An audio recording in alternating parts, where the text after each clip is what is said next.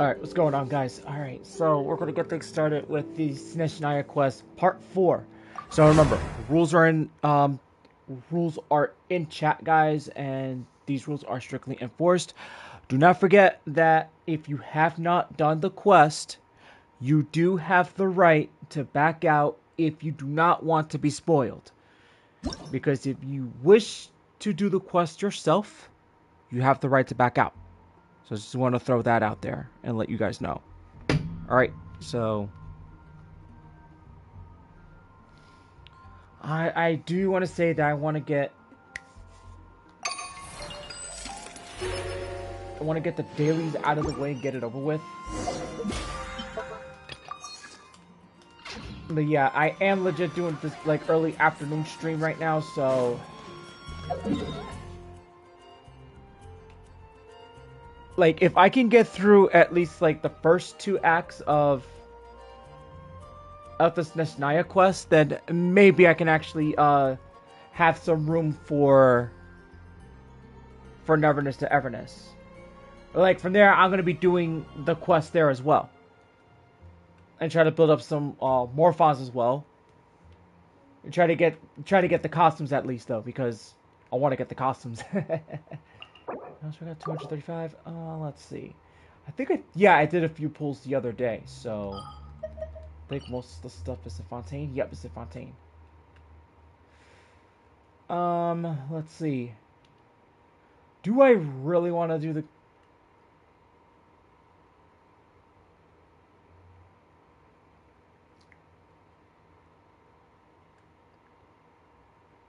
I guess so. Maybe just get it out of the way, get it over with. Yeah. Just get it over with, at least.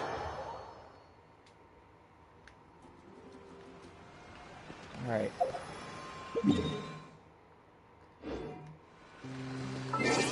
Let me get my Skirk team going on right now. Yeah, the use of the camera for this stream is not going to be used.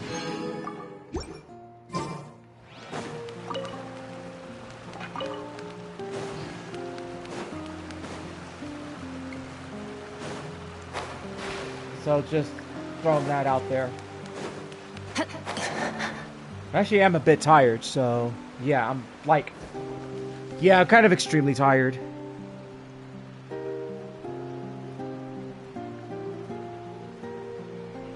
But last night we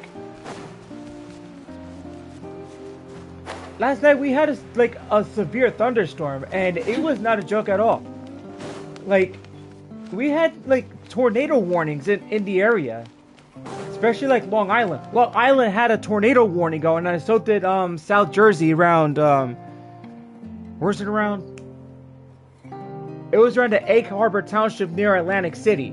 So they had a tornado warning going on, and that storm came all the way from freaking Cape May, and I think Delaware got affected too. Oh man, shoot! I'm gonna have to take Venti and do this thing. Damn it! I was afraid this was gonna happen. All right, we'll temporarily put Venti in. Ready for a rehearsal? For now. But I hope everybody in Long Island is okay though, because the damage there is crazy. But this is what I know so far, according to from weather analysts and stuff like that. The 2 tornadoes were technically water spouts, is what happened. That's what they were. Number 2, the beaches over there were damaged. Can't believe that happened. And number 3, in my area in the state of New Jersey, I will say this though. Probably a few towns up north from me, Route 17 got flooded, very bad. That area is notorious for flash floods. notorious for floods. And someone actually got stuck there, which was really messed up. I'm over here like, jeez, man. Even back then when I was driving at the time, when I had a car, like, I know that area because I've driven there, and especially in the rain, it's bad. That area gets bad.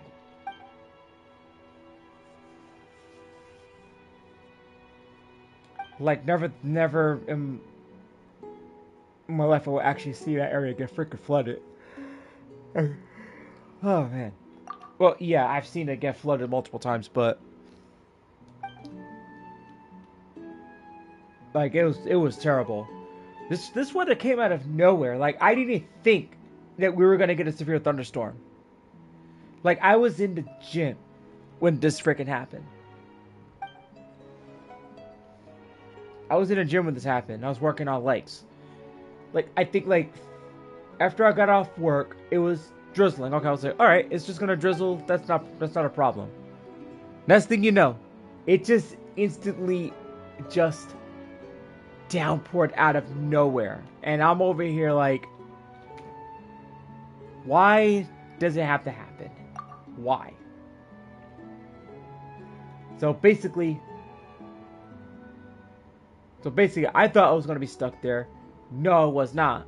But luckily where I was at, I was not stuck. The area where I was at was not flooded. So I did manage to get back, and the rain just sucked. Very bad.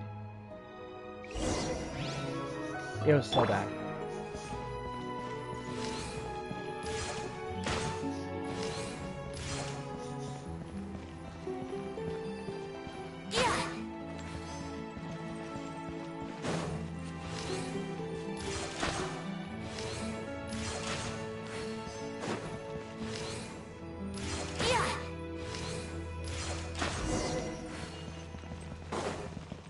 Alright. No, because if I did it with Lumine's Wind Blade, it'd probably, like, do damage.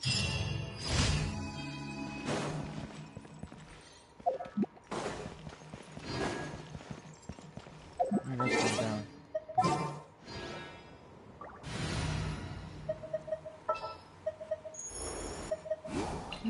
Leave me alone.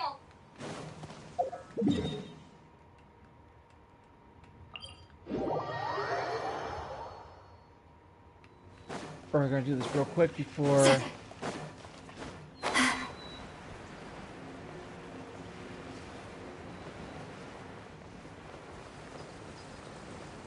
Oh yeah, these yellow churls are going down.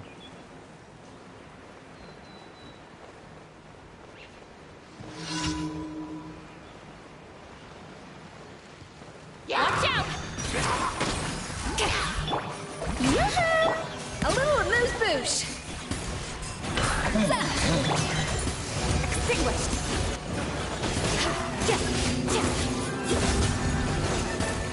That's how they showed up.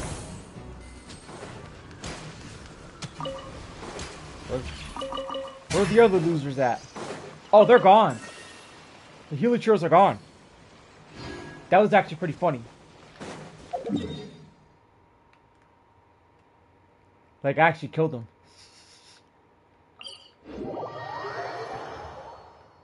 Alrighty.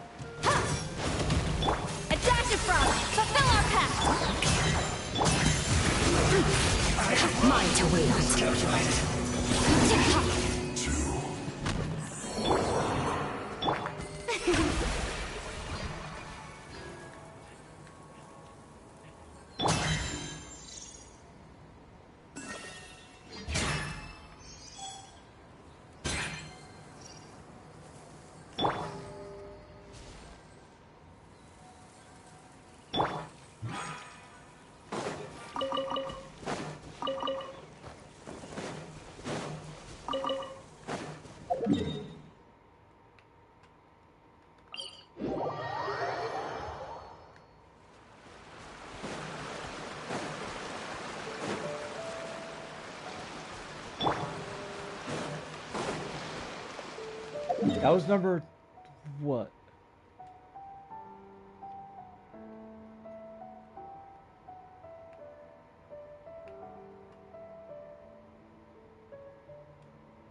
No, that was already number 3. Okay, I was gonna say.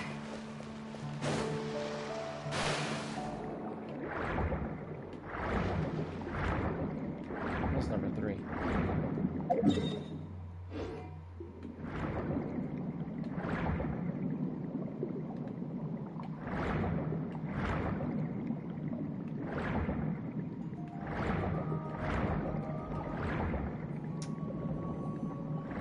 Man, I'm not dealing with you today, man. Like, back off. I'm just doing all this real quick so I can...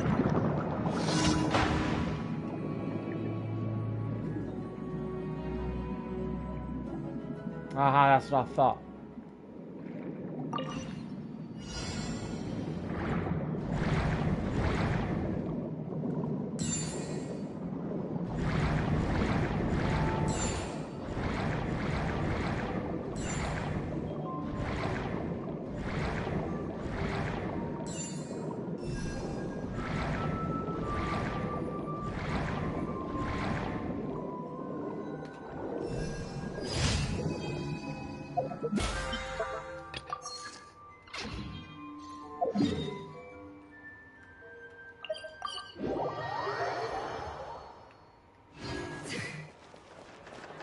Ad Astra Abyssa.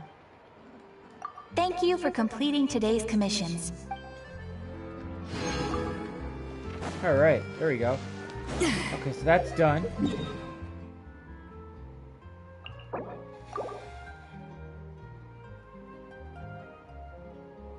Well, I think I can use some wrestling for now. Maybe later. But that's how that's gonna go. I'll probably do it off stream. Oops. Wrong one. Alright, so most of them is done over here. Just gonna activate those. Not too sure about this area, because I think we're gonna have to explore this area later. But we'll have to see how that's gonna play out.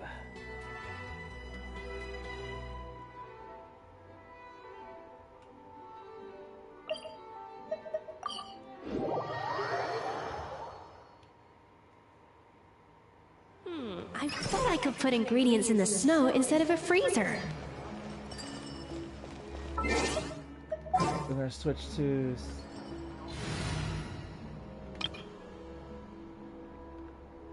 yeah, the all-around team.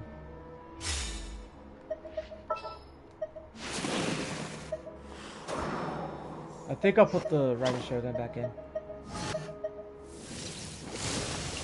The campaign begins.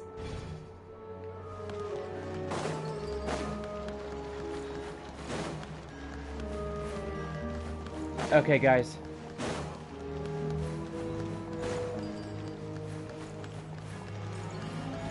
Yeah, so do not forget, guys, always follow the rules in this chat. Alright, and don't forget, I'm not going to be able to respond to some of your chats if I'm in a cutscene, so just want to let you guys know. Do not spoil the quest, because it'll ruin the experience. And that's basically it for now, so...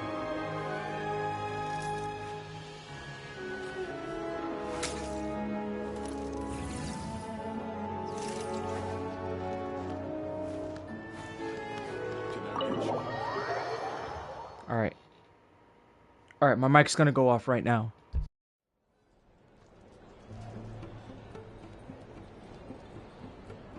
We come here often, so we shouldn't stand out. Let's sit here. Now, it's up to Vodyanica. Let's see how the conversation goes.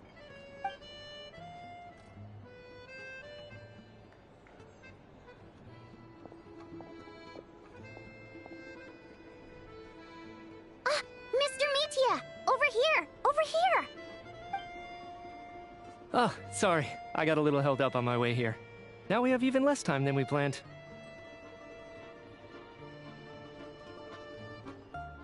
Go ahead and order some snacks and drinks. Whatever you like. Let me see. According to my schedule, we still have 25 minutes left. You're really pressed for time today, huh? I was imagining this would be a leisurely chat. If you'd prefer, we can always reschedule for another afternoon when you have more time. No need. Getting to meet the lead singer is a very precious opportunity for me. I'm not about to pass it up. I've already had to decline your invitation several times because our schedules rarely align. If I don't grab this chance while it's here, who knows when the next one will come around? Well, it's very kind of you to make time just for me. I'm not too sure, to be honest. But Snezhnaya is full of weird and wonderful things like that, so people tend not to bat an eye. I'm sure the same will go for the Eye of Grey and Paimon. The reason I invited you out for tea and a chat today was to get some feedback from a true fan of the theater. Well, I genuinely have nothing bad to say. No matter how many times I hear you sing, it never gets old. It always seems fresh and new somehow. Maybe it's because the more times I listen, the more details I notice. Or maybe you simply improve with every performance, delivering it better each time. Thank you! I'm delighted to hear that! Could you give me any specific examples? Oh, yeah. The piece you sang today, for example. Beneath the Frozen River? Hey, what's with you? I'm just praising a good performance. I always used to find that such a bleak and lonely song. But the more you listen, the more you realize that it's not as cold and nihilistic as it appears. When you really dig down into it, there's a certain level where you're surprised by the emergence of hope. Wow, I'm impressed. I didn't expect you to pick up on that. Actually, I only tried out that angle after talking with a composer. Still, Beneath the Frozen River wasn't on today's program. Oh, really? But it's a classic. You sing it every time. Almost every time. Oh, well then. Let me say a few words about that other all-time classic, Flying in the Wind from the Mountain Sparrow. I didn't sing that one today either. My voice wasn't quite up to it, so I switched it out at the last minute. Oh, but, Sorry, Mr. Mitya, but you were at the theater today, yes? Of course I was. Remember? I said hello to all the troupe members before the show started. You, Odette, and the others. So, what did Odette sing today? Elegy of the Snow-Winged Goose, of course. Correct. I see. I see. You find my singing boring, don't you? That's why you don't remember a single song. Looks like I'll need to cut a few from the program next time. No, that's not it. I swear. All right. I'll be straight with you. I'm sorry. My mind was wandering as you took the stage today. I enjoy watching your shows because the exquisite performances stimulate the mind. It always sparks some inspiration for my research. So, whenever I get stuck at work, I come to the theater for a change of pace. Odette's dance during the Elegy of the Snow-Winged Goose today was simply incredible. It got me wondering what she's been going through recently. That look of sheer defiance in the face of utter tragedy? It was so inspiring. I started scribbling in my notebook right away. Not that I made a ton of progress in the grand scheme of things, but I still think it was productive. By the time I snapped out of it, the entire show had finished. So what you're saying is, you didn't listen to my singing at all? Unfortunately not. I'm sorry, I don't know which is more disrespectful. The fact that I don't always come for the show itself, or the fact that I missed your performance. Seems like things are getting a little awkward. Mitya just stepped into a conversational minefield. If there's one thing Vodyanitsa doesn't like, it's people who show disrespect for her performance. This meeting was so hard to set up. Don't tell me it's already falling apart. It's fine. I suppose this is affirming in its own way. At least, It shows that our performance really touches people's hearts, right? Don't let it bother you. It certainly doesn't bother me. She's showing a lot of restraint.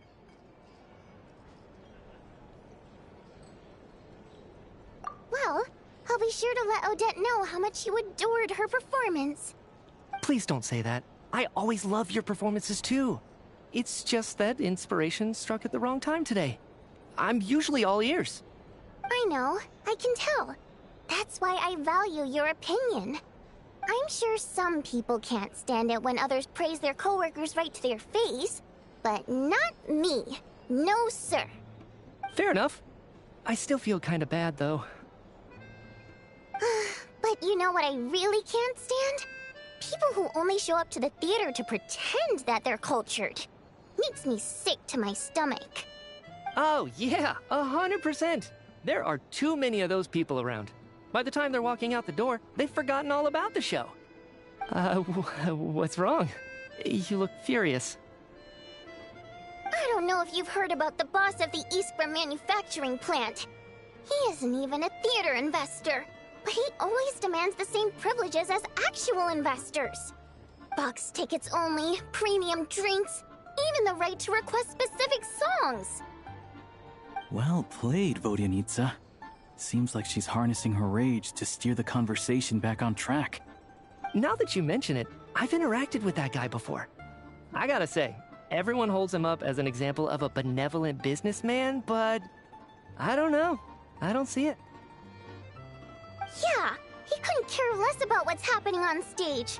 He's just there to flaunt his social status. I hate that I have to prepare programs for guys like that. What's the big deal with that factory he runs anyway? I asked around a bit and heard some pretty shocking stories. Sounds like he's just another greedy capitalist. Oh, really? Yep, the things people are saying are pretty damning. Low wages, insanely long working hours, equipment running around the clock. And as if that's not bad enough, he also strictly forbids his employees from giving any kind of interview. Project Stuja has now been extended so many times, we're at the point where crystal rations for the common folk are barely enough to survive on. Yet he even wants to get his greedy hands on them just to boost his own profits. If the rumors are true, he's in serious violation of the law. Interesting. So you've heard about it too. What? So it's really true? Who knows? I've only heard the same rumors you have. But there's no smoke without fire. The Rooster's been coming down on us hard lately, demanding that we track and trace every single batch of Crystal. My coworkers in the Department of Energy have been tearing their hair out over it. The Rooster? I didn't realize he cared that much. Yeah. Even though there are no restrictions on Crystal trading, the poor will wind up freezing to death if we let the rich buy as much as they want. That's clearly unfair. Looks like we'll need to arrange an investigation into the Iskra manufacturing plant as soon as possible. I never knew you kept up with current affairs beyond the theater, Miss Vodyanitsa. You really have a heart for the common person. Most Fae in your position have long been indifferent to the plight of humans. Well, those of us who choose to live in human cities are naturally going to pay attention to any significant upheaval. Isn't the Rooster a Fae himself? I'm just surprised to learn that even someone with as much experience as him is getting so stressed out over Project Stuja. What is the end goal of this project anyway? This is it. We're finally going there. I'm sure Mitya can sense on some level that she's fishing for information. But since their conversation is so relaxed, he might just let something slip. It's stressing me out too. If I'd only made better progress with my research, things wouldn't have dragged on this long. Oh, so your work is related to Project Stuja? That's right. The Armory Palace needs a brand new energy source. Not the power of the Light Realm, and not elemental energy. Right now, the only thing that meets the requirements is the power contained within stellar linchpins. But harnessing that power is costly. Each step of the process requires enormous amounts of Kresnet crystal, from extraction to quantification to attempts at conversion. Progress has been painfully slow, and the team is getting burned out as time goes by. Sometimes, I see people staring into space as if in a trance. Could it be That this new energy source has side effects? No, it doesn't affect us, because the energy is used for... Okay, I got it. Stop choking me. Sorry, I can't talk about that. I think we're all just exhausted. We've been working ourselves to the bone for so long with so little progress to show for it. It's no wonder people are struggling to stay motivated. Seems like I owe you an apology. I shouldn't have gotten so mad at you for not paying attention during the show. Don't worry about it. I count myself lucky, to be honest. I don't envy the people who work closely with the Tsaritsa herself. I'd much rather be in my current position. At least I don't have to shoulder any major responsibilities. So they're trying to develop a completely new kind of energy.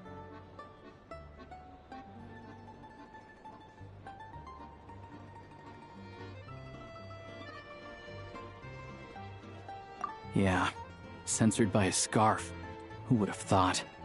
Oh, dear. It looks like my time is up. I'm afraid I have to leave. I'm so sorry. We ended up barely talking about the theater. That's okay. It was a pleasure chatting with you, really. Let's make up for it next time. Yeah, hopefully once the work pressure eases up a little, I'll be able to focus more on the performance, and then we'll have more to discuss. We touched on some confidential issues today. I'd be grateful if you could keep it between us. That could have gone worse. Nice job. Why was Mitya in such a hurry to leave, though? Sorry, routine inspection.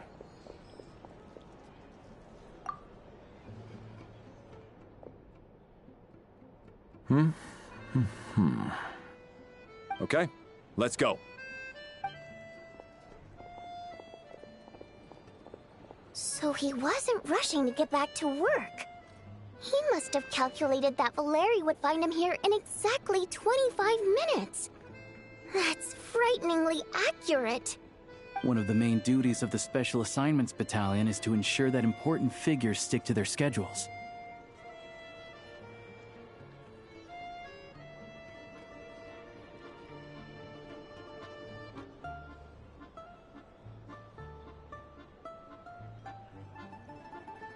All right, time for us to get going too. Excuse me, check please. We'll settle our check too, then. Oh, hello there. Mr. Mitya paid the check before leaving. He also asked me to pass on a message. He said it was an honor to share his tea break with Miss Vodyanitsa and her two friends. Wait. So he knew we were here all along? This raises a lot of questions. Did he deliberately mention the new energy source so that we'd overhear it? Maybe his work isn't confidential after all. Maybe the key here is the purpose of this new energy. I guess that's the next thing to look into.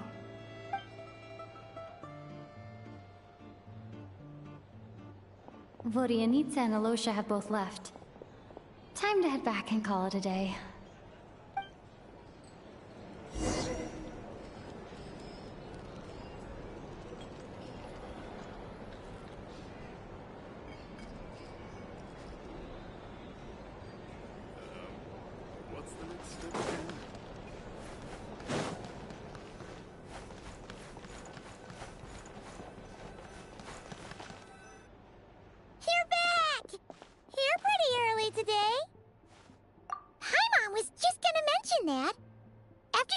Today, Haimon felt like her temperature was completely back to normal, but her strength still hasn't returned. Still, there's some good news. Paimon thinks she might have figured out the source of the problem. It's like there's some kind of mysterious power affecting Paimon. Paimon's never felt this way before during any of her travels. She only started feeling this way since we arrived in Snezhnaya.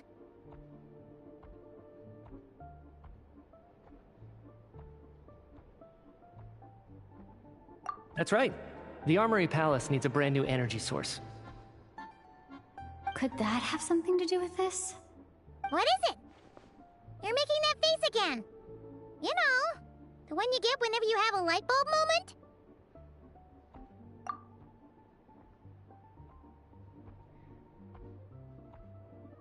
So, they're trying to develop a new energy source here? And you think that might be why Paimon's feeling unwell? Well, Michi denied that the energy they're researching has any side effects. Although, he did say that people working on the project have been having issues with their concentration and short-term memory. And even so, those are completely different symptoms from Paimon's.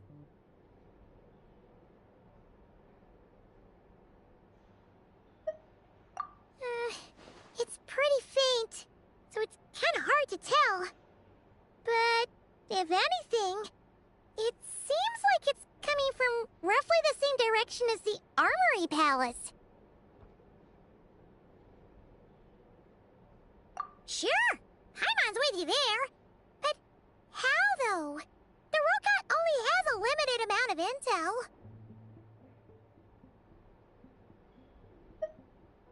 Oh, great point! They argue about Project Stuja every day. If we could sit in on one of their sessions, we might pick up some new leads. Good idea! Oh yeah, while you were out, Paimon tried all the yummiest looking desserts in the Potvoria restaurant. This one seemed right up your alley. So, Paimon saved some for you. Come try it once you finish writing your letter.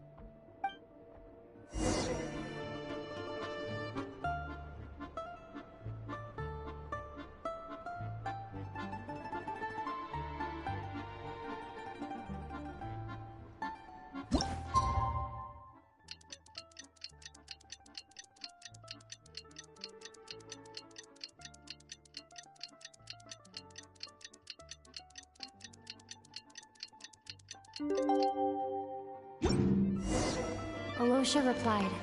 He says that we won't be able to speak at the Vetcha, but he can arrange for us to attend as visitors. Time to get ready. Then head to the Snezhnaya Vetcha.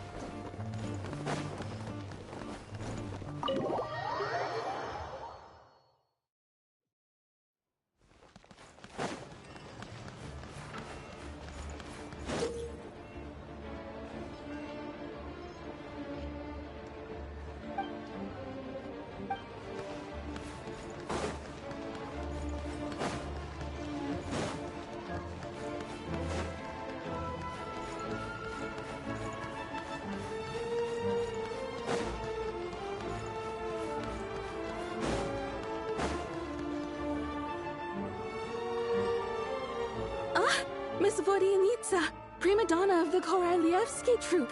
What a surprise meeting you here. Will you be sitting in on a session of the Vetcha? Sorry, I'm not taking interviews today. Oh good, you're here. The session's about to begin. Let's get inside. Please wait, Miss Vodyanitsa.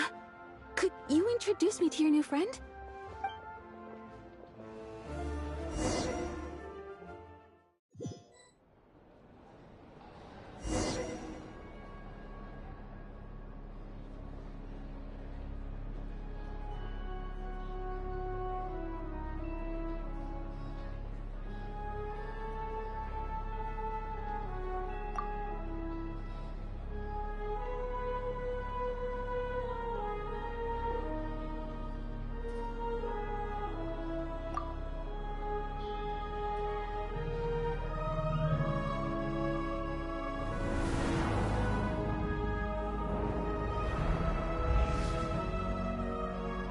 In summary, the energy management commitments made for the outgoing period have been delivered upon.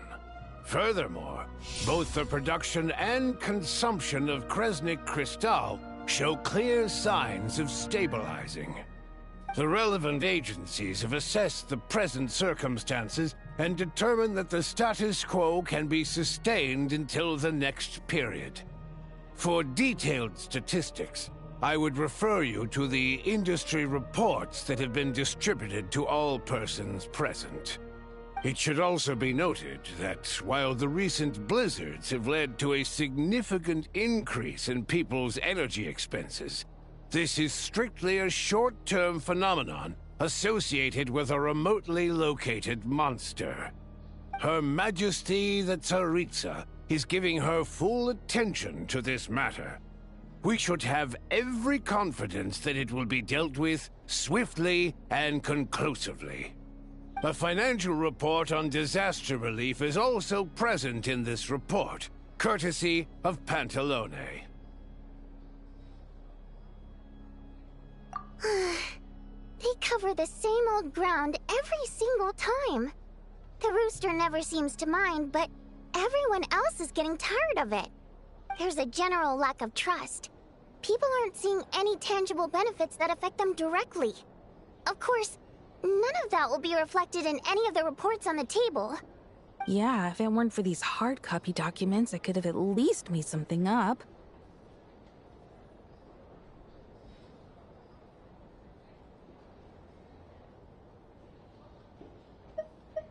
Oh, don't mind me. I'm just out here trying to hit my interview quotas. Bring out the kvass. Ever read it? Best-selling newspaper in town. If I remember correctly, you guys don't even have a sales permit. You have to sell from stalls on the street. Okay then, best-selling street stall newspaper in town. Still counts.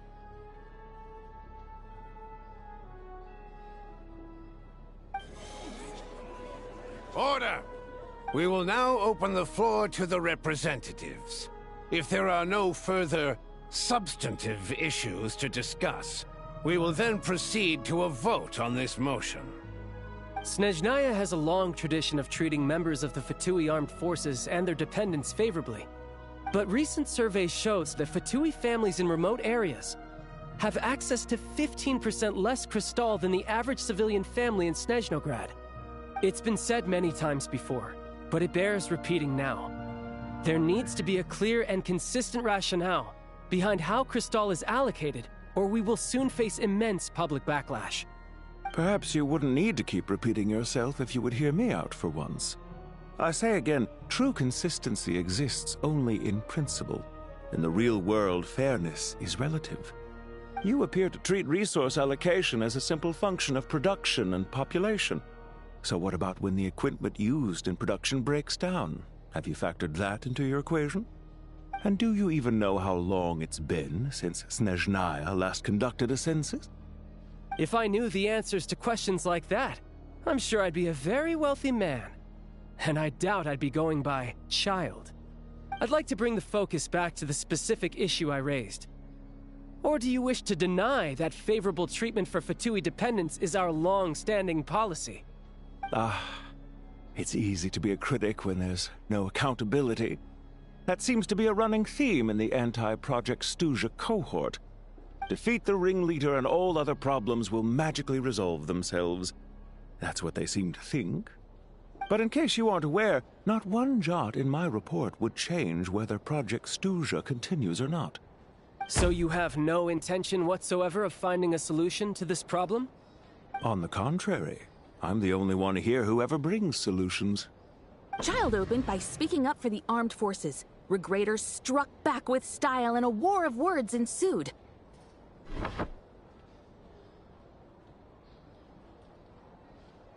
Our reporter was live on the scene to get the audience's reaction as it all unfolded. Who do you support? The people have spoken!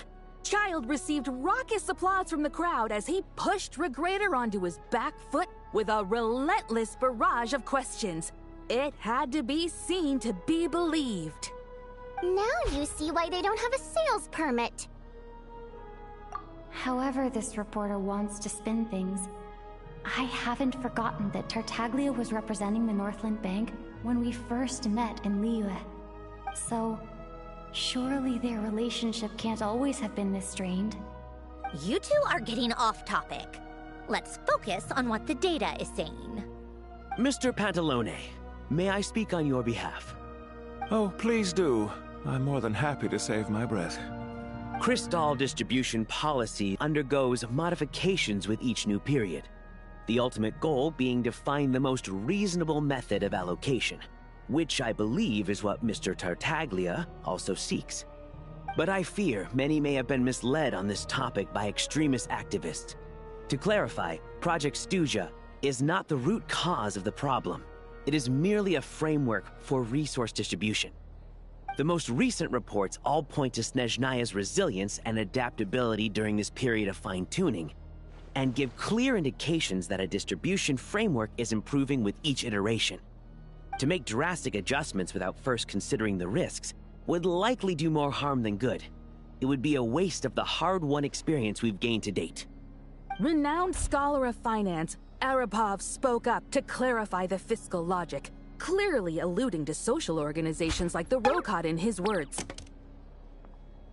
With the notorious Lelex still active to this day, should the Rokot be held responsible? No, there is someone else to blame. She's just rephrasing what Mr. Pantalone said. The Rokot are the critics he accuses of taking no responsibility for their actions. As for Lilac, you won't have heard of him yet. He's currently the most famous member of the Rokot. Well, more like infamous. Ending Project Stuja has become an obsession for him.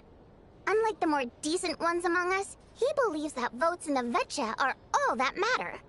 So whether it's threats, coercion, or bribery, he'll use whatever means necessary to get people to change their vote. And since we're already on the subject, what do you think of Lelec's methods? Are you for or against?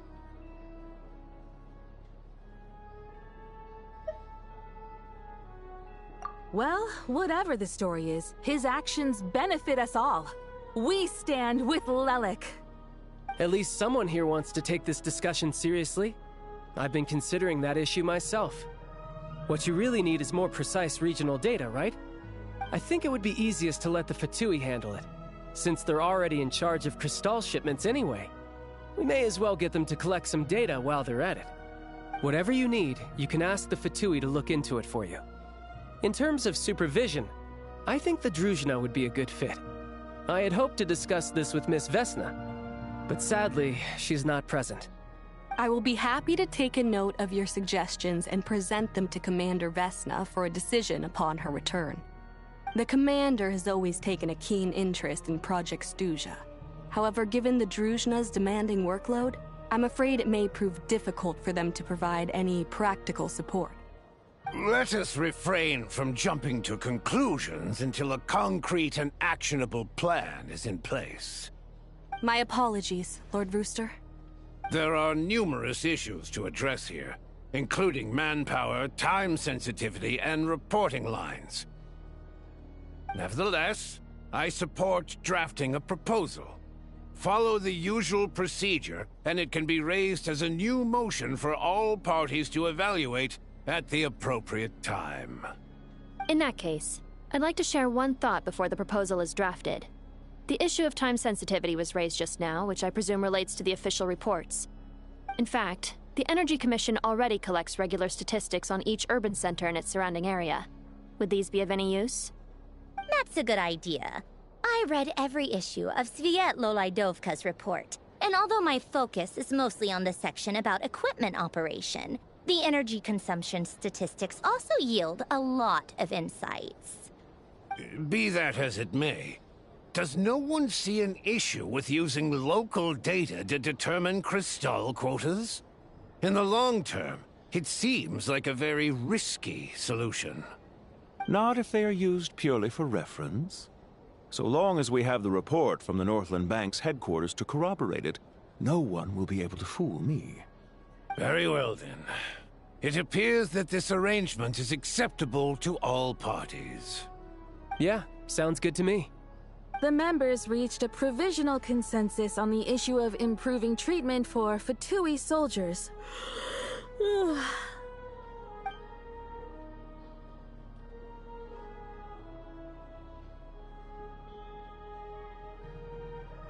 Today, the prima donna of the Korolievsky troupe attended a session of the Snezhnograd Vecha in the company of a most charming young lady. The question on all our minds is, what is the true nature of their relationship?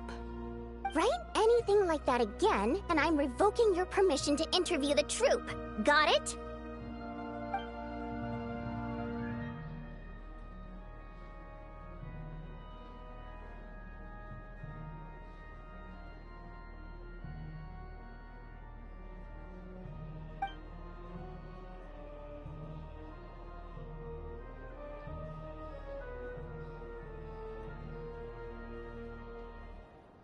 Now then, if there are no further contributions from those present, we shall proceed to the final vote. Hey, check it out! What made him vote against? Why now?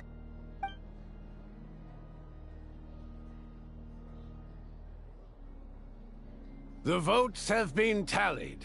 Those in favor of continuing Project Stuzha total 61%, securing a clear majority. That was too close. The margin has shrunk yet again. Chuganov was a huge loss. I'll bet Lelek is behind this. I wonder how Pulcinella will respond this time. Chuganov. I see. Lelek strikes again. Yes. Go, Lelek. Once Project Stuzha is defeated, our unwavering support at Bring Out the Kvass will finally pay off when we make our comeback. I can taste our victory already! In accordance with the result of this vote, Project Stuzha will remain in effect until the next Vecha period.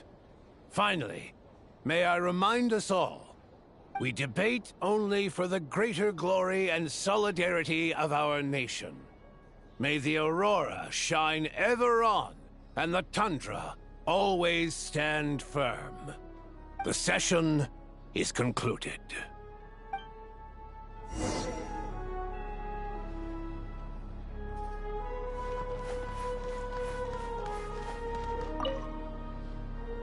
I have to say, I really wasn't expecting Chuganov to vote against Project Stuzha. Well, in principle, Snezhnaya's business and political elites ought to be the ones least likely to oppose it. As we heard, Project Stuzha is basically just a resource distribution framework that requires everyone to cut back during the winter. But even if the policy got cancelled, the Tsaritsa's energy needs wouldn't suddenly go down. The extra demand from the public would have to be filled from somewhere. So logically, the factories would have to take the hit.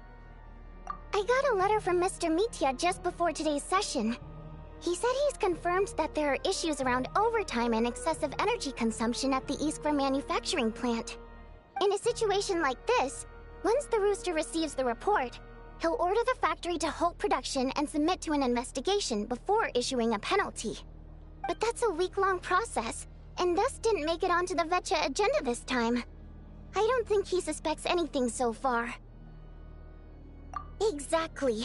And as you know, he's a very selfish person. I was originally gonna try and flip him after he received notice of the official sanctions. My plan was to convince him that the whole thing was completely unfair. Rather than just sit back and take the hit while his factory stopped production, he'd be better off voting to end Project Stuzha.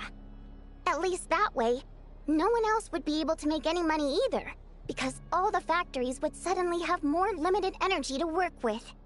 But now, he's already voted against it, which means someone must have used more forceful means to change his vote. Just like with everyone else who flipped.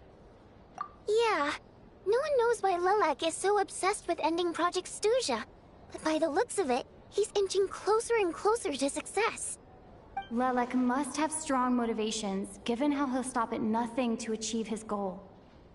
Maybe he knows the full truth of Project Stuzha. Maybe my next step should be to focus on him. All right. What are your plans for the rest of the day? Shall we head out? Hey, comrade. I noticed you were here during the debate. I didn't take you for a political enthusiast. Greetings, Harbingers. I just happened to have some free time today, and my new friend here thought it might be fun to check out the Vetcha. Ah, Odette must have introduced you. Looks like you two are getting along pretty well. I'll leave you to catch up. I should head back to the troop. Sure. Break a leg and all that.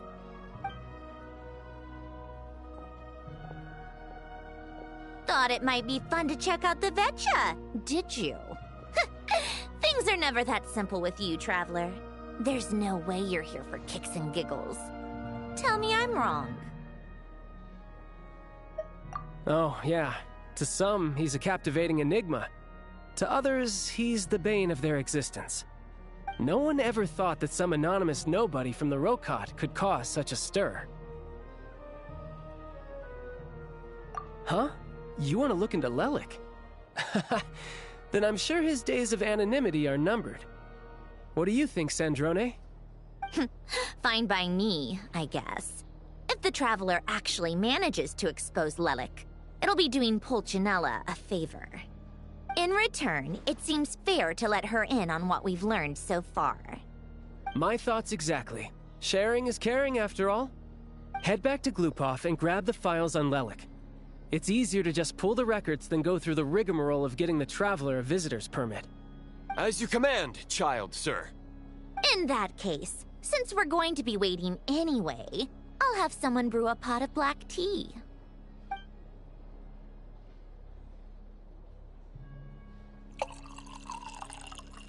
One common thread among the many incidents Lelik has been involved in is that the victims are all too scared to share any real information about him. Clearly, he must have threatened them in some way. His modus operandi is to silently infiltrate the scene and leave a threatening letter behind. But neither the letters nor the crime scenes ever yield any clues to his identity. So all these files have to offer are short statements by the people affected. They don't give us a lot to go on. If nothing else, it shows we're dealing with a trained professional who's versed in counter-surveillance. Yes, and to that point, he often strikes in highly secure locations. The victims are high-ranking and influential people who take their personal security very seriously.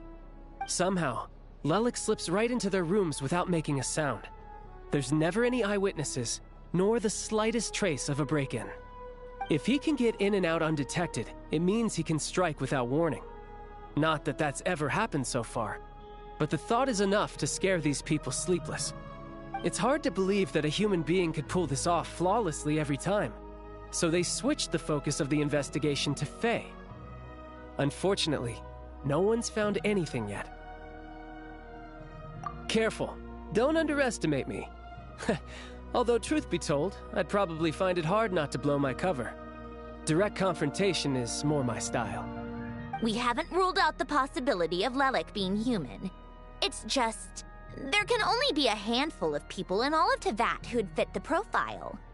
Faye, on the other hand, plenty would have the ability, but few would have the motive. No, not as strong as me. You'll never find the culprit with criteria like that. Let's go with a little weaker than me. There's no denying that Master is strong, but meticulous. We can only hope. She's just trying to find a reference point. Stop getting fixated on who's stronger than who. But that's the most important thing. In my opinion, anyway.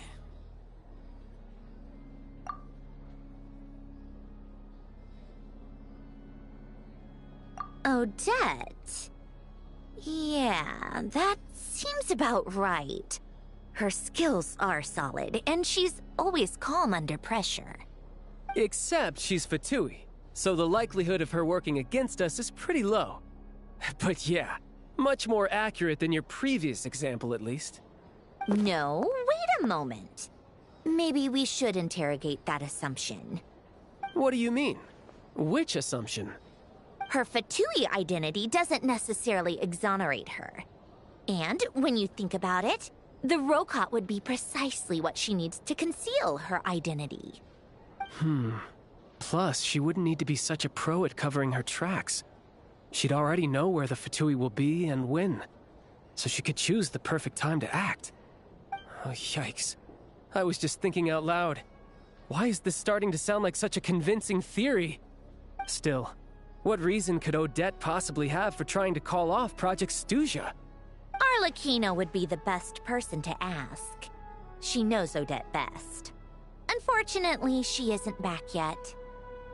Rosaline used to open up to her in private about her struggles with Odette. As I'm sure you can imagine, Arlecchino is quite a lot better with children than Rosaline was. She gave her some tips on how to handle the situation, and Rosaline managed to reach a settlement with Odette before leaving. So I suppose there were at least no lifelong regrets left behind. Beyond that, I don't know the details about that side of things. But I do know that Odette definitely has a motive to hold a grudge against Project Stuzha. The reason being, her father passed away during the early stages of the project.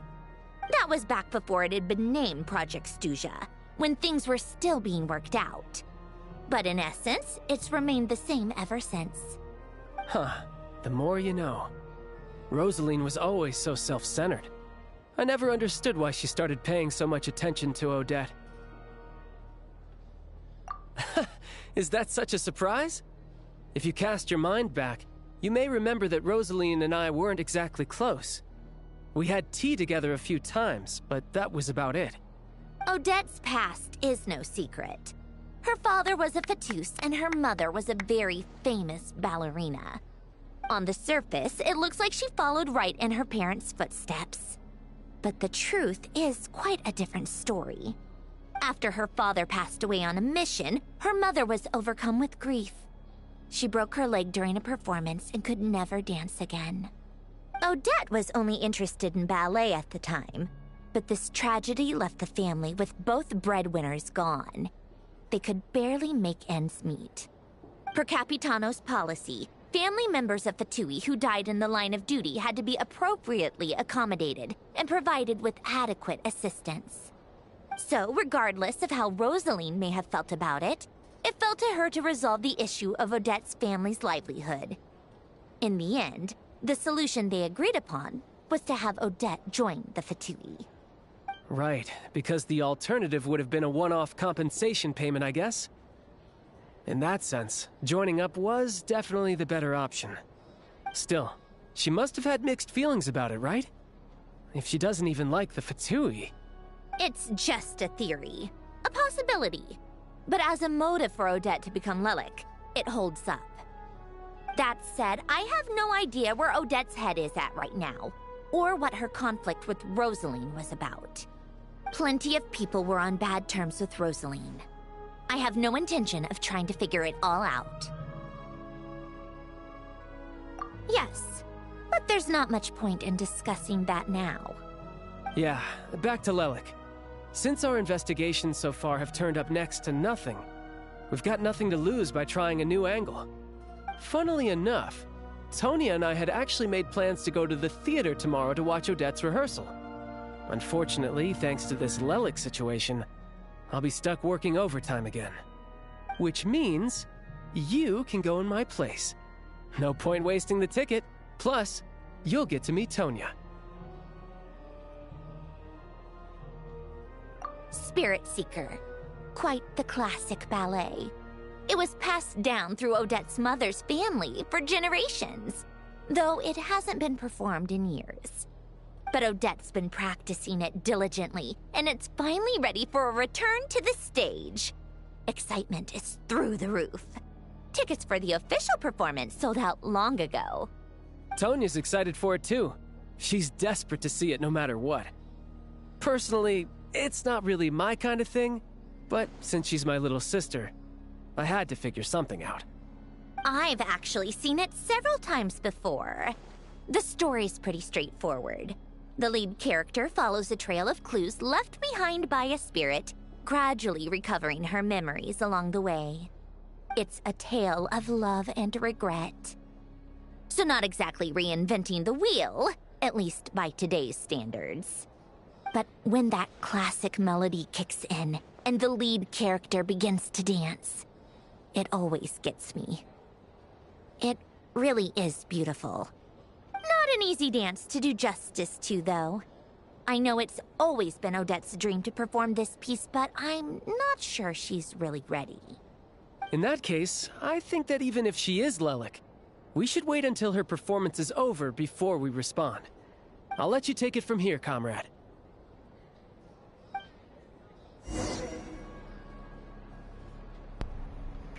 So, if rumors are true in the game, Odette could possibly be the black sheep of the Fatuis. This could be very interesting indeed, guys. Very interesting. So we're probably gonna have to return to the restaurant and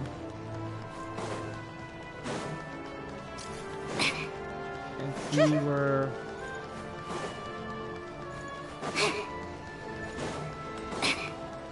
let's see where we go.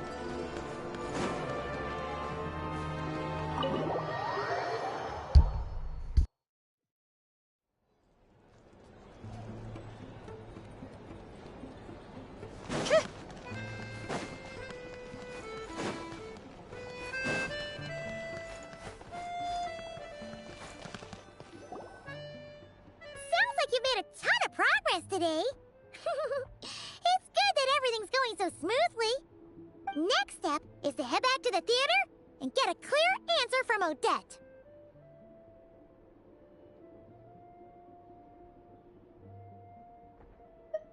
Either way, Paimon doesn't get the sense that she's a bad person. Sure, she might have done some pretty extreme things, but Paimon bet she has her reasons.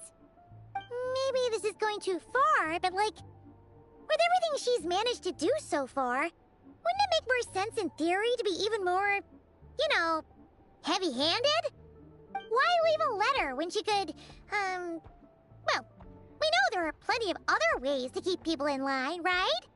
The point is, she could have gone further, but she didn't. So, if it is her, she's got some principles at least. Yeah! Well, all you can do is follow the facts wherever they lead. No change, really. But that thing Paimon told you about yesterday? Paimon feels like she can sense it more clearly now. Hearing you talk about your day makes Paimon itch for an adventure. If only she could be there with you so we could experience it all together. Yeah, I wish you could be there too. I'm not used to adventuring alone. But don't worry, we'll get to the bottom of this. Guess it's just one of those things. Never mind. Paimon will behave herself and keep resting.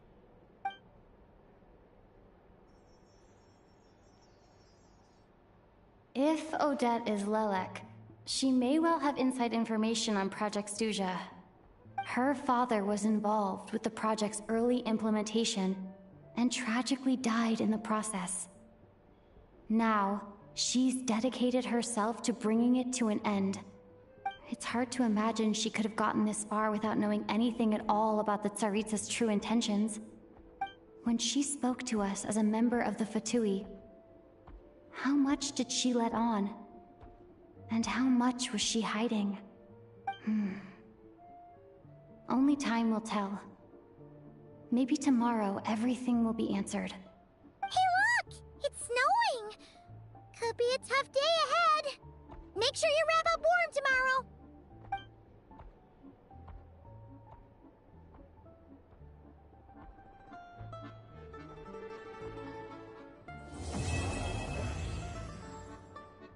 Okay, that one wraps up the first act.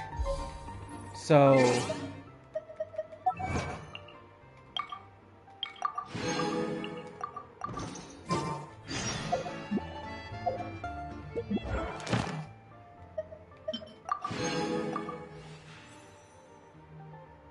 yeah, you gotta get to Act 2.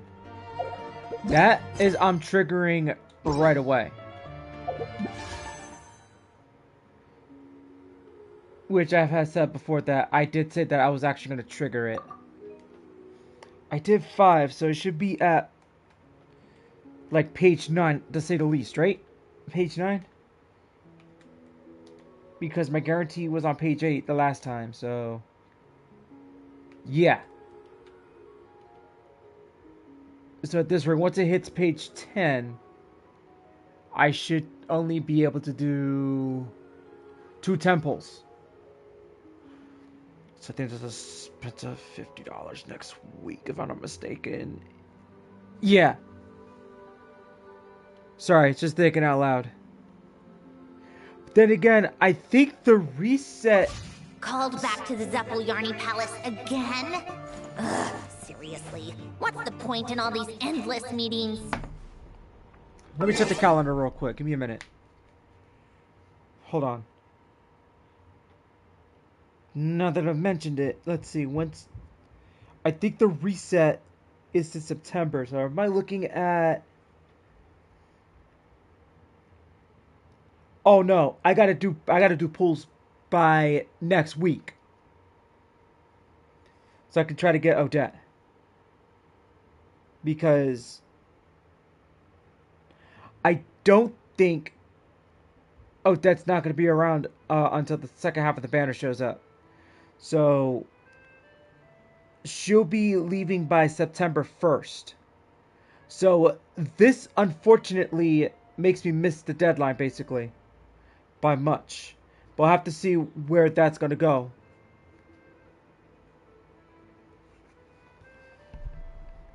With the next pulls for the new characters.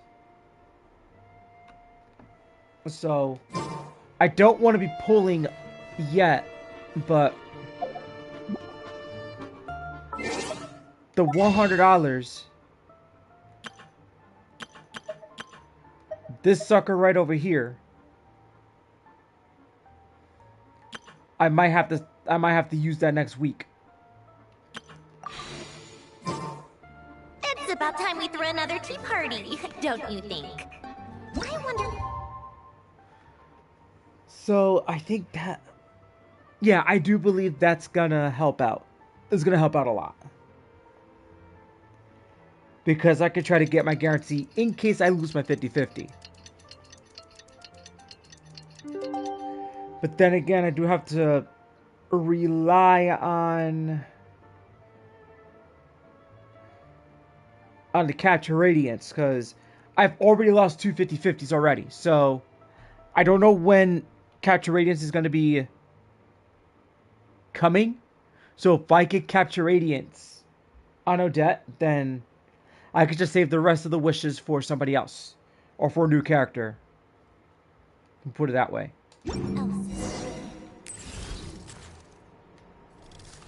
Alright, let's go. You're back! Paimon's been working on the crossword puzzle in the newspaper. It's actually pretty fun. Oh, shoot! Paimon forgot the next word. Oh, she had it a moment ago. Think, Paimon, think.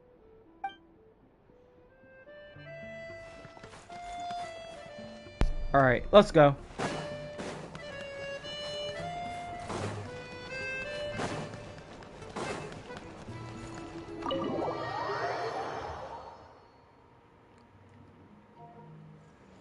Oh, so I'm actually pretty exhausted right now.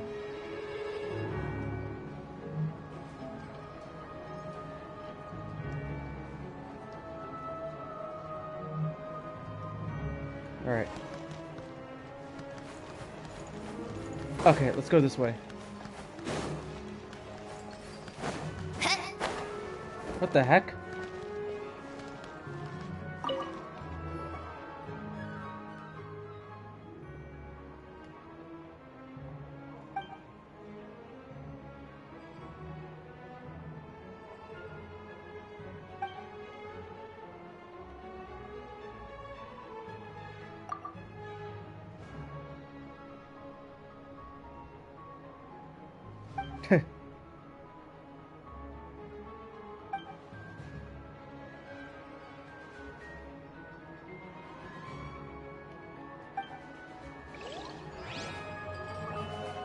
Oh, this helped them out.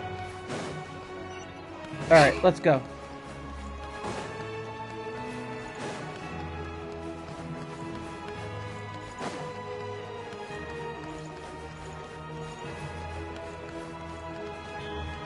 Oh, we're going in there.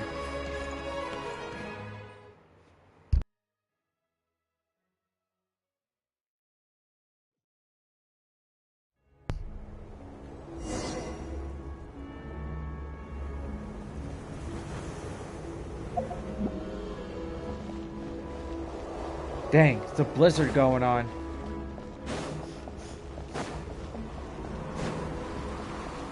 That means something interesting is gonna happen. I know it.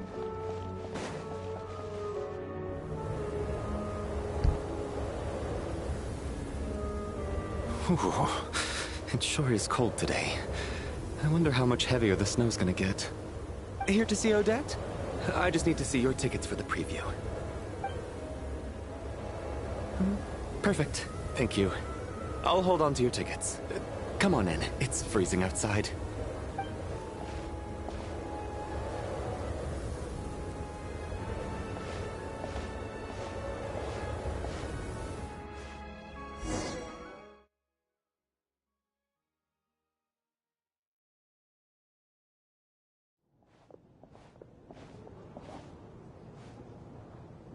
I think I'll leave the Lelek question until after the show's over.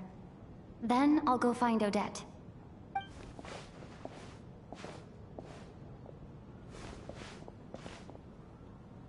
Child said he was originally going to come with Tonya. So I'm guessing Tonya's already here somewhere. Is there anyone here who looks like a Tonya? Let's see. It's a small audience. Makes sense for a preview. But wait, I do see some familiar faces. Mr. Chuganov's back again by the looks of it. Oh, and is that Mitya? And that Fatui officer, Valeri. Guess he must be playing cat and mouse with Mitya again. Oh no, it looks like the show's starting, and I still haven't found Tonya. Never mind. I'll just have to take a seat for now and see if I can catch her afterwards.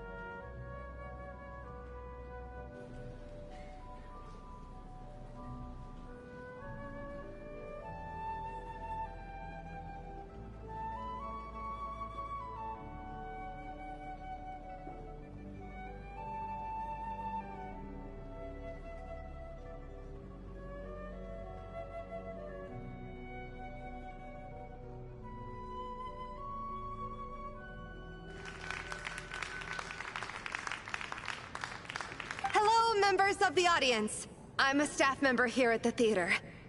Today's performance was a very special one for us, as it marks the first attempt in a long time to revive the classic Snezhnayan ballet, Spirit Seeker.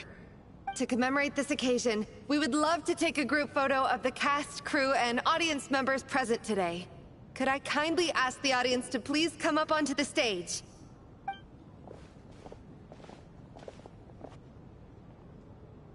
All right, everyone, huddle in a little more. Now, look at the camera. 1, 2, 3.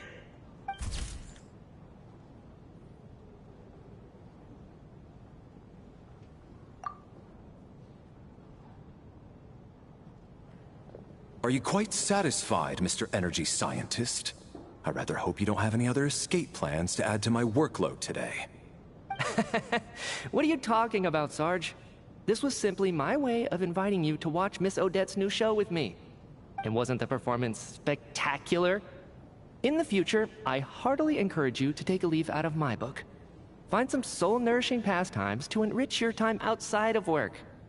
It was indeed a fine performance, but I must correct you on one point. This is not time outside of work. These are working hours. Working hours and non-working hours are just a social construct. Human technology can never advance if we're too rigid in our thinking, Sarge. May we leave now? Already? I mean, I was kinda hoping to soak up the atmosphere for a little longer, but... No? Okay, guess I'm pushing my luck. Didn't seem like too much to ask, but fair enough. Off we go then, Sarge. Back to the land of working hours. Lead the way. That has to be her. She's the only person in the audience around Tonia's age. Excuse me? Are you Tonia? Huh? Your brother's busy today, so I took his ticket. Don't worry about him. He's fine. Oh, okay. Sorry for the trouble. What's wrong? Are you sick? No, I'm fine. It's nothing. Maybe she caught a cold on the way here because of the weather?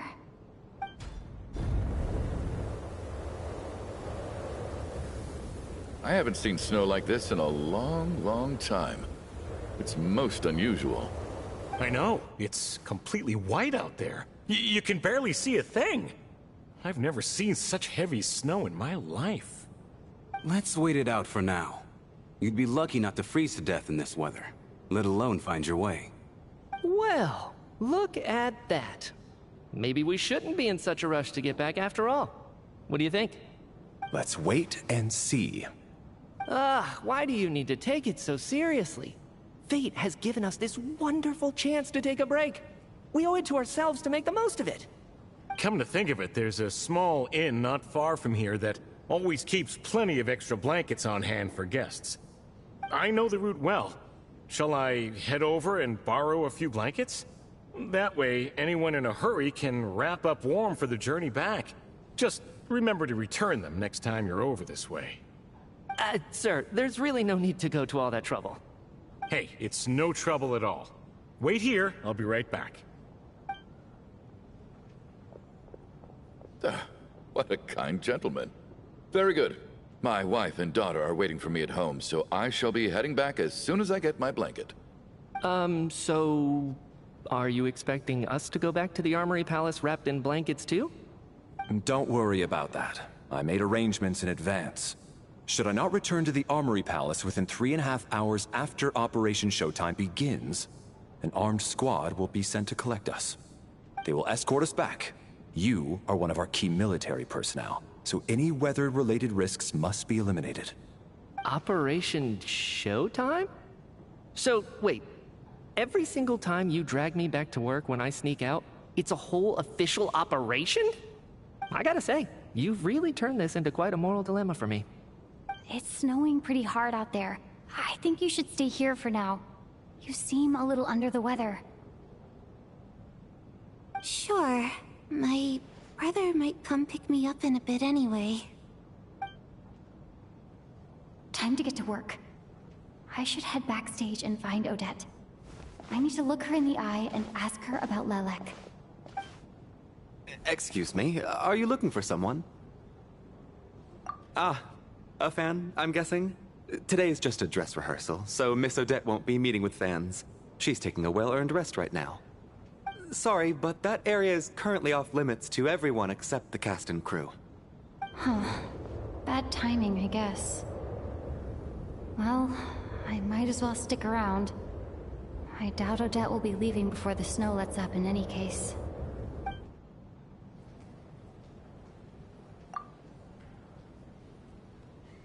What happened to the gentleman who went to fetch the blankets? How has he still not returned? I was thinking the same thing. It's still snowing very hard. Do you think something might have happened to him? Whatever the reason for his delay, I must say I hate nothing more than people who make empty promises and fail to deliver. Well, I have to treat my employees like that on occasion, but that's different.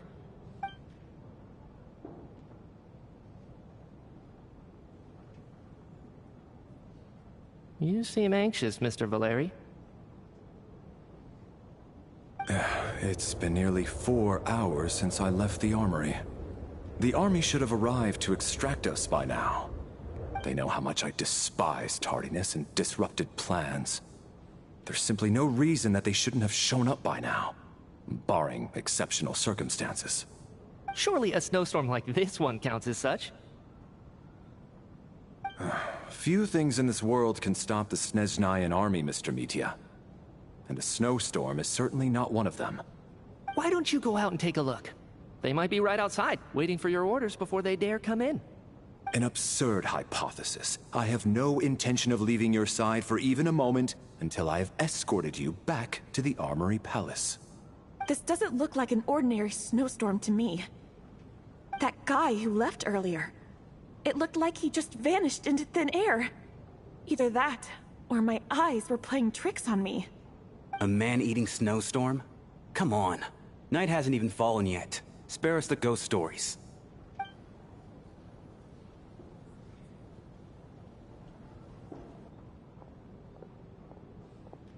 Traveler, didn't know you were coming today.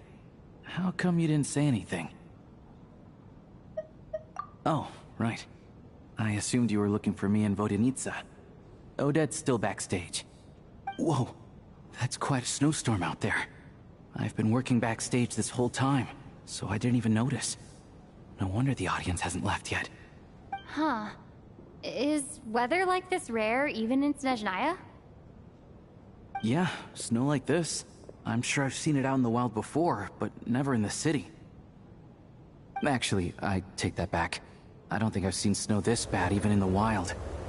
This is something else. It's not normal. If even Alosha thinks snow like this isn't normal, could it have anything to do with that monster people have been talking about? We can't stay cooped up here forever. Someone needs to go out and take a look. No need. I have plenty of experience with snowstorms. Besides, I work here while you're an audience member. I should be the one to do it.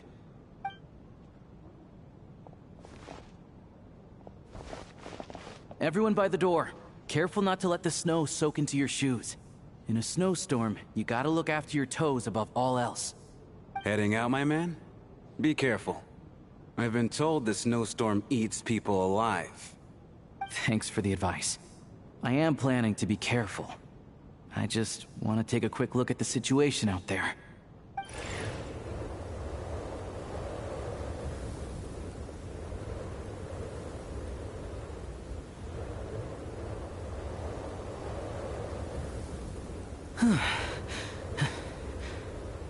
He's back! He's back!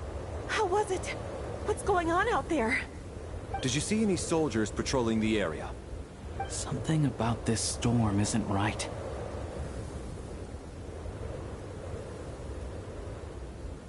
There's no one out there.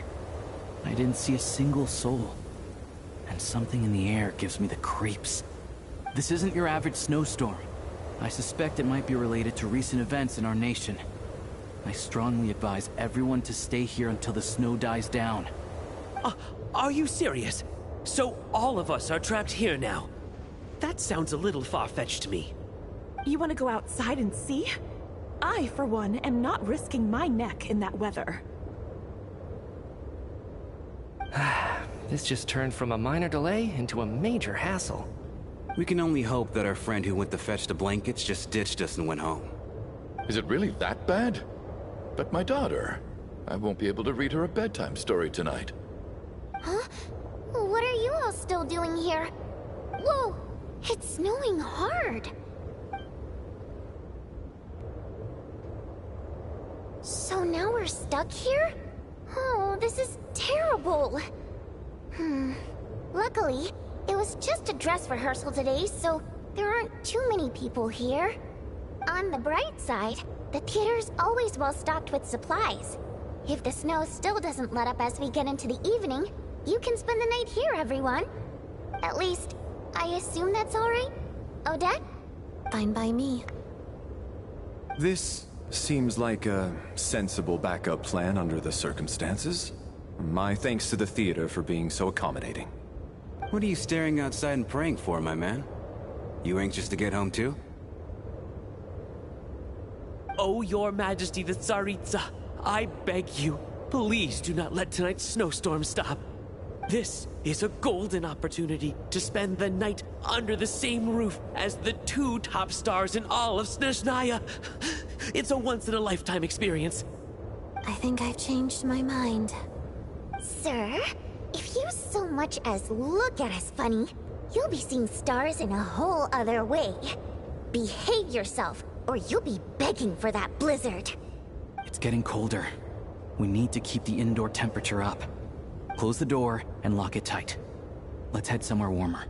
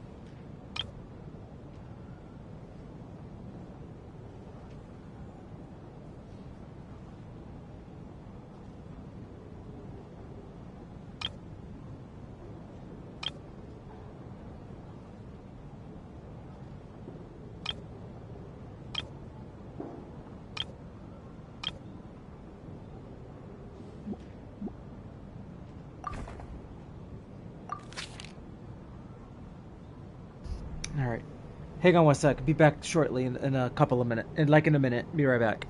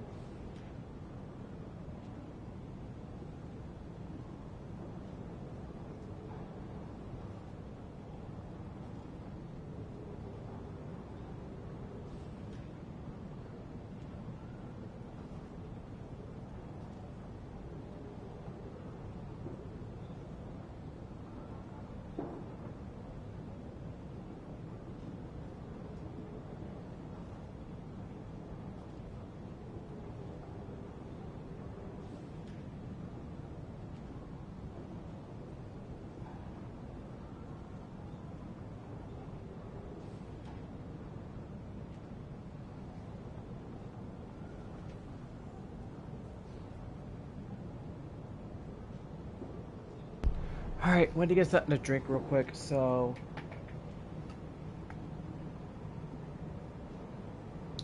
Okay, so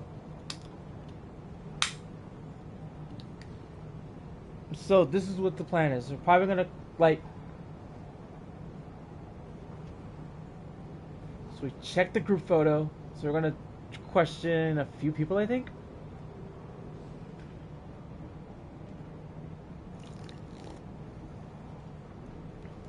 Alright.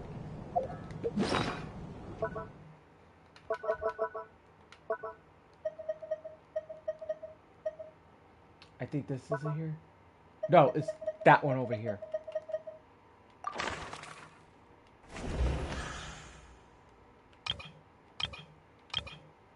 Yeah, so I think there's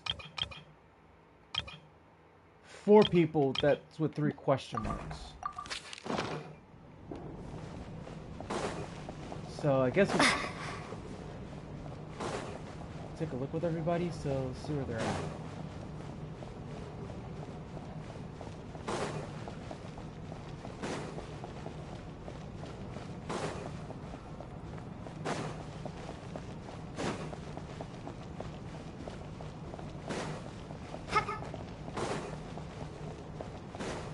No, you have to go this way, because...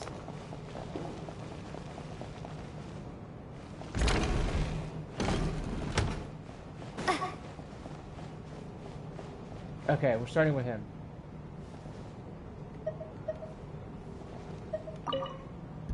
And then there's the aristocrats. Easiest of all to deal with. You don't need to use any force whatsoever. All you have to do is show them the rope you plan to tie them up with. Do you know why? I don't. Do tell.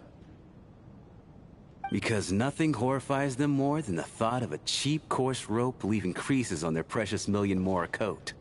They'll do whatever you ask to avoid that fate. Unexpected, but funny nonetheless. Tell me another one. Well, look at that. I got myself a new listener. Hey there. Let me introduce myself. The name's Shram, and I'm a mercenary. The kind that gets paid to do odd jobs for rich folks. And I am Chuganov, an entrepreneur. If my name is unfamiliar to you, you will no doubt have heard of my factory, the renowned Iskra manufacturing plant. Are you really that famous, Mr. Chuganov? How come I've never heard your name before? Excuse me? Is that a joke? Or are you being serious? Oh, I'll have to ask my rope later. He's probably tied up more entrepreneurs than I've ever heard of.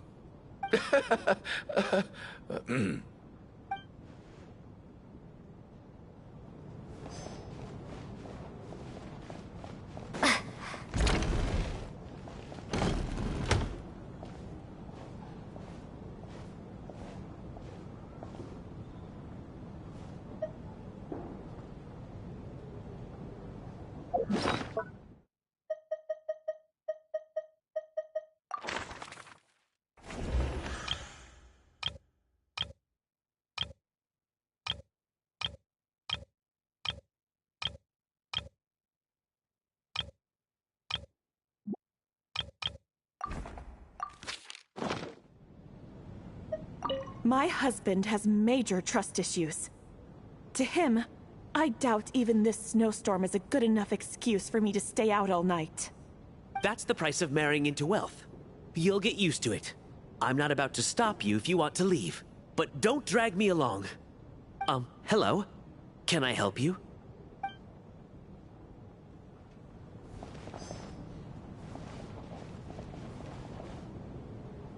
How are you feeling, Tonya? I'm fine. Sorry to worry you. I'm used to it by this point. I take medicine for it. My brother usually helps to get it ready for me. Child must take great care of his sister. He's never mentioned Tonya's illness, though. You know, I actually find this whole thing kind of exciting.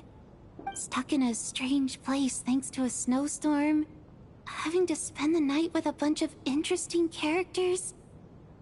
It's pretty cool, don't you think? Exactly. It's like one of those stories where an ordinary school trip turns into a magical adventure. I've always wanted something like that to happen in real life.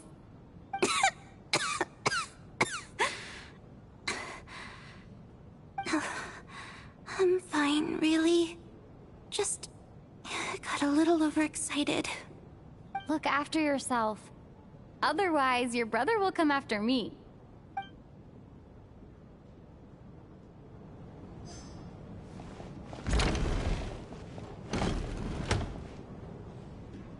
Okay, so there's gonna be like 3 more people, which I do believe I know who I'm gonna be talking with. Nope, that's not a door. This is. It's those 3.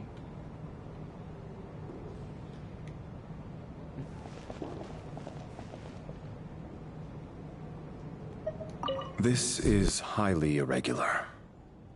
A delay of over an hour during an operation like this theoretically warrants a Harbinger-level response. I wonder what the issue is. The storm, or something else. Sarge, the day you learn to let go and just enjoy moments like this is the day you'll finally understand the meaning of life. Why, hello, ma'am. I believe you were the one sitting at a nearby table back at Podvorye restaurant. Any friend of the theater's star performers is a friend of mine. It's a pleasure to meet you.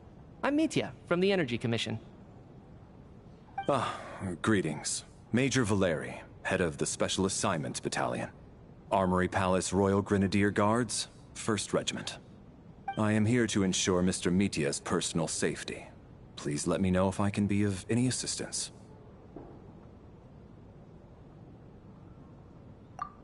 Miss Traveler, I cannot help but notice that Miss Odette is stealing glances at me. Any idea what that could be about? I've racked my brains, but I can't think of anything I might have done to offend her. Perhaps she noticed me spacing out during her performance?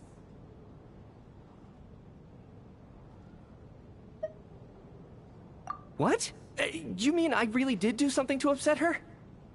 Well, thanks for letting me know. So, Mr. Mitya, is your work related to Project Stuzha? Yes, that's right. The higher-ups in the Fatui transferred me from the Energy Commission to the Armory Palace because they wanted me to... Really? I can't even talk about that? Pretty sure it counts as part of my private life. All right, I won't say anything. Sorry, Traveler. As you can see, I'm afraid this pleasant chat will have to end here.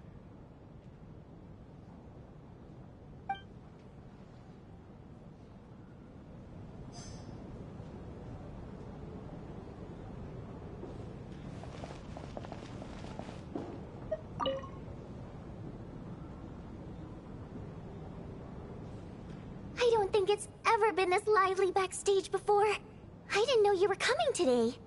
Hey, have you seen Chuganov? I heard he was coming today. Have you spoken to him at all? I'm with you. This could be just the chance we need. Yeah, I gotta figure out a way to coax some more intel out of him. I want to know why he suddenly changed his stance on Project Stuzha. What exactly happened before the most recent Vecha vote? For the Rokad, or just out of personal interest? Shh! There are other people around. Don't say the R word.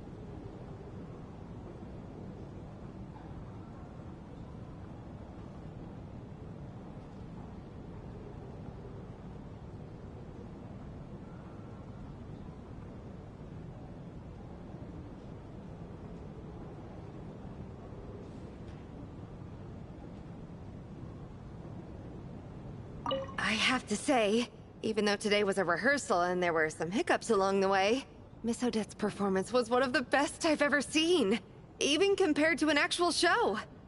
Oh, I couldn't agree more, especially considering the weight of the subject matter.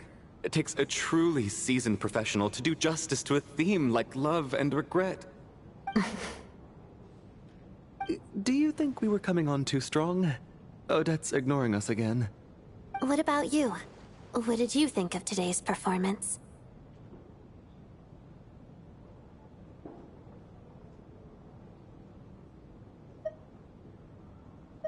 Oh my, that's very flattering of you.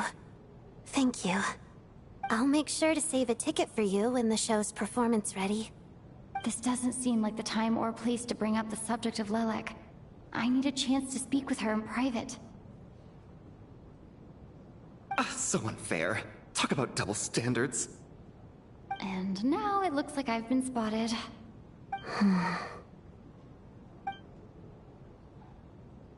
You know Mitya too? No, I don't. I just have a feeling that he might be dangerous.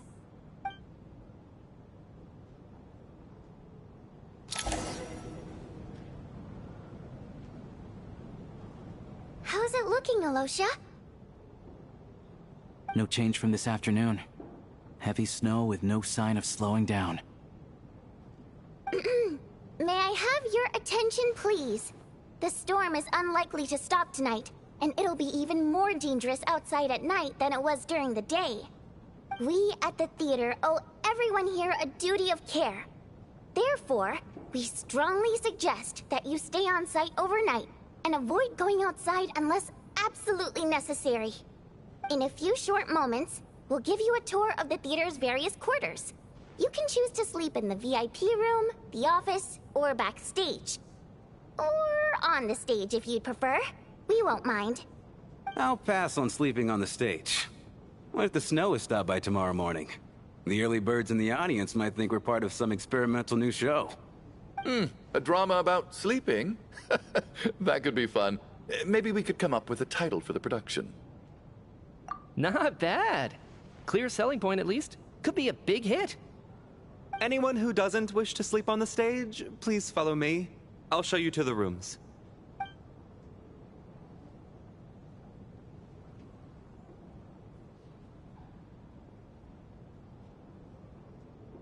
I guess I'll call it a night. Though, I feel like I won't sleep very well without Paimon here. I'm sure she'll be worried that I haven't made it back yet. But as long as she looks out the window, she'll probably realize what's holding me up. I wonder if she's feeling any better yet? At least she hasn't been getting any worse. Still, I should try and get back first thing tomorrow morning.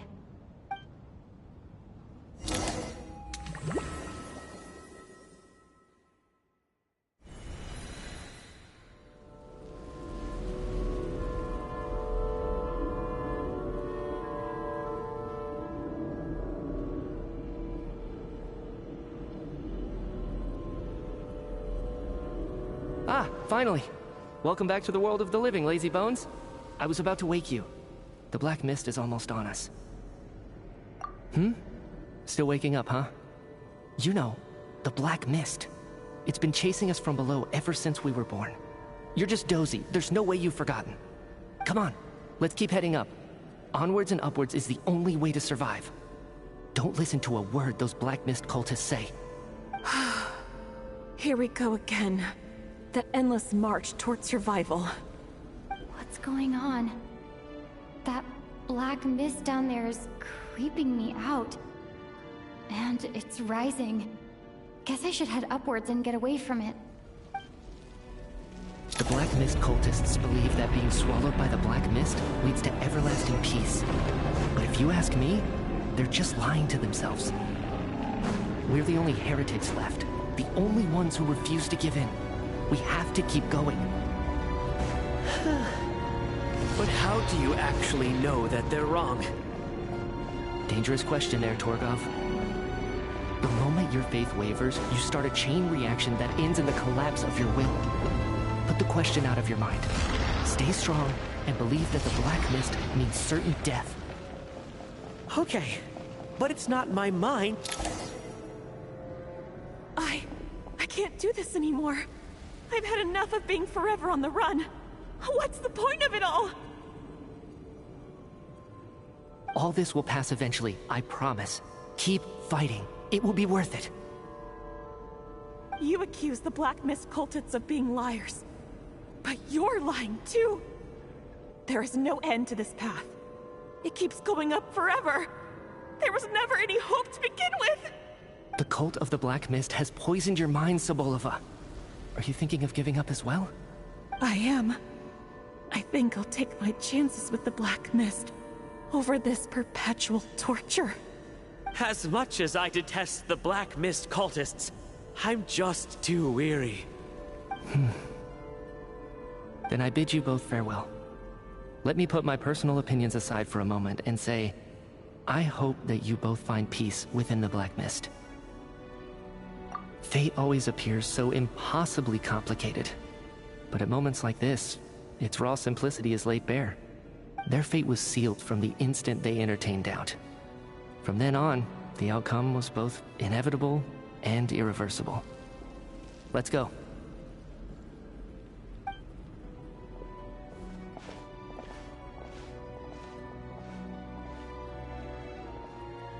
Torgov and Sobolova are gone. I never thought the day would come when even they would be swallowed by the black mist. It's just you and me now. Yes, it looks like it's satisfied. For now. This happens from time to time.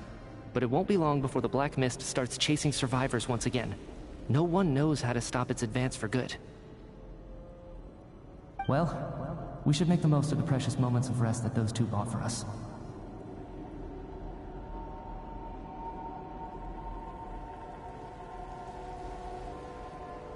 Huh? Are you really that sleepy, Traveler?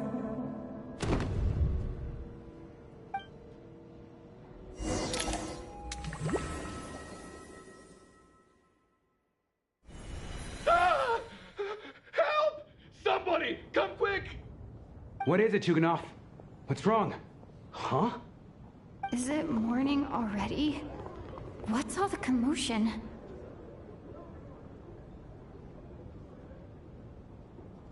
Sounds like it's coming from next door. I should check and see what's going on.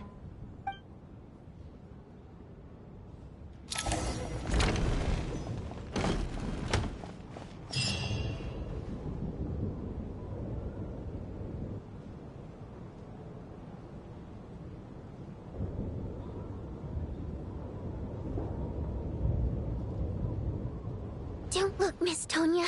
Stay here. Okay. What happened to them?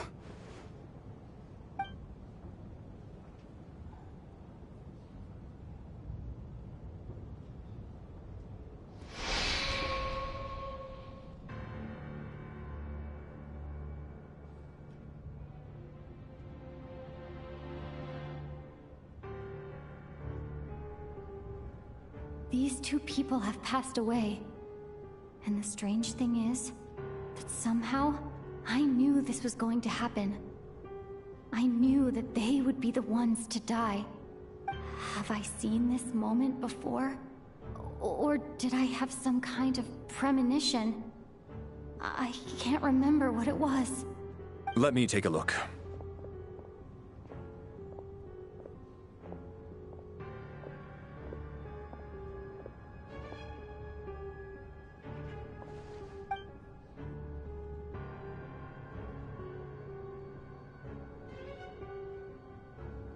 No vital signs in either of them. They're dead.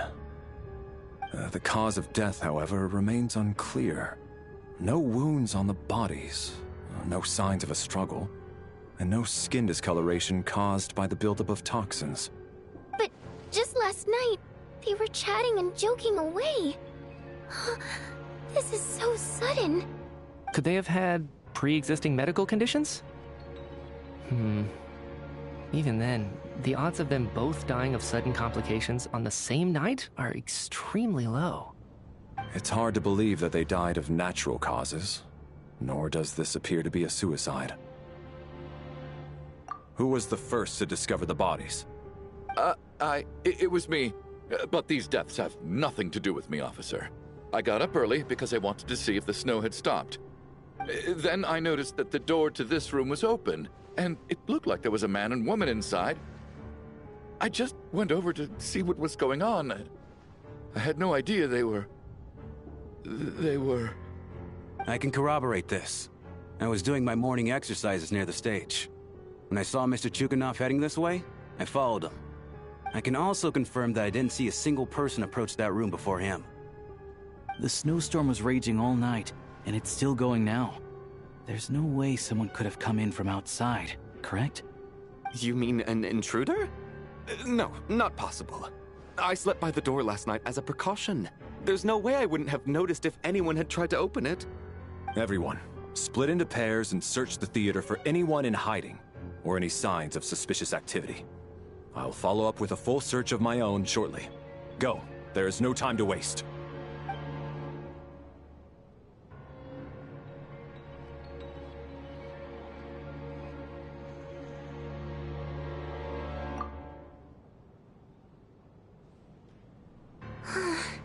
Nothing on your end either? Backstage is clear. No signs of suspicious activity. We checked the basement. Also clear. I don't think there's anywhere here that a living person could hide. Are we certain that the theater doesn't have a back door? Or any tunnel or passageway wide enough for a person to fit through? No, there's nothing like that.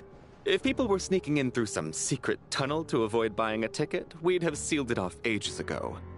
I also checked the windows. All of them are locked from the inside, and there's no sign of anyone entering or leaving. It sounds like we can safely rule out the intruder theory. If anyone came in during the night in this weather, there'd be no way for them to avoid leaving footprints or water stains. This can only mean one thing. It's like one of those murder mysteries you see in novels and plays, isn't it? The ones where the killer is one of us.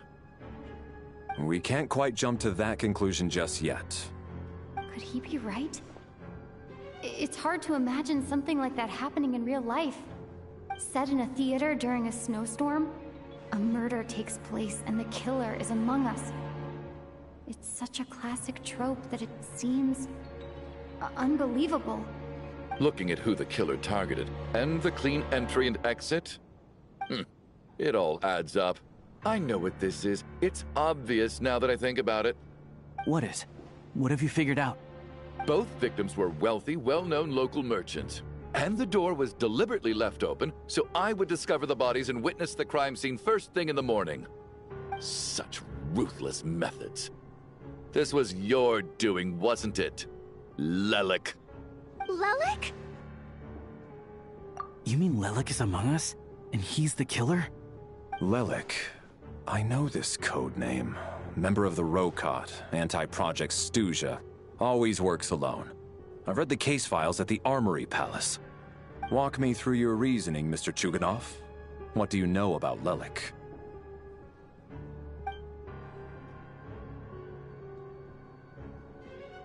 What now, huh? What now, Lelik? What more do you want from me? I already voted against Project Stuzha at the Snezhnaya. You snuck into my house the other day while I was asleep. Left a threatening letter. And I did all that you asked.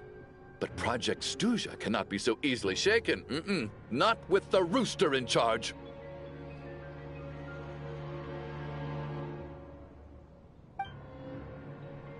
So he really was threatened by Lelik. That makes sense. And now you're resorting to murder to threaten me. Isn't that right? I knew it. The Rokot despises the rich. The lives of the wealthy are but refuse in your eyes.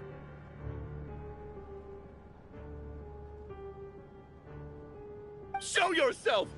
Which one of you is Lelik, Tell me! I'll do whatever you want! Just stop playing these mind games!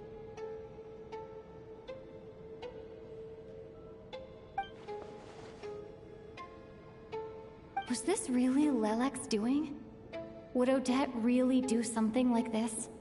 If Odette really is Lelik, this seems out of character. But then again, how well do I really know her? I'm probably the only one here with a compelling theory about Lelik's true identity. But if I reveal it now, I'll be putting Odette in the line of fire. What should I do? I don't think it's likely that Lelik killed anyone. At least from the stories I've heard, he's never killed anyone before. And his name has never come up in connection with any murder cases. Besides, even if Lelik did want to threaten you, why resort to such an extreme and roundabout method? It's not his style at all. Vodyanitsa doesn't know that Lelik might be Odette, but her assessment is pretty much identical to mine. Miss Vodyanitsa, why do you suddenly feel the need to speak in Lelik's defense? Defense? Oh, no, it's just... I'm worried that we're jumping to conclusions here, so I wanted to share my point of view. Also, I don't think the Rokot is as bad as you're making it out to be. Well, if you think I'm so wrong, what's your theory then, Why don't you tell us who the killer is? The case is still evolving, Mr. Chuganov. Please do not prevent others from expressing their opinions so early on in the discussion. Even so, there's no denying that the recent threat received by Mr. Chuganov may well be an important clue. So there's still a good chance that Lelik is right here among us. I can't do this anymore. I don't care if it's still snowing outside. I have to get out of here.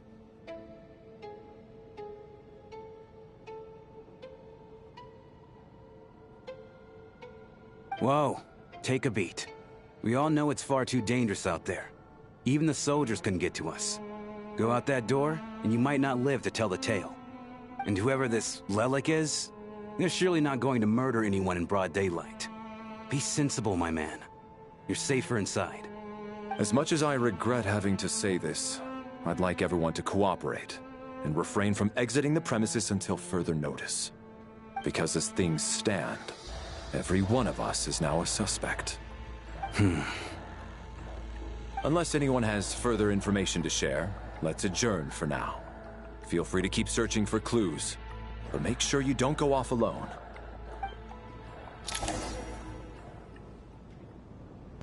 Oh man, so 2 people are already dead.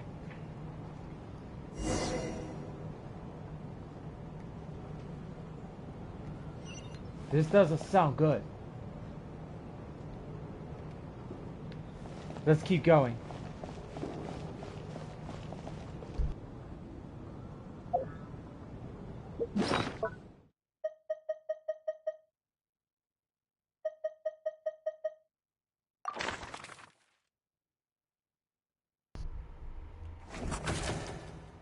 Oh, jeez. 2 people deceased.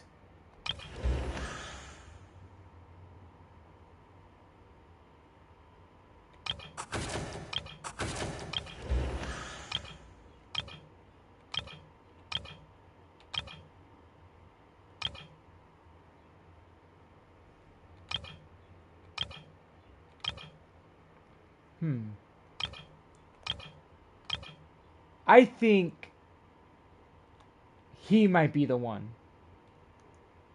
I'm just gonna take a guess.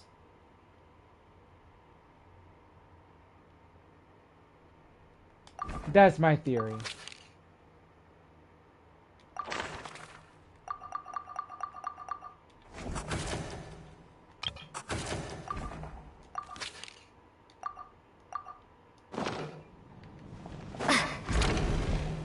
So I guess we'll go this way.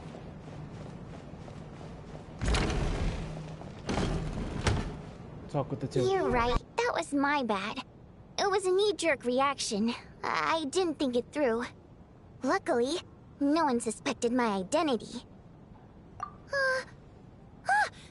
Oh, phew. It's just you. I thought someone was eavesdropping. Since Vodianitsa and I were on the same page earlier, I think I should share my thoughts with the Rokot members first.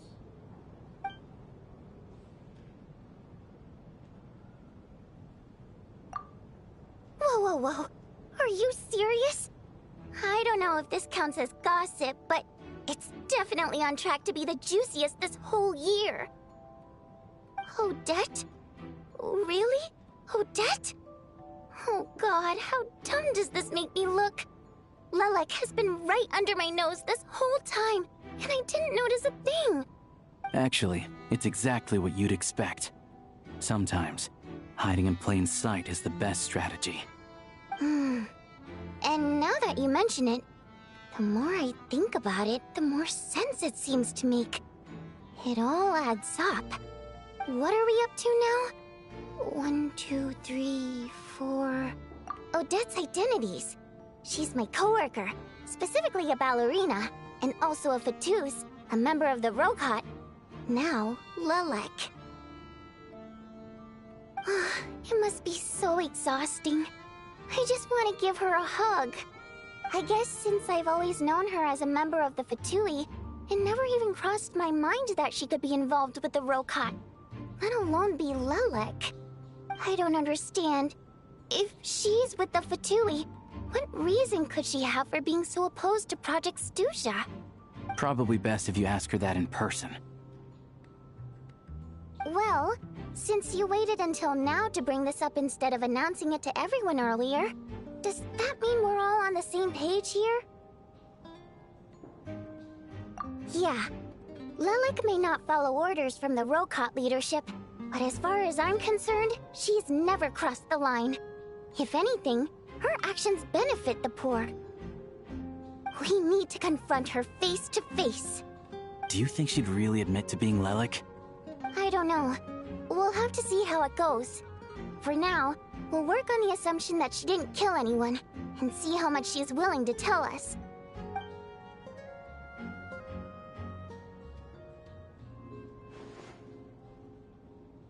Now's her chance. Odette's alone. Let's go. Hey, Odette. What is it, you guys? Shh. Keep your voice down. We need to talk. So, you're Lelik, aren't you? Alright, fine. You don't have to say anything or explain yourself. Just hear me out first. None of us believes you kill innocent people. Whoever murdered those 2 people last night, it wasn't you. The Traveler was the first to figure out your identity, but she kept quiet during the discussion just now. Still, it's clear where the group consensus is heading. Everyone believes Lelik is the culprit. If your identity is exposed, you'll be in a really bad spot. We're your colleagues, and we know what kind of person you are. I don't want anything bad to happen to you. So, can you clue us in? Tell us everything. The more we know, the more easily we'll be able to cover for you. Alright. Yes, I'm Lelik. And no, I'm not the murderer. And thanks, but I don't need you to cover for me. Actually, I'm planning to reveal my identity. Huh? You're gonna reveal that you're Lelik? Here? That's right. I'll admit I was surprised at first when Chuganov guessed that I was here. It was just a lucky guess, but it caught me off guard. But after taking some time to assess the situation and confirm where everyone stands, I don't believe I have anything to worry about. Are you sure you don't need a second opinion? Given the circumstances... Mr. Valeri! What?!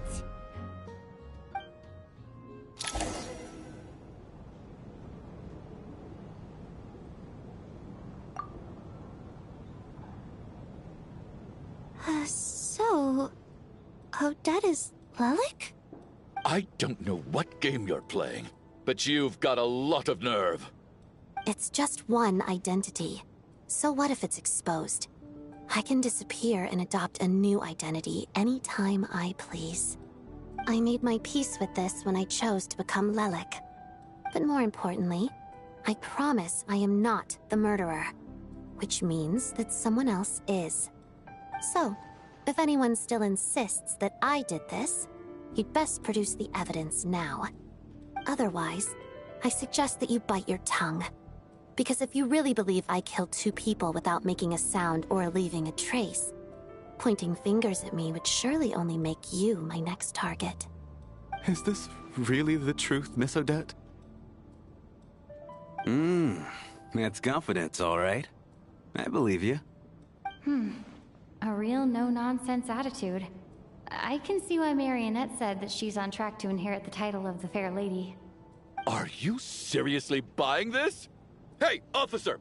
She just admitted to being Lelik. Aren't you going to do something about this? I do have one question, Miss Odette. Why have you chosen this moment to come forward and reveal your identity? If I didn't say anything, everyone would be focusing all their efforts on finding Lelik. And that is exactly what the real culprit wants. I don't want to be the scapegoat who lets the murderer get away with this crime. Despite all the accusations, she made the smart choice. A remarkable display of rational thinking under pressure. Clearly, Odette's talent extends far beyond the art of dance. She thought so far ahead. Ugh, why do I always feel like I'm one step behind her in everything? You've convinced me. Dealing with the murder case remains the top priority right now. Let's put the name Lelik and all related incidents aside until further notice. Nevertheless, the group still considers you the prime suspect. I assume you have no quarrel with that, Miss Odette? I understand. You're welcome to keep an eye on me around the clock. I have no objections. Mr. Chuganov? For my wife and daughter's sake, I'll let you off the hook for now. But don't think you're forgiven for breaking into my house and threatening me. Just wait till we get out of here, Lelik. We'll settle the score then.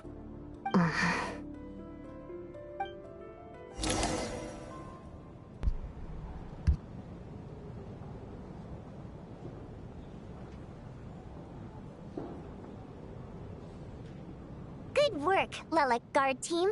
And Lelik too. Here, have some hot water. Turns out Valeri knew about my exploits, so now I've been told I have to guard Lelek with him. Shouldn't you be facing my way if you're guarding me? At the moment, it looks more like you're my bodyguards. If the true culprit is indeed still at large, as you have claimed, we must keep our guard up against them also. Don't worry, Tonya. We'll get through this. Once the snow stops, the officials will step in. The investigation will get easier, and then we'll be safe. But once the snow stops, won't everyone just leave? You're gonna miss us, huh? Well, some of us work at the theater, so we'll still be here. I'll even give you a special backstage pass. Really, Miss Vodyanitsa? That's awesome! You've made a fan for life. Aw, you're so cute, Tonya. All right, let's swear to it. I promise to give you the pass, and you promise to never change your mind about being my fan. Promise. Don't indulge her, Tonya. You don't have to swear an oath over things like that. You really do get carried away sometimes, don't you, Miss Vodyanitsa? Hey! Mind your own business!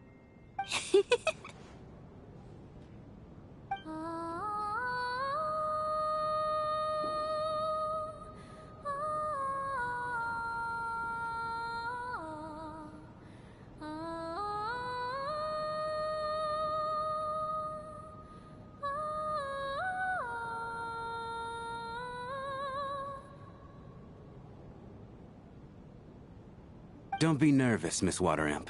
Everyone's here. There's nothing to be afraid of. Excuse me? Do I look nervous? Don't be ridiculous. No. You sound nervous, lass. Oh. Wait, but how... Okay, plenty of people know that I'm a water imp, but still... How come you understand our primary mode of expression? Primary mode of expression. I've not come across that concept before. Do enlighten me, Vodyanitsa. Well, it's just... We water imps tend to communicate our emotions to each other by singing, rather than facial expressions. The emotions we convey through song take precedence over our facial expressions. So, we think of it as our primary mode of expression. I'm impressed, Shram. I didn't take you for a man of culture. But you're clearly rather learned. It's not about being cultured or not. The thing is, this mode of expression can usually only be understood by other water imps. It's not a simple case of a song sounding happy or sad. And yet, you're clearly human, Mr. Shram. It's really not the big deal you're making it out to be. I think I just have a knack for it. Plus, I have a... very close friend who's a water imp. A delightful lady. But keep that a secret.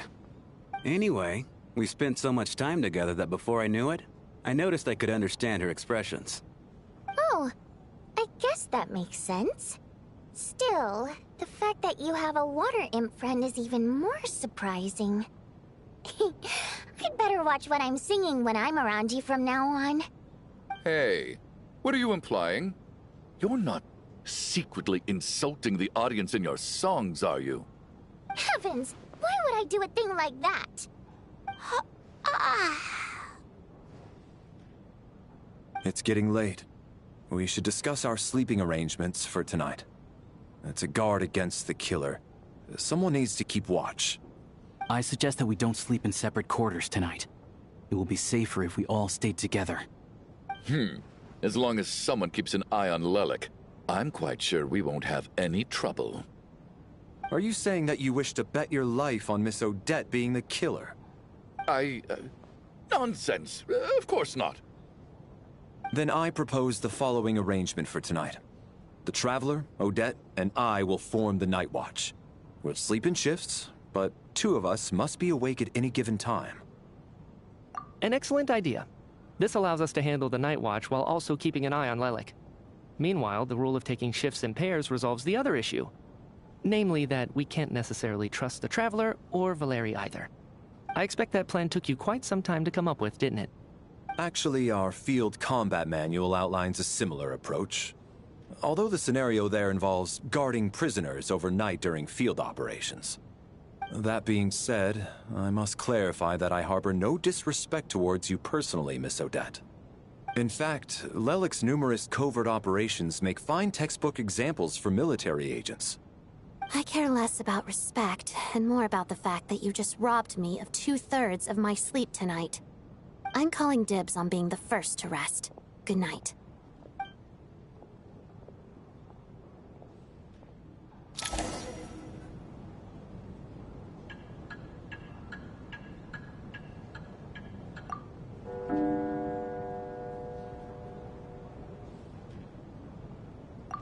It's almost time. We should wake Odette. How are you faring? Oh, not going to argue with that. I'll take a quick nap. If you start to feel sleepy, wake me up anytime. It's finally time for Odette and I to share the night watch. I should wake her up.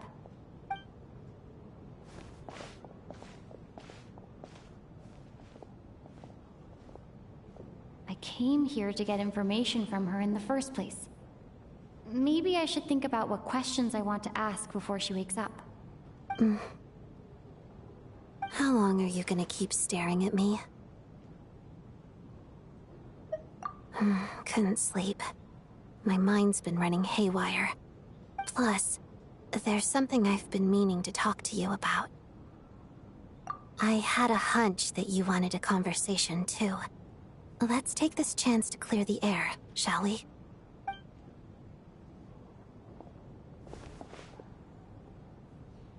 I just had a simple question for you, really. It's, Rosaline. In her final moments, did she have any last words or anything? I see. Well, that was all. I have no other questions. No. She was utterly ruthless in pursuing her goals. That kind of person should be hard to miss. And yet, even though I never approved of her methods, and she was an abrasive person, the fact remains that I am indebted to her. Oh, she told you. I guess that makes sense. I think she and Rosaline were on pretty good terms. Yes. Rosaline wasn't the kind to gossip about this sort of thing. Not that it's any huge secret to me, though. When I was a child, I had to join the Fatui for the sake of my mother and me. I trained under Rosaline. It was extremely grueling, and it didn't exactly come naturally to me. All I could do was try to ignore the biting cold and practice, practice, practice. I was a newcomer who'd managed to make a good first impression on a harbinger. There was pressure to live up to her expectations, to be worthy of the fair lady's reputation. Every day was a struggle against the cold, pain, and fatigue. And most nights, I struggled to fall asleep. After enduring all that, I've become almost immune to the sensation of pain. I suppose that was the cost of survival. Surely, any child who had to experience that would grow to hate her lot in life, don't you think? So, I put an equal amount of effort into my ballet. Because in my young mind, that was the only way to defy my fate. It was my way of telling her, the Fatui's demands and your expectations of me are not what I wish for. One day, I will leave. I think she probably blamed my poor performance in training on my passion for ballet. She knew my heart wasn't in it. One time, when I was secretly practicing a dance at night, she suddenly showed up. I knew she was there to catch me red-handed. I told her, "You don't deserve to watch the dance I learned from my mother." She looked stunned. I guess she was surprised that I lashed out first, before she had the chance. But strangely enough, on that occasion, she wasn't fierce with me like she was during training. Instead, she fell silent for a moment, and then left.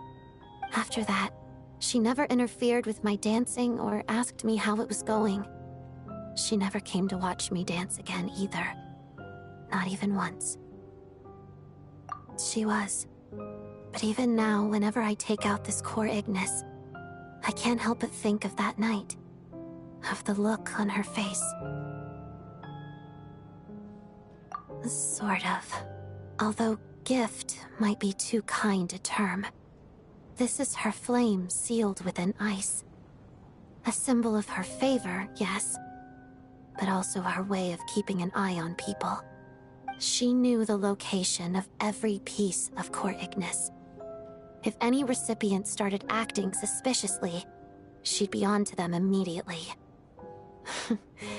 Trust her to make even a mark of approval feel suffocating. So, when news of Rosaline's death reached Snezhnaya, many people immediately crushed their core Ignis. It gave them a profound sense of relief, like they'd broken free from her shackles.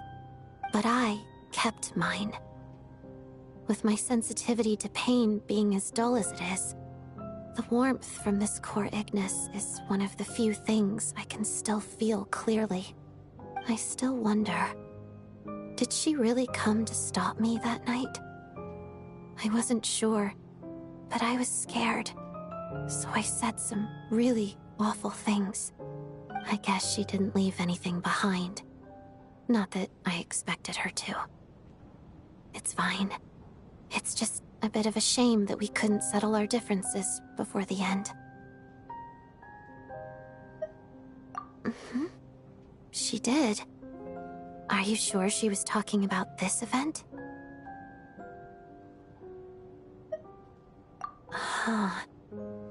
No, she didn't. I didn't even find out that she'd gone to Mondstadt until a while after she'd left. Wait, in that case... Okay, I will. Thanks for letting me know. There's something I'm trying to figure out. I'm beginning to suspect that Paimon's mystery illness is being caused by the energy research behind Project Stuzha. Paimon's very important to me, so I have to get to the bottom of this. I figured that since you're Lelek, you might know something about all this. The ultimate goal of this energy experiment is to create a weapon for the final battle. The weapon's construction was completed in Nodcry. Now, all that remains is to arm it with a sufficiently powerful energy.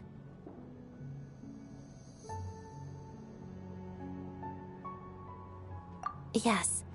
The weapon's development and all the related experiments are overseen by Lord Piero, the Jester, and the lab is located deep within the Armory Palace. I'm not sure why this experiment would be making Paimon feel unwell, though. The best way to get to the bottom of it would be to go there in person. Once we get out of here, I'll help you apply for an entry permit. And I'm hardly the organization's proudest member, as you know. You answered my question about Rosaline. I want to do you a favor in return. It's that simple.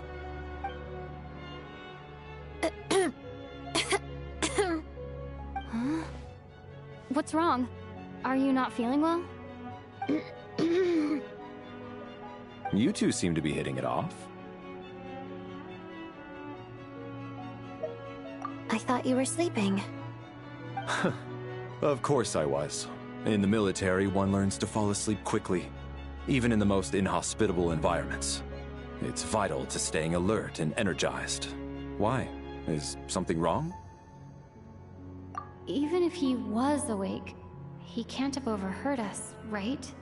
Well, thank you both for keeping watch. Traveler, I'll take over for now. It's your turn to get some sleep. Sure.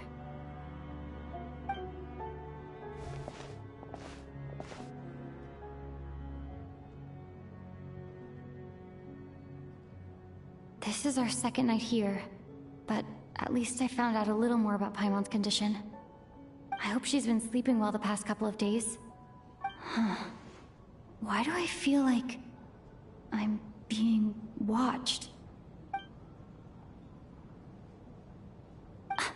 Seriously? Is this payback for when I stared at her earlier? But I thought she was asleep. Never mind. I'd better try and get some sleep myself.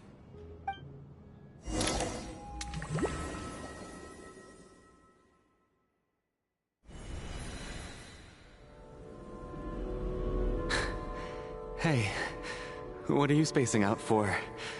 Are you reaching your limit too? How long have we been walking for? Do you remember? Time's lost all meaning. Ever since we noticed that thing above our heads. What was it called again? A star key? Or key star? Anyway, the person who named it was swallowed by the black mist. Whatever it's called, ever since we noticed it, we've been walking up and up, hoping that as long as we reach it, we can find a way out of this place. But it seems like no matter how far we walk, we never get any closer. Well, we've come this far. You never know. Maybe we're almost there? Come on, enough moping. Let's go. The black mist is catching up.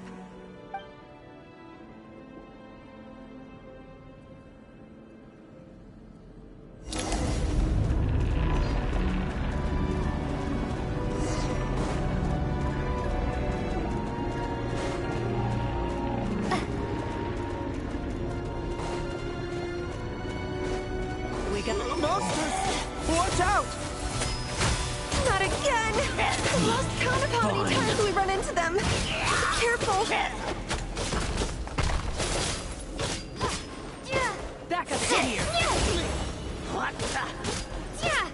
That's it! Now I'm back!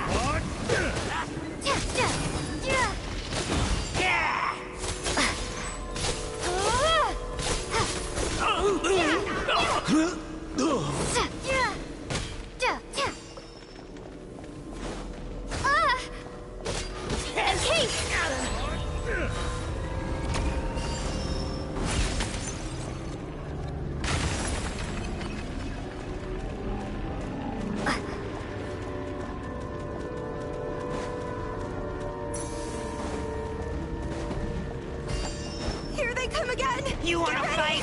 Let's go!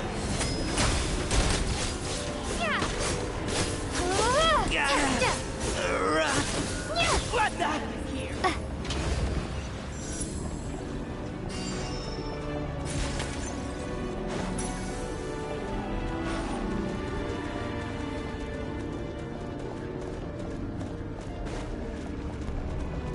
Well, that was pretty easy. Reckon knocked them over the wall, over the railings actually. Monsters ahead of us. The black mist behind us. Feels like there's no escape. Shut up! Run faster. Huh? Hey!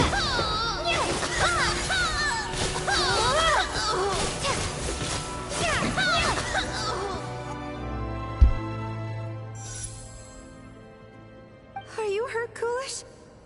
No. I'm fine. It's just... Suddenly I don't want to walk any further.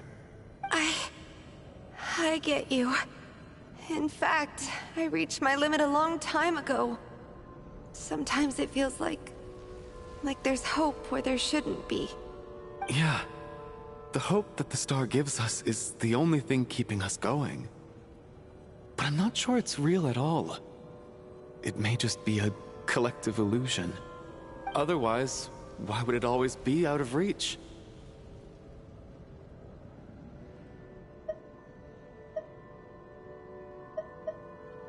We know you mean well, but you're only saying that to try and encourage us to keep going, aren't you? Thank you, friend. But enough is enough. Please don't give me any more false hope. Hope is poison in this place. You're going to continue, aren't you? I admire that. I've given up, but I wish you the best. May there come a day that you catch up to the star and leave this godforsaken place.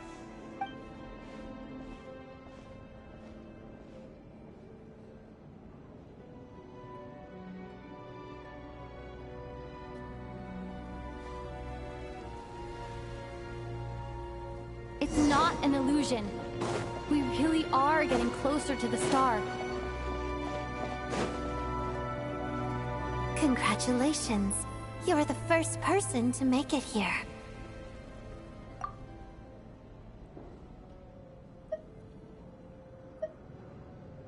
I'm the star's envoy.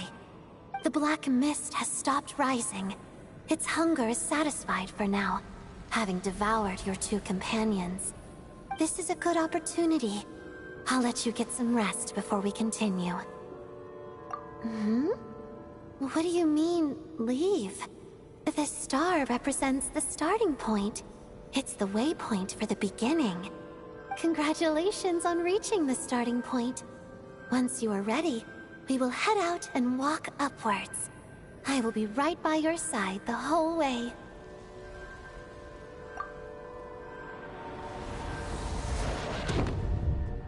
Huh? What's wrong? Hey, don't give up before the journey's even begun.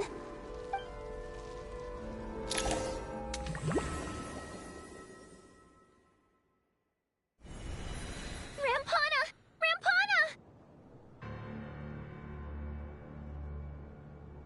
Is that Vodyanitsa's voice?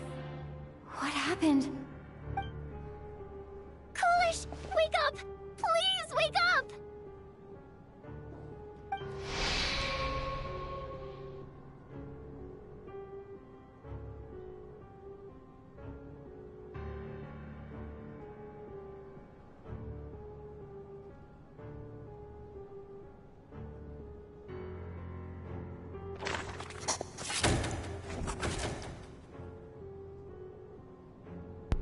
Okay, something's really going on here.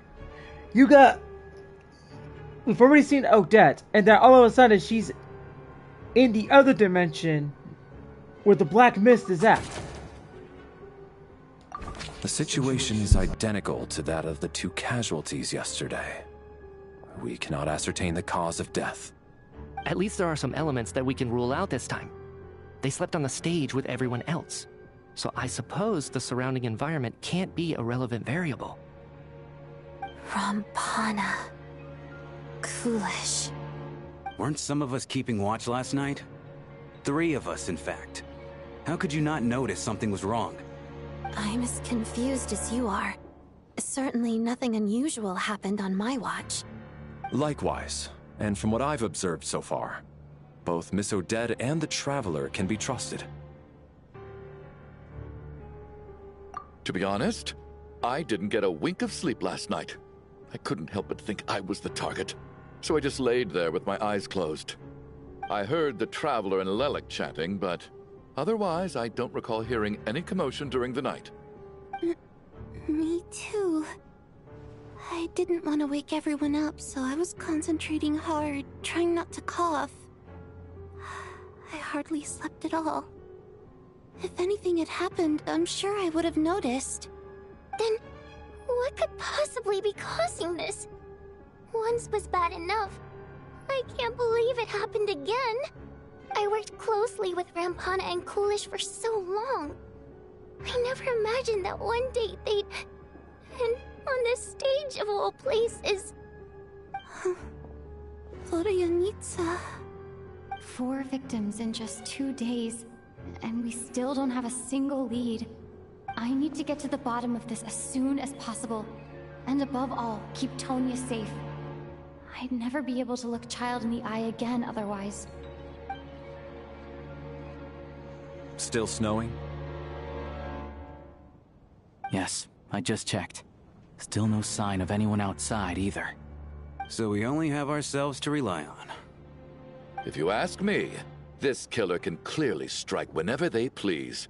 The Night Watch was a useless endeavor from the start. Lelik must be an expert in poisoning. Clearly she used some poison that can't be detected on the corpse. Here we go again. Listen, I was already thinking to myself last night, was Lelik's reason for revealing her identity the real story? Well, now I have my answer. It most certainly was not.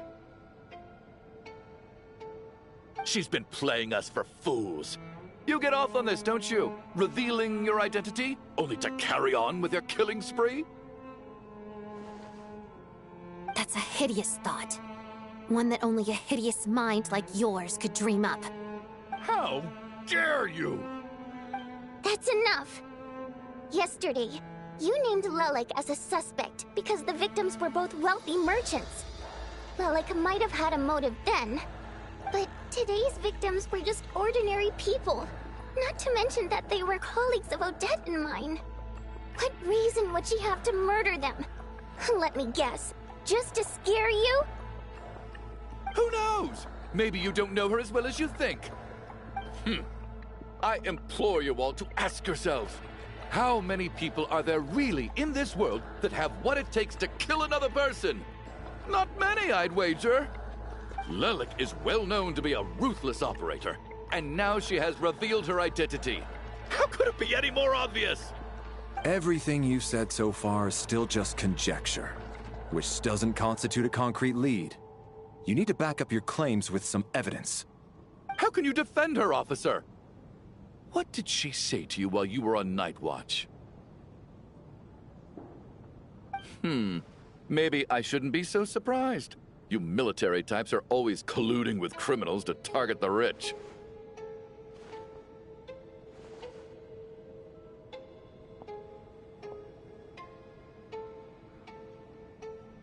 All so you can get your grubby paws on our hard-earned fortunes, then tell us to fall in line.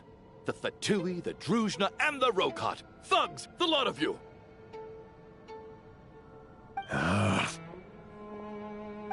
Don't you dare!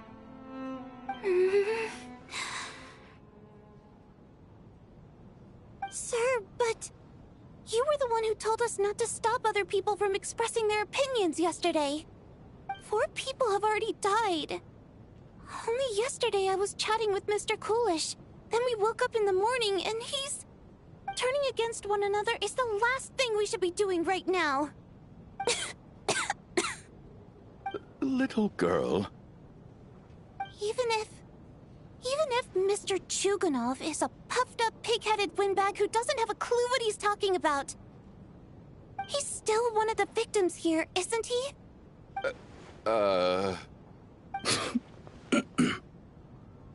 Quite. I had no intention of resorting to violence. But you're right, Miss Tonya. I ought not prevent him from speaking his mind. In any case, I believe Mr. Chuganov has calmed down a little now. We may resume our discussion. I don't think there's any need for that. What is there to discuss? Nothing about this situation is normal. Did you have an idea, Mitya? You're the brainiac here, right? Come on, clue us in. I've been mulling something over. All the leads we have so far concern things from outside the theater. Miss Odette's alter ego, the threats Mr. Chuganov received. But then there's the 2 double murder crime scenes themselves, which have given us absolutely nothing to go on whatsoever. That's highly unusual. Even with the most careful killers, there's always some evidence left behind. So what are you suggesting? I think this could be a supernatural event. It isn't characteristic of human-on-human homicide at all.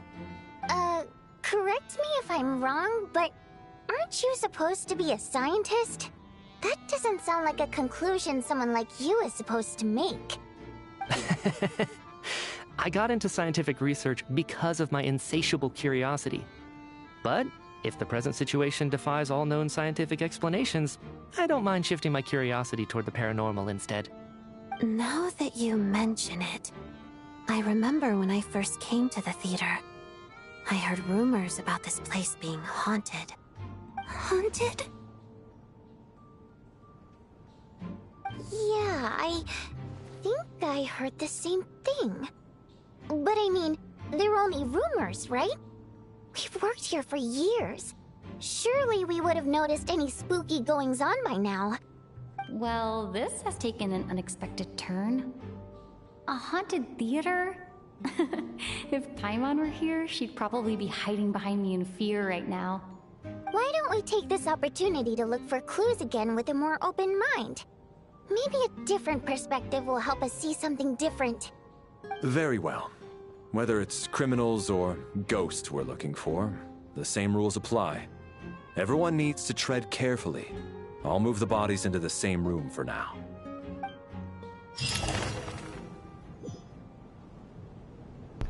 Well, so they finally said that this place is haunted.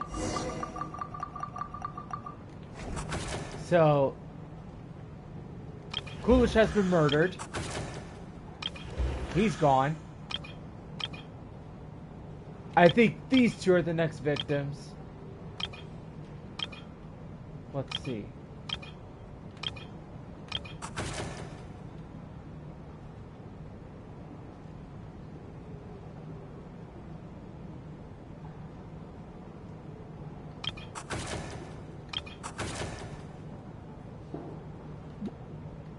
And Rapana's gone. Damn, bro. This is some messed up stuff going on. So it's been saved. Can't do anything about it right now.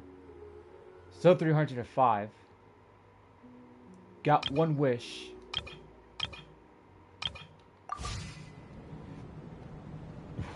So this does not look good.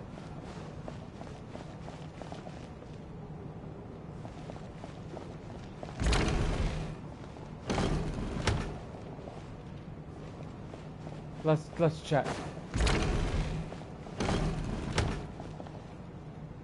Tonya? Did you find anything? Not yet. Still looking. So... Are we supposed to be looking for something paranormal? I think I'd prefer teaming up with you than looking around on my own. This looks like somebody's notebook. Shall we read it together?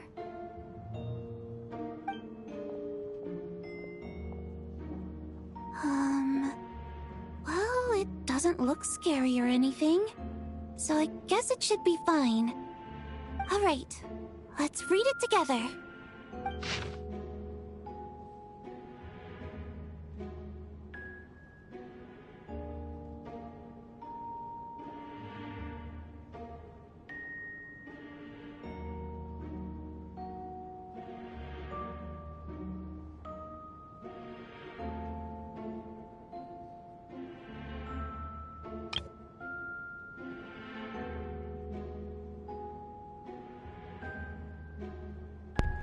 Alright, so let's just read all this. So, like, page 2 of 3.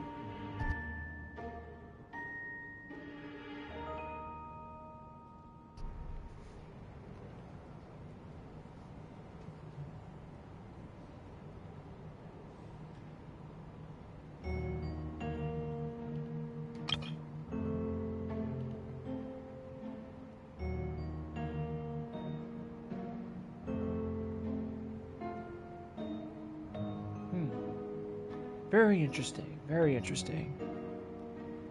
Huh.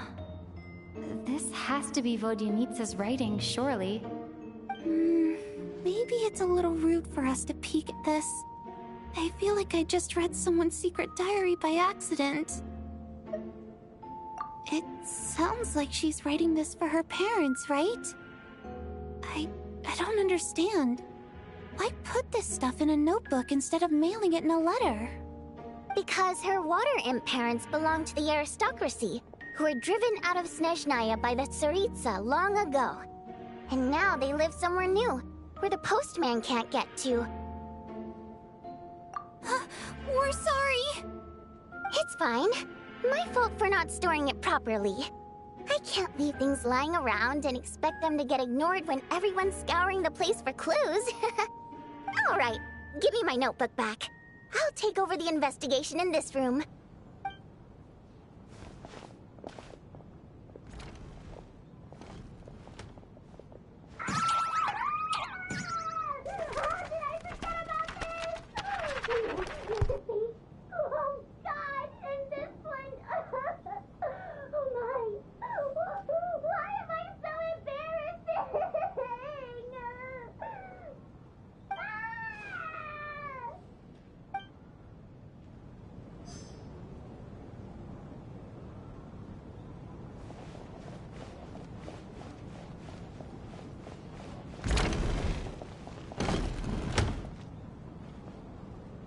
Valeri, come take a look at this. You too, Traveler. Some sort of notebook. What is it for? It's the on-duty logbook for the theater. Kulish was the main person to use it. He mostly used it to record any unusual incidents during a show, audience numbers, exit times, and so on. Yes, he'd always have this logbook with him when he checked tickets at the entrance. This should confirm a lot of key details about the recent show. So, you find anything unusual? Yes. The number of people. I've checked and double-checked, but the numbers just don't match what's recorded in the logbook. Apparently, we have an extra person among us. Are we certain that logbook is accurate? Could someone have sneaked in without buying a ticket or something? Unlikely. Kulish took his duties very seriously. I've rarely seen any errors in his work. Not to mention that this was a dress rehearsal, meaning smaller audience numbers and tighter ticket restrictions than usual. Everything would have been well within his control. We no longer have our tickets with us, do we? They got collected on entry. I assume there's no way we can check them again. Unfortunately not. The theater recycles tickets. Once people are in the door, they don't tend to leave until the show ends, so we collect the tickets at the point of entry. Still, I'm inclined to believe that this discrepancy in the head count is significant somehow. Did an extra person just materialize out of thin air?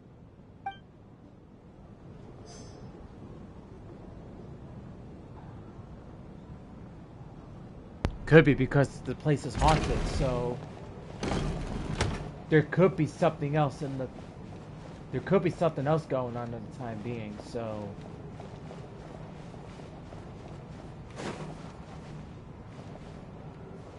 oh, let me go down this way.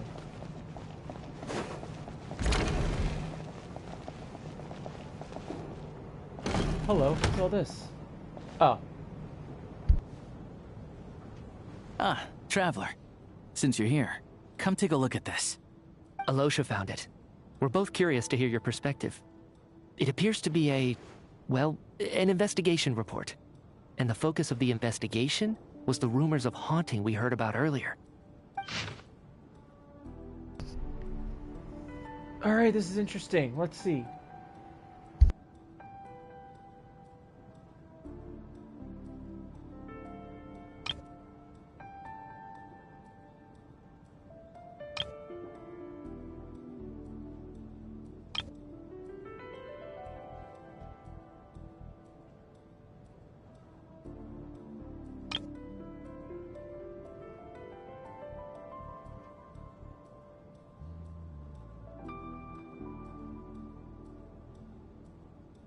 An investigation report, huh? Looks quite old. Huh. This person's name looks to be of Sumeru origin to me. Was the investigator from Sumeru? The theater manager must have hired an investigator once specifically to look into this issue. But it doesn't look like anyone ever looked at the report. Presumably, the manager wanted to know if the supposed haunting was dangerous, while also being fearful of word getting out in case it affected the theater's business. Anyway, the bottom line is, the haunting is actually real after all. It's caused by an obstruction in the ley lines. Is there any chance this is the key to finally making some progress with the murder cases? Ley line problems are pretty unexceptional to me by this point. And while it certainly offers an explanation for the ghosts, it's hard to imagine what connection it could have to these two murder cases. Some of the language that appears at the very end of the report caught my eye. Angel civilization, ley line renovation?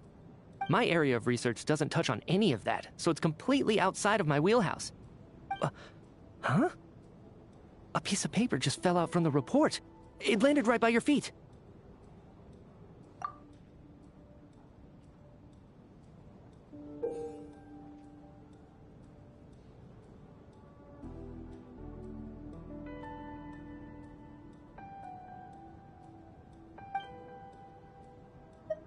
How unnerving. It was tucked inside the report, so it must be a note left by the author. Death is near. Is that supposed to be what's going on here? With us in the theater? But if so, how did the author foresee it? Could he predict the future somehow? Maybe things are more complicated than we thought. No, wait a second. If we take the report and the note at face value, they completely contradict one another. The report definitively concludes that the hauntings in the theater are harmless and cannot affect the real world. But the note seems to be warning of potential danger. The question is, what exactly does the note mean by death?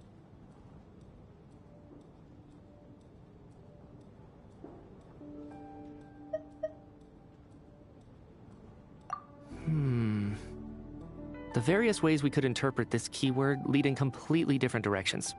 Let's pause our analysis here for now. I think we need more information.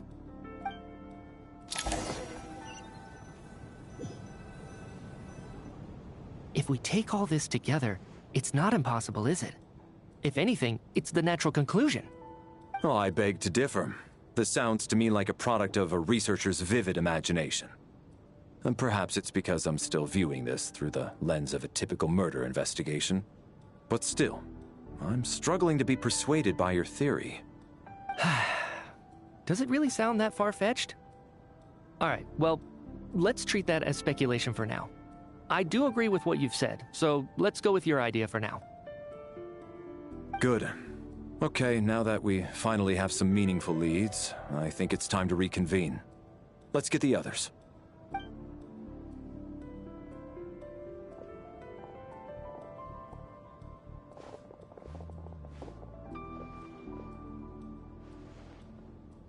So, that's about everything we've discovered so far. I'll share my theory first. Based on what we've learned from the logbook, I believe the extra person among us is most likely the killer.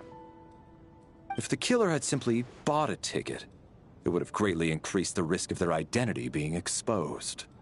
I expect he or she either hid in the theater ahead of time, or found a way to slip past the ticket inspection. They then blended in with the group and waited for an opportunity to strike. What about the note found in the investigation report? Any thoughts on how that fits in? The killer may have simply planted it there as some sort of sick joke. I've seen my fair share of psychopathic killers. They love playing cryptic mind games. So, it has nothing to do with the haunting of the theater after all. This theory makes sense to me. If we have an audience member unaccounted for, chances are they didn't come here to watch the show. Could it really be that simple? So, in other words, all we have to do is find out who got in here without a ticket, and all our problems will be solved? Then let me make one thing clear. All the theater staff should be well aware that I came here for the rehearsal legitimately, yes? There's no way I'm the one who didn't have a ticket.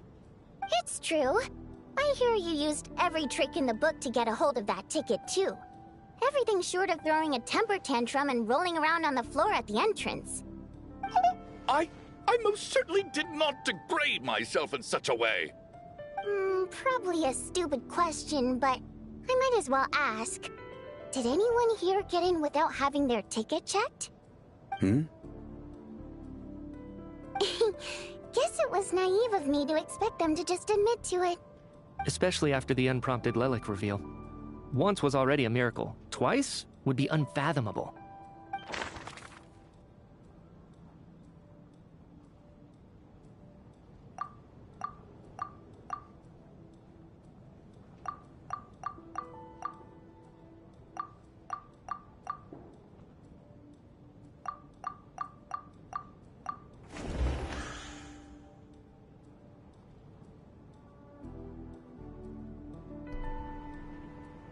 So we can't, it's not him.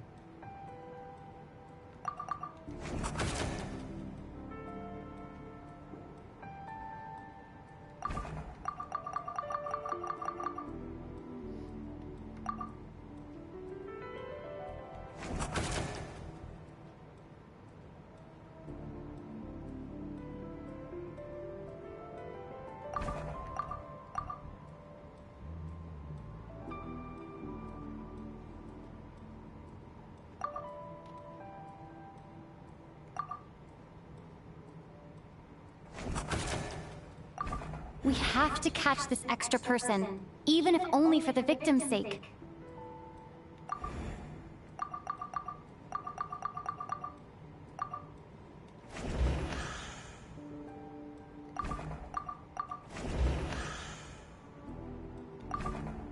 I don't believe any of us here knew Shram before all this. If no one can verify Shram's identity... Mr. Shram? Did you really go through the ticket inspection to get in here? Huh? Me? Why am I being singled out, my friend? Do I seem that suspicious? It's not that you stand out as suspicious. More that everyone else has been ruled out as trustworthy. Okay. Well, we spent the best part of 2 days together now. So I'm sure you can all tell what kind of person I am. I'm a true gentleman. I never dream of doing something like sneaking to the theater without a ticket. Yeah, I have no doubt that you're a good person.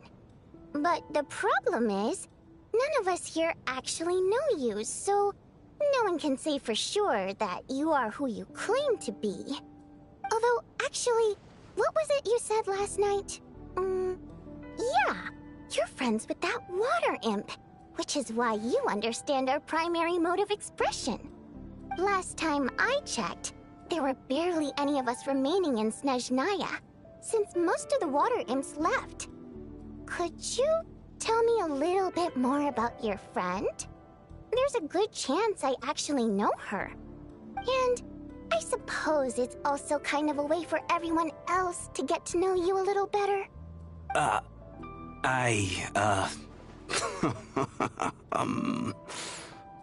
Good grief. Are you blushing? Pull yourself together, man. Stop giggling like a teenage boy. It's revolting. Hey, revolting is a little strong. All right, fine. I'll admit it. That water imp friend of mine, the truth is, we're dating. I was just the bodyguard hired by our family. But the stars must have aligned, because sparks began to fly between me and their daughter. Never in my wildest dreams did I think I'd get so lucky. We don't need details. Just get to the point. Okay. I'm just a little hesitant to reveal her name, that's all. You know how it is. These are delicate times. Even with me to protect her. If word gets out that she's dating a human, both the Fae and human factions will give her a hard time. Really? Wait, no. That can't be. Huh? Shram, what the devil are you talking about?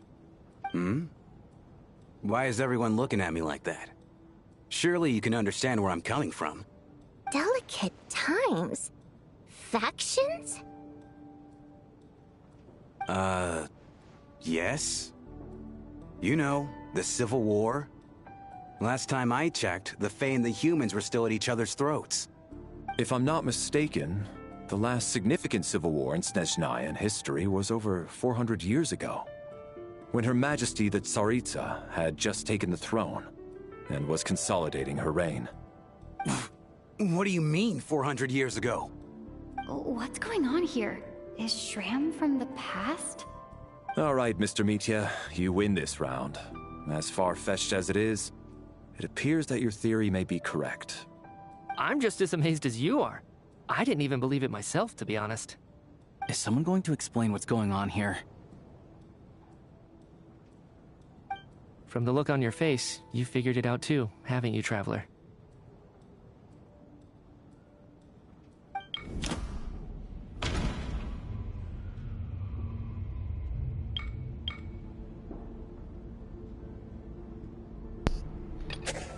That seems to be the case. Shram's the extra person, but there's no way of learning his identity from this clue.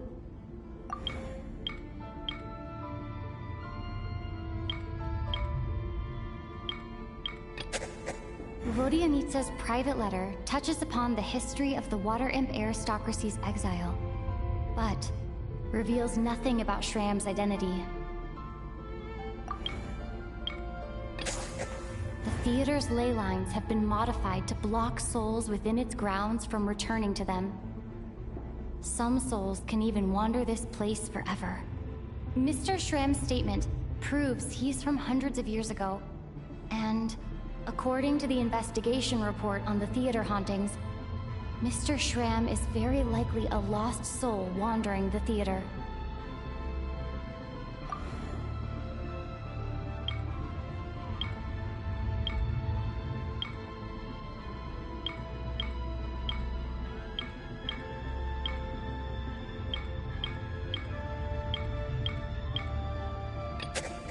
This is Mr. Valeri's hypothesis. If there is no supernatural element to this incident, it's very likely to be true. For some unknown reason, the soul that has been wandering the theater due to the ley line issues has joined our group and blended in. Yeah, that must be the immediate reason why the ticket count doesn't match the number of people present.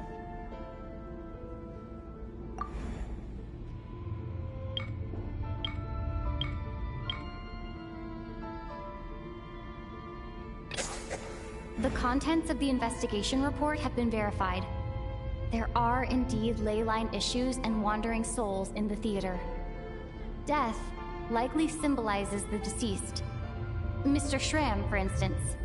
Death is near. Huh. That must mean that there's a dead person in our midst. That's the truth, isn't it?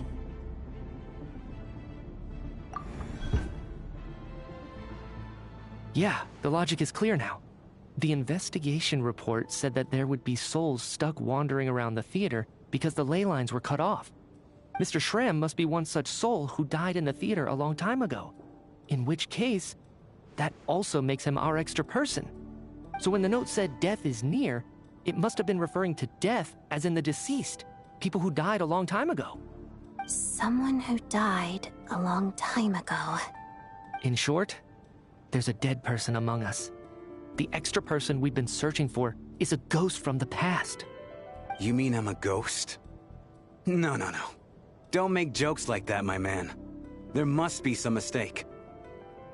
But even if I was dead, I know for a fact I didn't kill anyone these past 2 nights. Yeah, even if all that's true, the report also said the souls inside the theater can't affect reality, right? They're harmless. Then what if the problem isn't the souls at all, but the ley lines themselves? The ley lines have a powerful ability to attract and devour souls. Let's say that the ley lines are like a black hole, constantly seeking to engulf souls. But the souls that don't want to return are trying to avoid being sucked in. Huh. Why does this analogy sound so familiar? What happens when the black hole can't achieve its goal? I'm only speculating here, but what if it ended up swallowing innocent souls by mistake?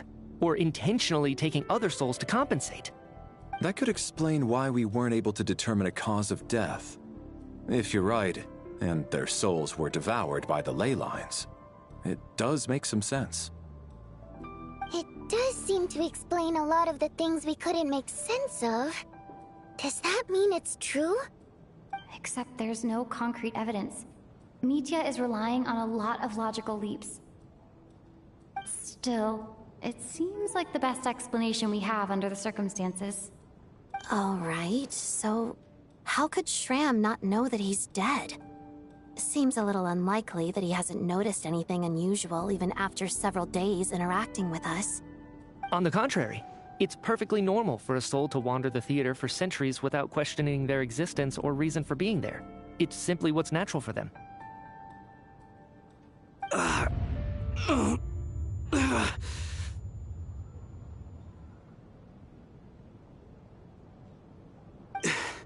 You know what, Mr. Brainiac? I think you might actually be right after all. I'm trying to remember and... even though my head feels like it's going to explode, I think... it's all coming back to me.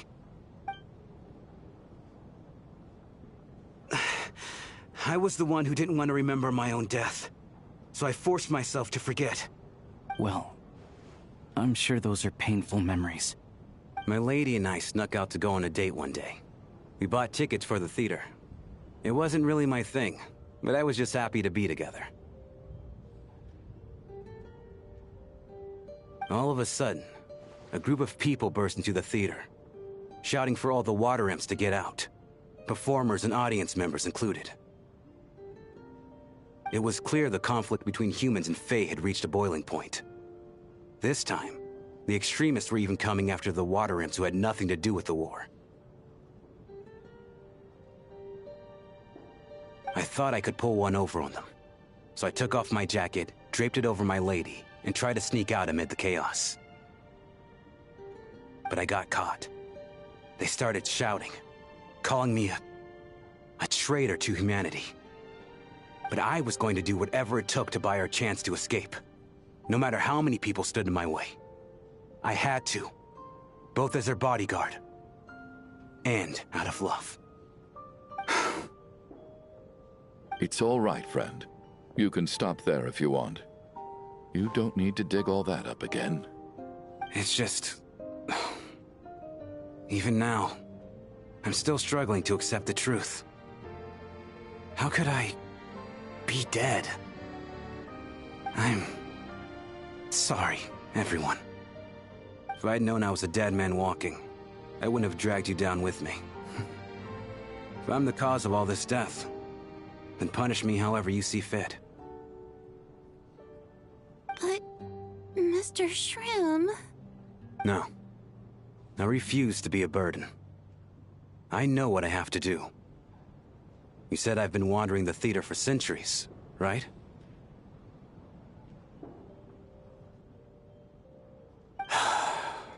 I guess it's high time I got a breath of fresh air. Out there, I mean.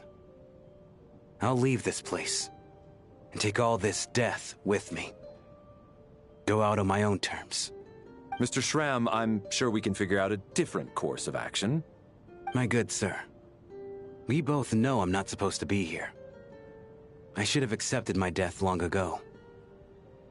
One way or another, this has to end. Unless you're saying this goes against another one of your military principles somehow. No, I'm speaking on a personal level this time. Let it go, man. Oh, wait. One last thing. Miss Water Imp. My lover. Her name was Litia. Litia Ozarova. Do you know what happened to her? Ozarova. Oh, Auntie Ozarova. That's what we all called her. I remember her as a very kind elder. She had a bunch of kids, too. I'm so glad she survived. And she had lots of kids? Good. That's... good. I could hardly expect her to stay single just because of what happened to me, right? As long as she went on to be happy, that's all that matters. Besides, I'm dead. My soul's been wandering around here for so long because I was worried about her. But now, I can go without regret. There's no need to see me off, my friends. I've enjoyed our time together over these past few days. Perhaps we'll meet again in the next life.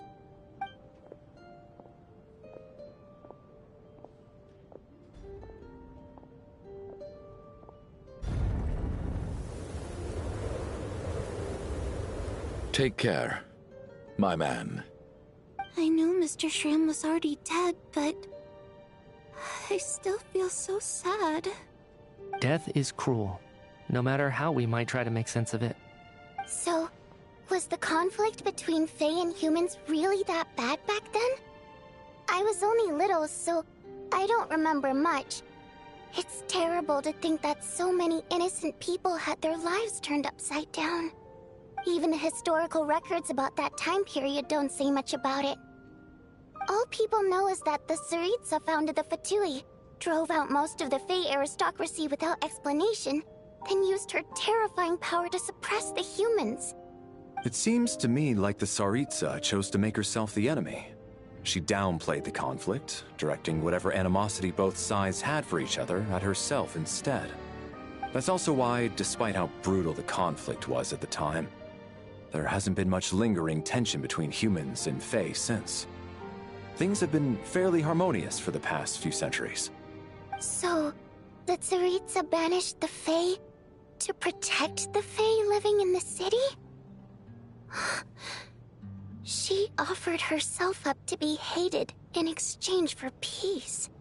Maybe it's not quite as bad as it sounds. I don't think Her Majesty is too concerned if mortals hate her or not. And besides, there are very few who truly do. All this time, I had no idea. All right. If Mitya's theory is correct, then I think we can consider this matter settled. Let's all take a break.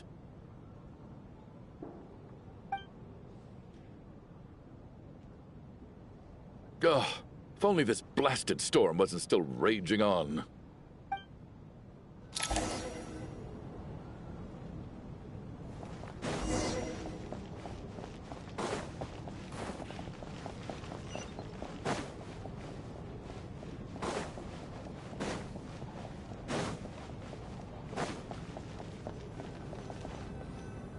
Alright, hang tight, guys. I'm gonna run to the bathroom real quick. I'm gonna pause the stream for like 2 minutes, alright? Be right back.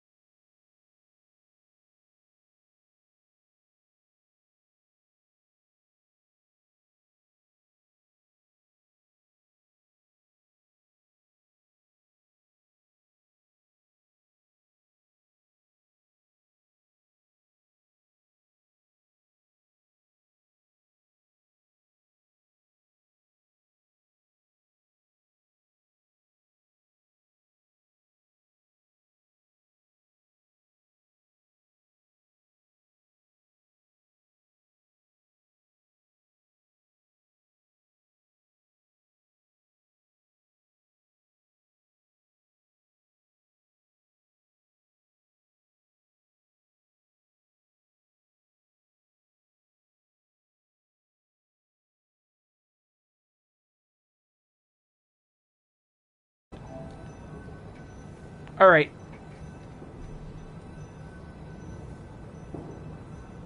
Alright, we're back. Alright, let's continue.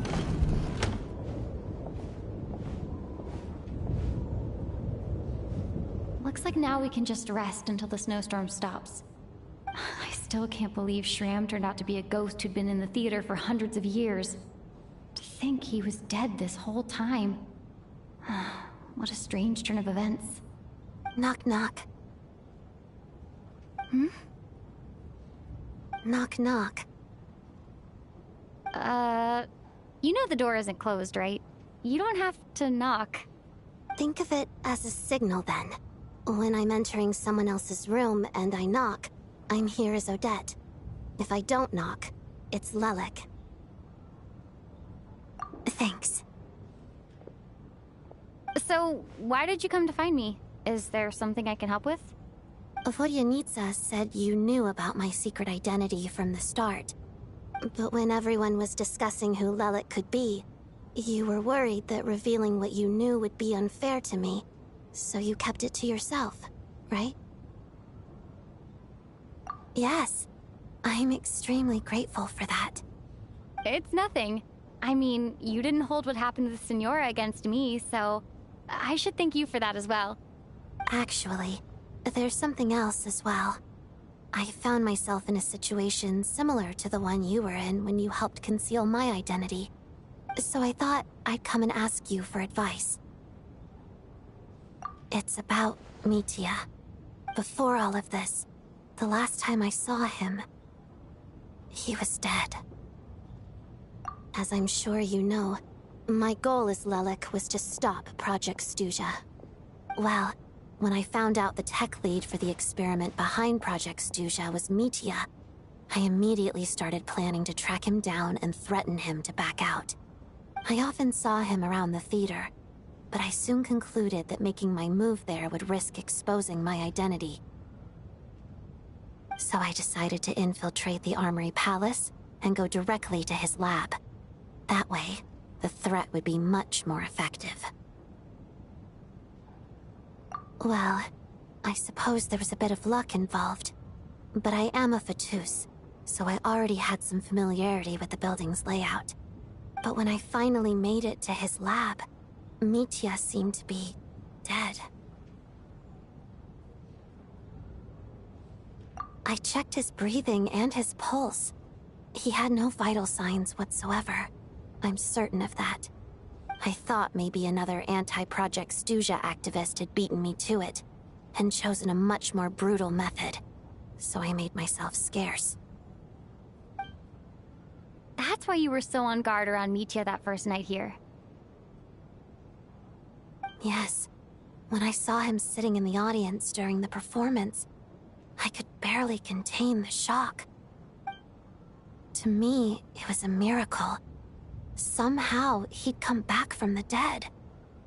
But then, the murder started happening and things got so complicated that it wasn't really at the front of my mind. That is, until Mitya himself said there must be a dead person among us. Then, I couldn't ignore it any longer. And yet, you thought that bringing it up right away would single Mitya out. Just like when everyone was suspecting Lelik. Exactly. I thought there could be something I was missing. Besides, we soon figured out that Mr. Shram was a ghost. And we knew there was only one extra person. So we thought he had to be the one. But now it seems like there's another candidate. I understand why you kept it to yourself. There was so much information being thrown around during that discussion. Bringing up Mitya would have just introduced more confusion. So, what do you think we should do? Let me confirm one thing first. When was it that you found Mitya dead? Around a week ago. Sometime in the afternoon. A week ago? That's earlier than I thought. I saw him just a few days ago at a restaurant. That definitely would have been after you found him dead. He seemed completely normal to me. Chatting with Vodyanitsa, trying to avoid Valeri. So he was definitely alive on that day. Huh. Well, all I can say is I know what I saw. Here's a thought. The reason we even suspected a dead person could be among us was because of the problem with the theater's ley lines. But Mitya's death happened inside the Armory Palace. The ley line issue affecting the theater shouldn't reach that far. You're right. I guess he doesn't fit the profile of the person we were searching for. I think the chances of it being him are very low. Surely he can't have died for real in the Armory Palace. Unless... Unless what? Unless he really did come back from the dead. You're right. Do you think we need to disclose this to the others? Huh, what's this? A private meet and greet? Where do I line up? That's not what's going on here. Well, I was just making the rounds. Thought I'd try to lighten the mood a bit. Vodyanitsa's handing out food if you're hungry.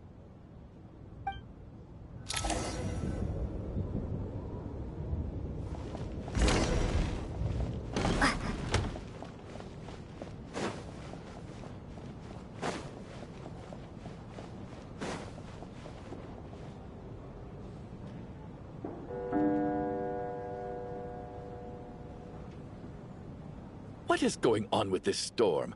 Could it be connected to that monster that just arrived in Snezhnaya? I almost hope it is.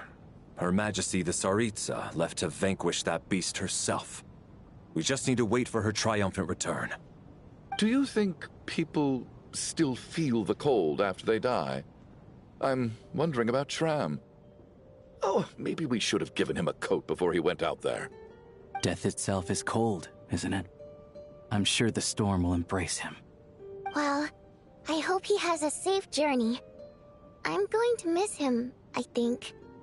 It's not like we can blame him for Rampana and Kulish's deaths. Thinking back on it, we barely made it out alive ourselves.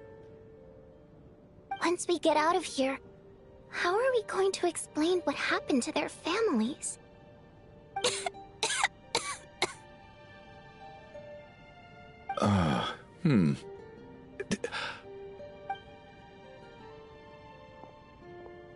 Are you okay? Here, take this. I've never used it.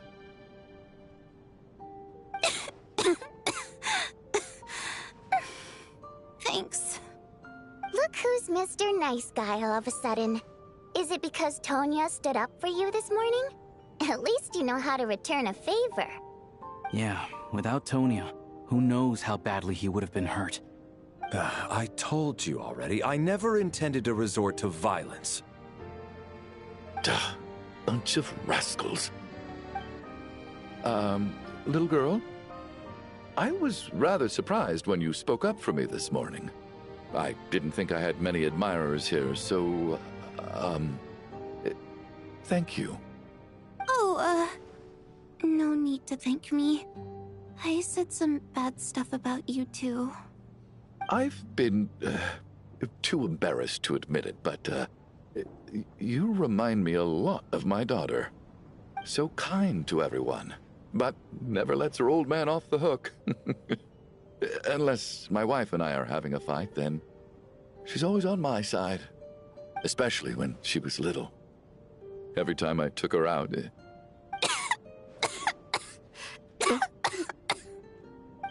All right, easy now. How long have you had that cough, Tonya? I don't know. It's probably been a while. I'm fine. Are you taking anything for it? Yeah. I'll be fine once I see my brother. He's gonna pick some frost fairy flower leaves and brew a tonic for me. I'll feel much better once I drink that. I see. That's good to hear, then. We should probably discuss arrangements for tonight. Now that the deceased has left our midst, there shouldn't be any more incidents. However, out of an abundance of caution, I'll keep watch. Shouldn't we take shifts? I can take one if needed. No need. I managed to get a nap in earlier, so I have plenty of energy right now. After all the tension of the past few days, everyone else should just focus on getting a good night's sleep.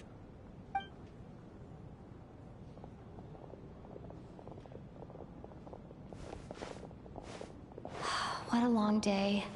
This whole situation turned out to be way more complicated than I expected. But Valeri's right. I should just try to calm down and get some rest. The last thing I want is to give myself nightmares.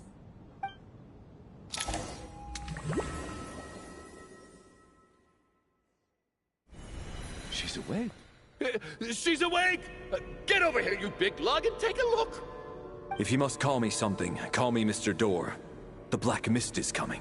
You need to go. Are you all right? Can you walk?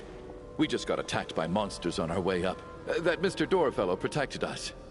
He just seemed to come out of nowhere. Not much of a talker, but when it comes to taking down monsters, that man doesn't hold back. Curses! The Black Mist is catching up to us. We need to keep going. Mr. Door, I don't believe I've ever seen you around here before. Why is that? There's no need to try to get to know me. Mr. Door! Look at your trouble! Get rid of them! I can just push these ones out. Oh, well, anyway, we're lucky to have you here. Thanks for saving us earlier. No need to thank me. This is where my duty lies.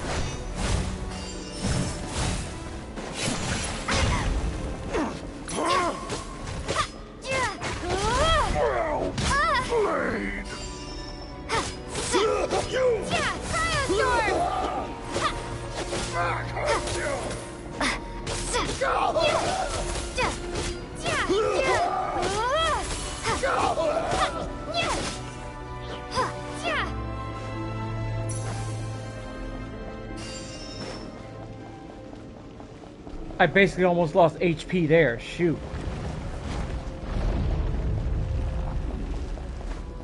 So we're doing this the hard way. Ready to taste my fist? How? And keep! And then! You win this one.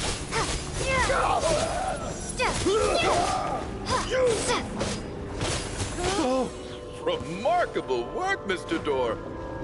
If I had your muscles, I'd do the same.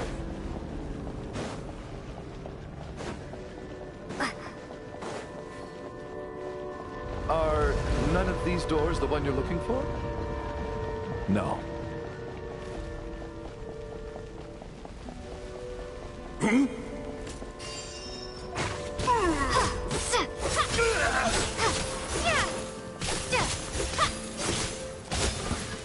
Come no closer.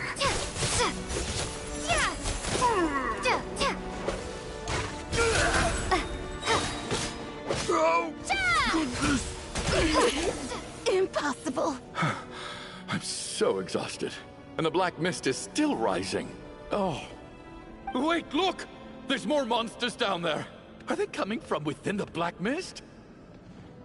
No, no! They're gaining on us! Quick, keep going, or they'll be at our heels any second!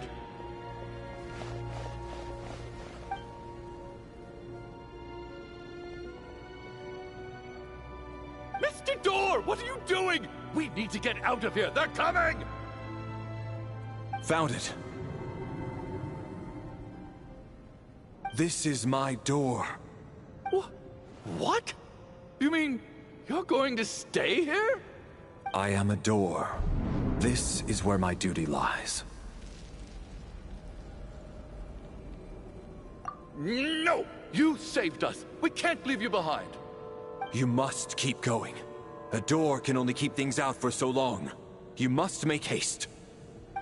But... Oh, you're right. Let's go. We can't let Mr. Door's sacrifice be in vain.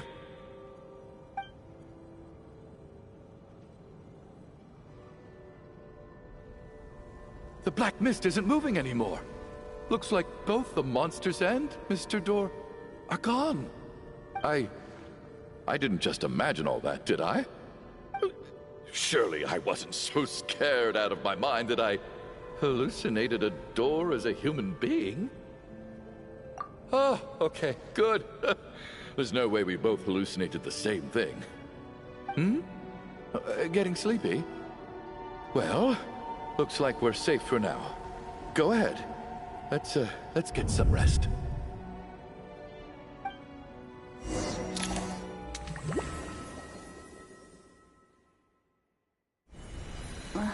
What time is it? Is it morning? I think I had a nightmare. Oh, I guess everyone's still asleep. These past 2 days have been exhausting. Valeri's keeping watch though, so he's probably the only one awake. Valeri?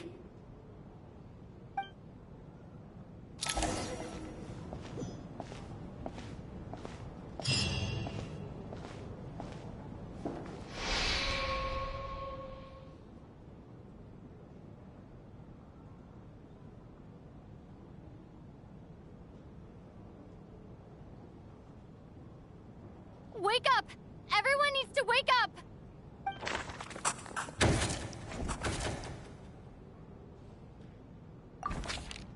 Just like the last 2 nights. No clear cause of death. I've been a real thorn in your side, haven't I, Mr. Valeri? Now you can rest in peace. But for me, life will be all the duller for not having to run away from you, my friend. How's Tonya? Is she okay? I just checked on her, and it doesn't seem like anything serious. She's just exhausted from the past couple of days, and she's still recovering from her illness. We should let her sleep a bit longer. That means Valeri was the only one who died last night. If Valeri was awake and keeping watch, it would have been impossible to kill him without waking everyone else up. That much is certain. This is so frustrating. Why has nothing changed since yesterday? I thought we already dealt with the dead person causing all this. Actually, one thing has changed. There's only one victim this time, not 2. Does that mean...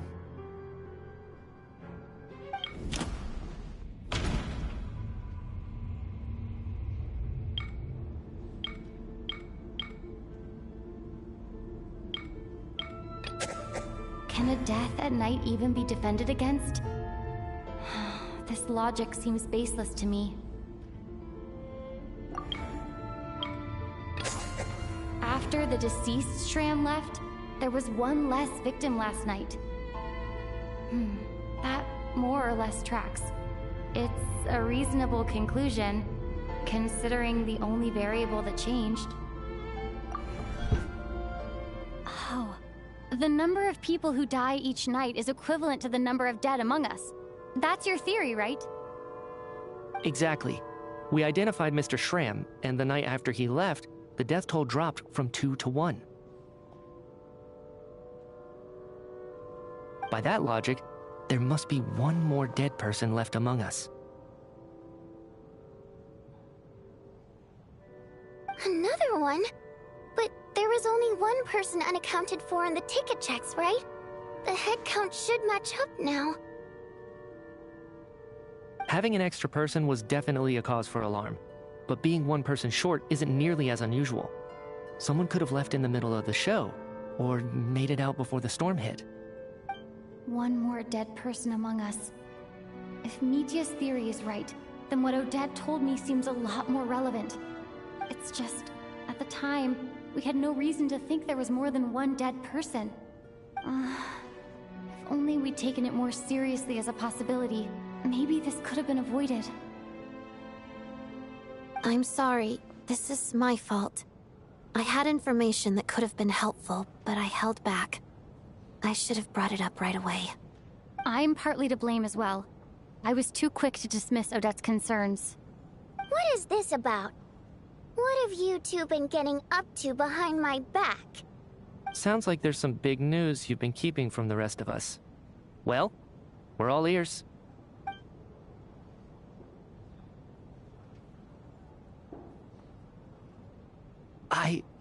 I'm the dead person? Wow, that's certainly news to me. Odette and I talked about it yesterday, but we thought it just wasn't possible, so we left it at that. Yeah, I don't blame you. If I'd been there, I probably would have reached the same conclusion. It just sounds too unbelievable. Let me just try and verify this. I just scoured my memories trying to think back to the afternoon Miss Odette mentioned. But I honestly have no recollection of dying. That's where I'm different than Mr. Schramm. Having seen Mr. Mitya a few days ago myself, I also find it hard to believe he could be the other dead person among us. Well, if it isn't Mitya, then who? Do we vote on it?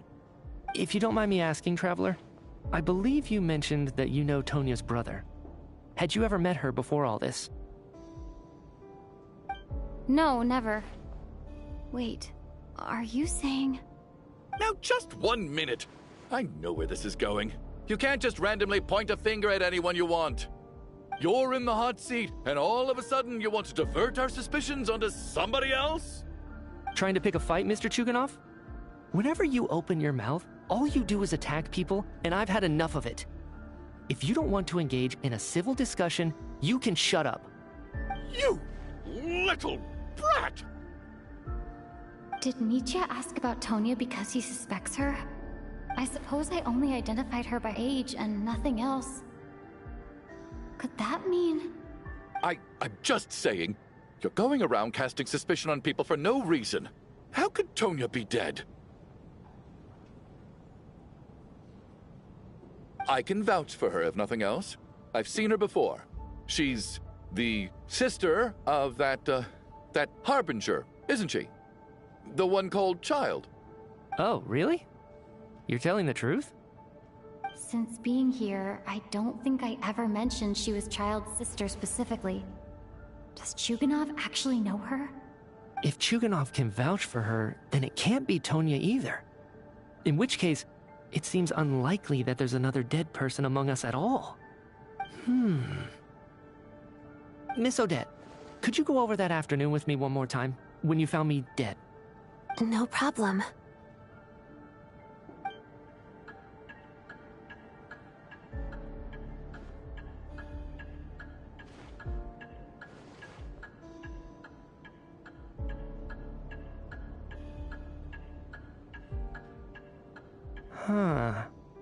No matter how hard I try, I just can't remember anything about dying. But I do remember something else. Miss Vojanitsa, during our last meal together, I told you how some of the researchers were suffering from temporary memory loss. Do you remember that? Oh, yeah. You said it was hindering the progress of your experiments. You thought they were just under too much stress or something. Right. And even though I don't remember dying that day, I'm pretty sure I experienced something like amnesia. Some of my memories from that afternoon are missing. Are you suggesting you're missing the memory of your... Of course. How am I only just realizing this? Humans aren't necessarily aware of their own death. You mean being silently assassinated, or dying in your sleep? Situations like that? The researcher's amnesia. Suddenly it all makes sense. I must thank you, Odette. I think your perspective just helped me reach a breakthrough on a series of issues that have been troubling me for quite some time. All right. It's decided then. I'll be the one to leave today. Oh, leave? Hey, wait a minute. Aren't you rushing into this? What if you're wrong? You'll pay with your life. Come on, kid. Aren't you gonna fight for your life? This seems like a rash decision. I have other reasons beyond what's been discussed. In fact, thinking back, I remember during Miss Odette's performance, while I was sitting in the audience stalls, a brilliant new idea for my research popped into my mind. But then, my train of thought suddenly cut off. I can't remember it now at all, and I didn't take any notes. I guess that must be another instance of temporary amnesia. No. Hold on. I see where you're going with this. You're suggesting that each instance of temporary amnesia is a death, right? There's a glaringly obvious flaw in that idea, no? How can one person die so many times? I believe Miss Odette's account. During the period where my memory is blank, I must have been either dead or in a similar state. All it would take is for the same thing to happen in the theater, and I would come under the effect of the ley lines in this vicinity. This increases the likelihood of me being the deceased, does it not? But... There's no evidence to suggest that anyone other than me is a candidate for the deceased. So allow me, as a scientist, to treat this as an experiment. Please relax, everyone. I don't think things are as bad as they may seem. If I really am the deceased, then to leave the theater will be a relief for me. If, on the other hand, I'm still alive right now, well, apparently you've all witnessed my resurrection recently anyway. Who's to say I won't return from the dead again this time? Mitya's right. This is the only thing we can try right now. I think he's deliberately downplaying the gravity of the situation, though. He probably doesn't want to burden everyone. What is a scientist if not someone who gambles on experiment after experiment in an attempt to obtain the truth?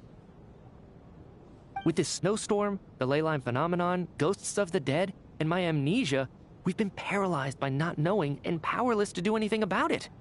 It's a terrible feeling. But if I do get resurrected, you can be sure that I'll come back with the truth of all this. Just you wait.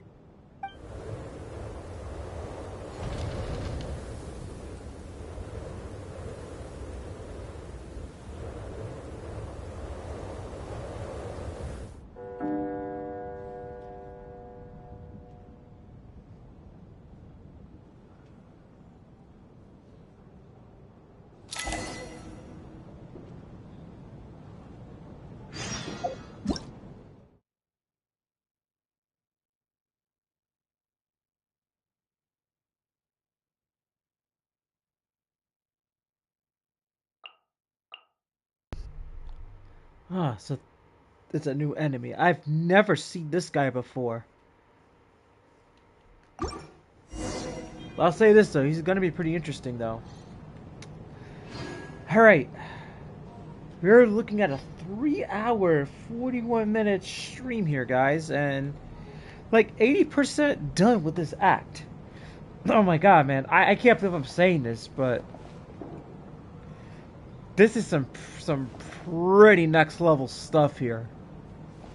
Alright, let's get going. Poor Mr. Mitya. I didn't even get to see him one last time. Maybe it's a good thing that you weren't there to see it. It was a hard thing to watch. I hate goodbyes. Why does it feel like everyone around me is slowly disappearing? Not just in here, I mean. In the outside world, too. Maybe it's the realization that, at the end of life, everyone has to face it alone. Come to think of it, the main reason we're still alive right now is pure luck. Each morning here, for every one of us, there's the chance that we might not wake up. You could take it a step further and say that the same is true outside, too. Who can never be 100% sure when they drift off to sleep that they'll open their eyes again in the morning? If I make it out of here, I'm going to cherish every moment that I'm awake and live without any regrets. Without regrets? I feel like a strange sense of anxiety has been quietly growing inside me over the last 2 days.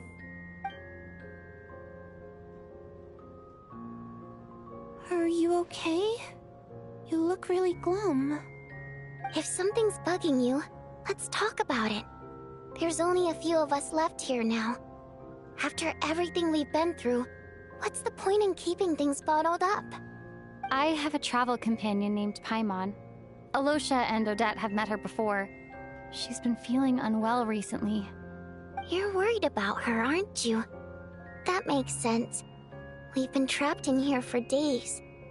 To be honest, I used to feel like I was just a spectator in this world, watching everything that happens from the sidelines. Maybe it's because I'm a descender? A descender? But With Paimon by my side, over time, I slowly felt my connection to this world growing stronger. She loves eating, sleeping, and having fun, but she's also a great guide. It's her authenticity that makes this whole world feel more real for me. Over the last few days that we've been apart, I've often caught myself wondering, what would Paimon say if she were here right now?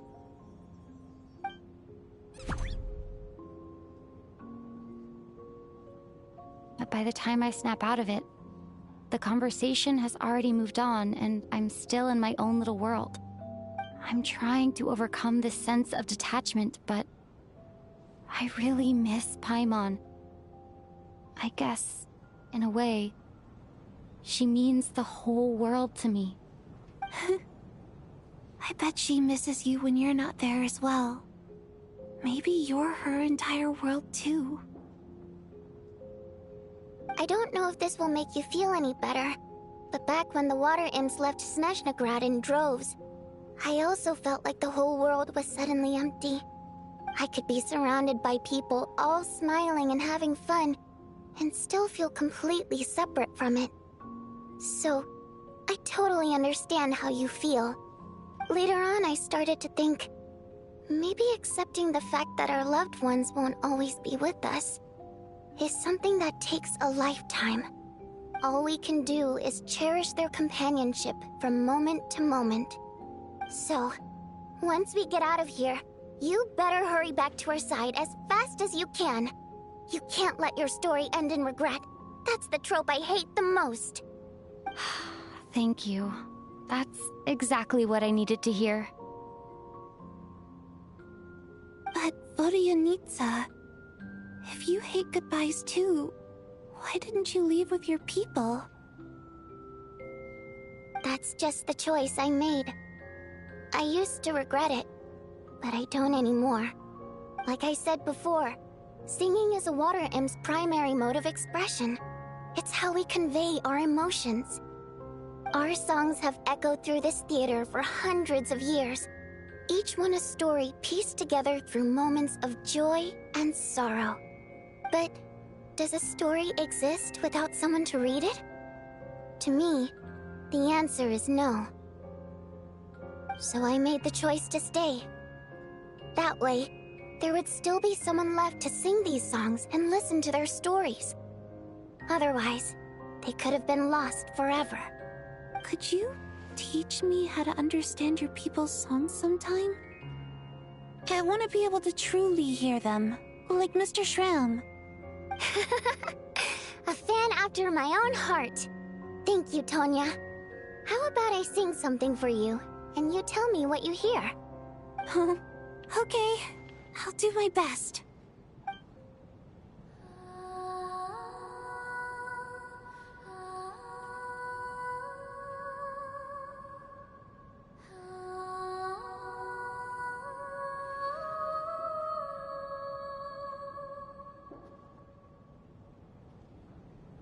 I've never heard that one before.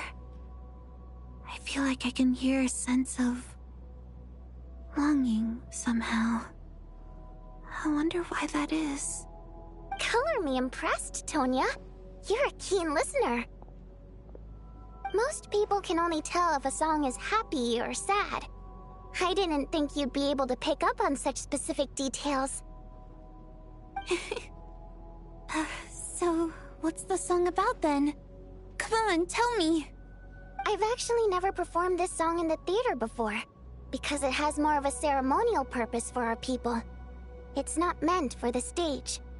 It means something like, "May those we have lost watch over us, and follow this song back home in the night, so that we might be reunited once more."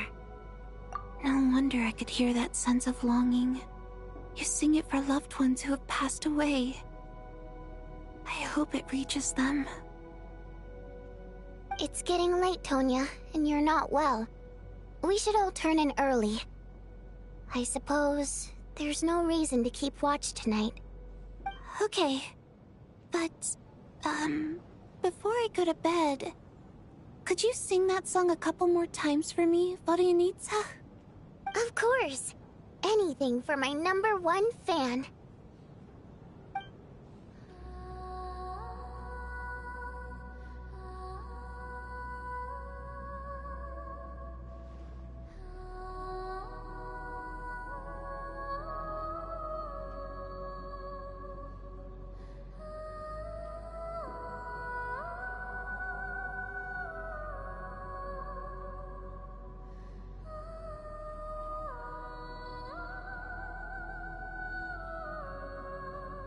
Once I get out of here, I definitely don't plan on ever coming back.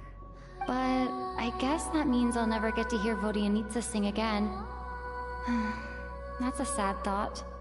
Before I fall asleep, I should cherish this moment of companionship while it lasts.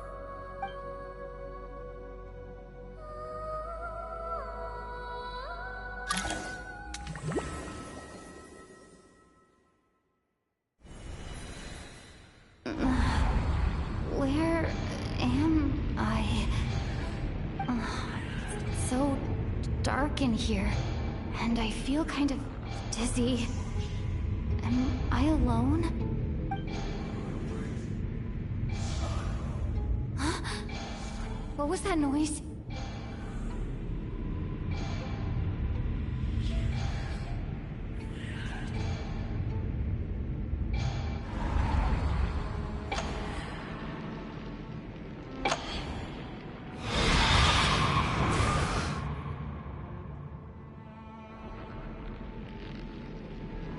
Return, O spirits.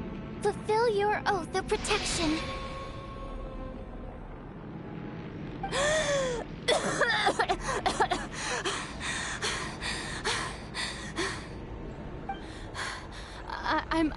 I'm alive?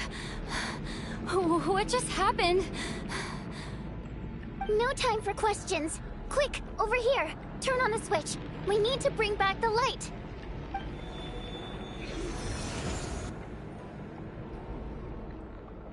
All right, we're safe. The spirit just now is called Night Prayer.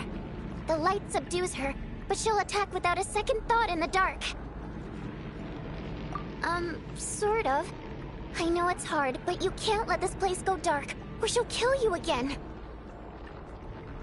Yep. Luckily, I was here to resurrect you. Otherwise, that'd have been a real bummer. A bit more than a bummer, I'd say. Wait, so you have the ability to resurrect people? Sure I do. I'm your guardian spirit after all. I specialize in soul recall. Oh, it's nice to meet you, by the way. Oh, thanks. It's nice to meet you too. Alright, there's no time to waste. The black mist is already catching up. We need to avoid it at Night Prayer at all costs. Come on, let's go. We need to reach the next switch before the place gets too dark. If we bring the light back, Night Prayer won't be able to get to us. Sweet, sweet light! It's back! Shh! It's Night Prayer.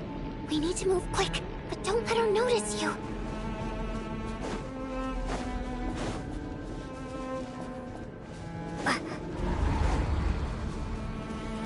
Look out!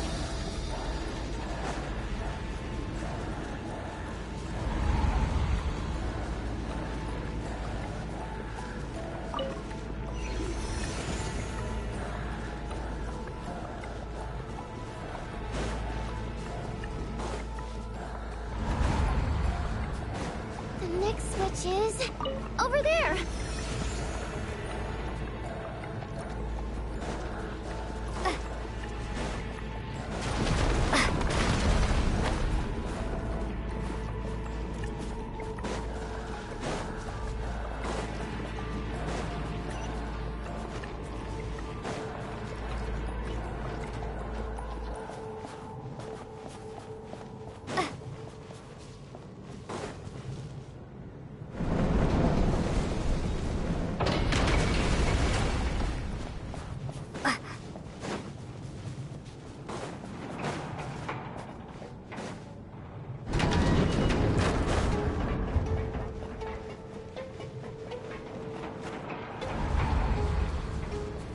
No! Nightbringer is here too! This can't be the only path. Let's head up there and take a look.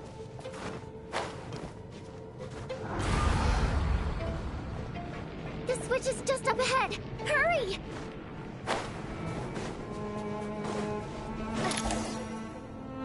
It's too dark. We're not gonna make it! Come on, faster!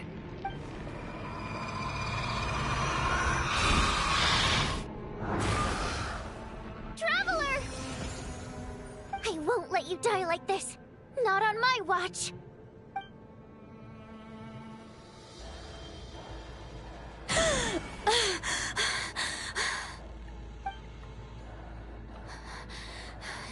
Even though it's not permanent, dying is definitely not a pleasant experience. Great. You're back. Yeah, thanks to you. Time for you to get out of here. Quick, before the light runs out. What about you? You're not coming with me? I can't. I've already been used up. A guardian spirit's skills are finite. I can only resurrect someone so many times. I might not look any different, but my essence has been exhausted. Now, I will slowly start to fade away. I can go no further. The black mist is where I belong. It's okay. Why didn't you tell me sooner? Because it wouldn't have changed anything. That knowledge would have just burdened you. And a guardian spirit's role is to protect. But... Go. Now, before it's too late. I already hear Nightbringer approaching.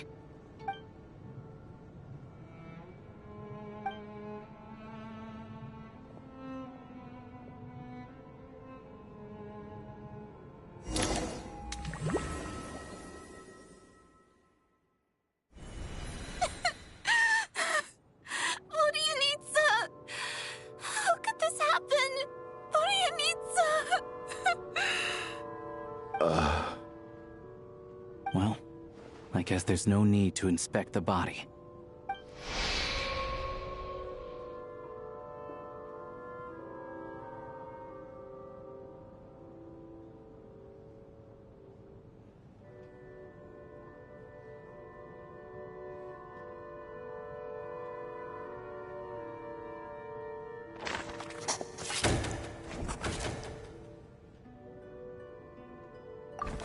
Wasn't supposed to happen. You lied to us, didn't you, Chuganov? You've been lying from the start. Take a long, hard look at yourself before you go around accusing other people. I suspected you on day one, Lelik, and now look where we are. By some strange coincidence, you've never been targeted. You just happen to have survived this long? No, you should be the prime suspect. And you, little hunter, ever so content with staying on the sidelines. Yet, you were the one who stopped us from leaving from the start! Why are you trying to keep us here? Now you're just lashing out indiscriminately. That's either a sign of anxiety or a guilty conscience. Where was all this passion and bravado before? Decided to fight until the bitter end. Is that it? Is that a threat? Fine, bring it on! You think I'm afraid to die after all this? You want to kill me? Go ahead! I'd like to see you try. After all the trauma of the past few days, everyone's been pushed to the breaking point. Valeri and Mitya aren't here anymore. Someone else needs to step up and take charge. But first, I need to think this through. Considering everyone left, who's the most likely candidate for the deceased?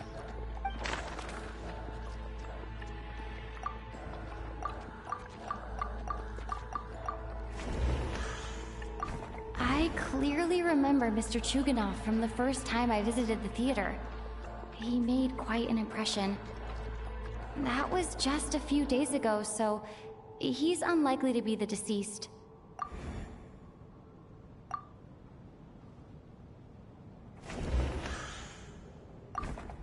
Of those who remain, the only person we've never met before is Tonya. There is room to doubt her true identity. People are easily misled by first impressions.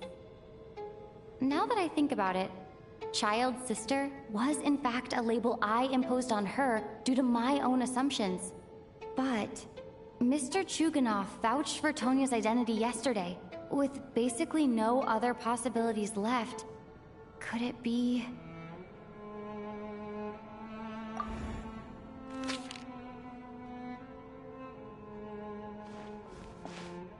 Tonya, how's Tusser been lately? Tusser? Your brother Ajax must have mentioned me in his letters home, right? Did he say anything about a blonde traveler? No. And my brother's name is Razik, not Ajax. Chuganov, looks like it's your turn to do some explaining. Yesterday you said you could vouch for Tonya. Why did you give us a false testimony?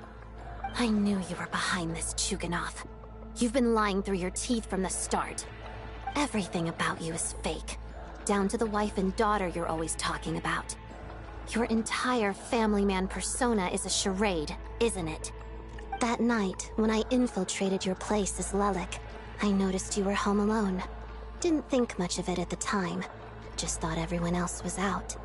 But thinking back on it now, that doesn't seem very likely. My guess is, you live alone, don't you? Even that was a lie? But why would he lie about having a family? Oh! Curses! Oh, why is there no end to this blasted snowstorm? If it would just stop! If it would just stop. I think I remember now. I know how I ended up here. It feels like a distant memory. But at the same time, it's just like it was yesterday. The reason I'm always coughing is because I got sick with frostbite. The locals usually call it the snow cough. It's not a very common illness. It's partly genetic and partly caused by the cold climate, but it can be fatal. They sent me to the hospital as soon as they found out I had it. And I spent so long lying there in that hospital bed. After a while, I felt myself growing weaker and weaker. Nothing seemed to be working anymore. Neither the treatment that the doctors were giving me, nor the medicine my brother was brewing from frost fairy flower leaves. So one day, I told my brother that I wanted him to take me outside for once, so things could be like they used to, just for one day. I wanted to meet loads of friends, experience new things. He agreed. He snuck me out of the hospital, and we escaped. We got to the theater, bought tickets, and went inside. Oh, it was all so exciting. I remember the show very clearly. It was amazing. But I found myself getting sleepier and sleepier. Oh, Tonya. When I woke up, I couldn't find my brother anywhere, so I guessed he'd already left. But there's no way he'd leave me behind. So I decided to stay here and wait for him. At the time, I figured he'd probably gone to brew some more medicine for me. I was planning to chew him out for abandoning me when he got back. Tonya, it sounds like by then you'd already... Yeah, I know. I understand now. Dead, aren't I? This cough and the feeling weak, it's probably just my body's memory. After all of that, it turns out I can't blame my brother after all. I was the one who abandoned him. I'm sorry, everyone. I realized this much too late. It seems like death skewed my perception. And now I've dragged you all into this mess. Your name probably isn't even Tonya, is it? Didn't that ever strike you as odd over the last few days? Well, when I was little, my brother and I read a storybook. Antonia is the name of one of the characters. When we escaped from the hospital, our family and the hospital security were looking everywhere for us. So when you first approached me and said my brother had sent you, and called me Tonya, I thought he must have chosen a fake name that only the two of us would know. Because he was afraid of getting caught. No. It seems like that was just wishful thinking. At least your memory of death isn't painful. That is a small comfort. Now it's your turn, Chuganov. Talk to us. I believe no lie is ever told without a reason. You're right. I was lying. I happen to know that the Harbinger child and his sister Tonya managed to get tickets, so I lied to you and pretended I knew them. And yes, I was lying about my family too. The truth of the matter is, I lost them a long time ago. I just refused to accept reality.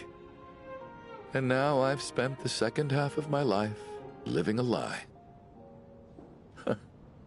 I'm a joke. My daughter's name was Iskra. And before you ask, yes, Iskra, as in Iskra Manufacturing Plant. She also died from the snow cough. She was just 6 years old. If she were still alive today, she'd be around the same age as little Tonya here.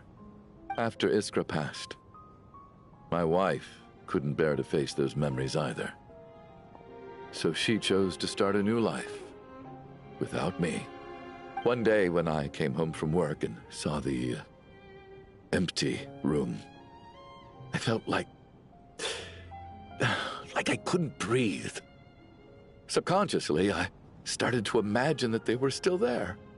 I soon discovered that this was the only thing that made me feel any better, so I just embraced the delusion. Nothing more than a pathetic means of escapism, I know. But at least it's not a crime. So explain your false testimony, then.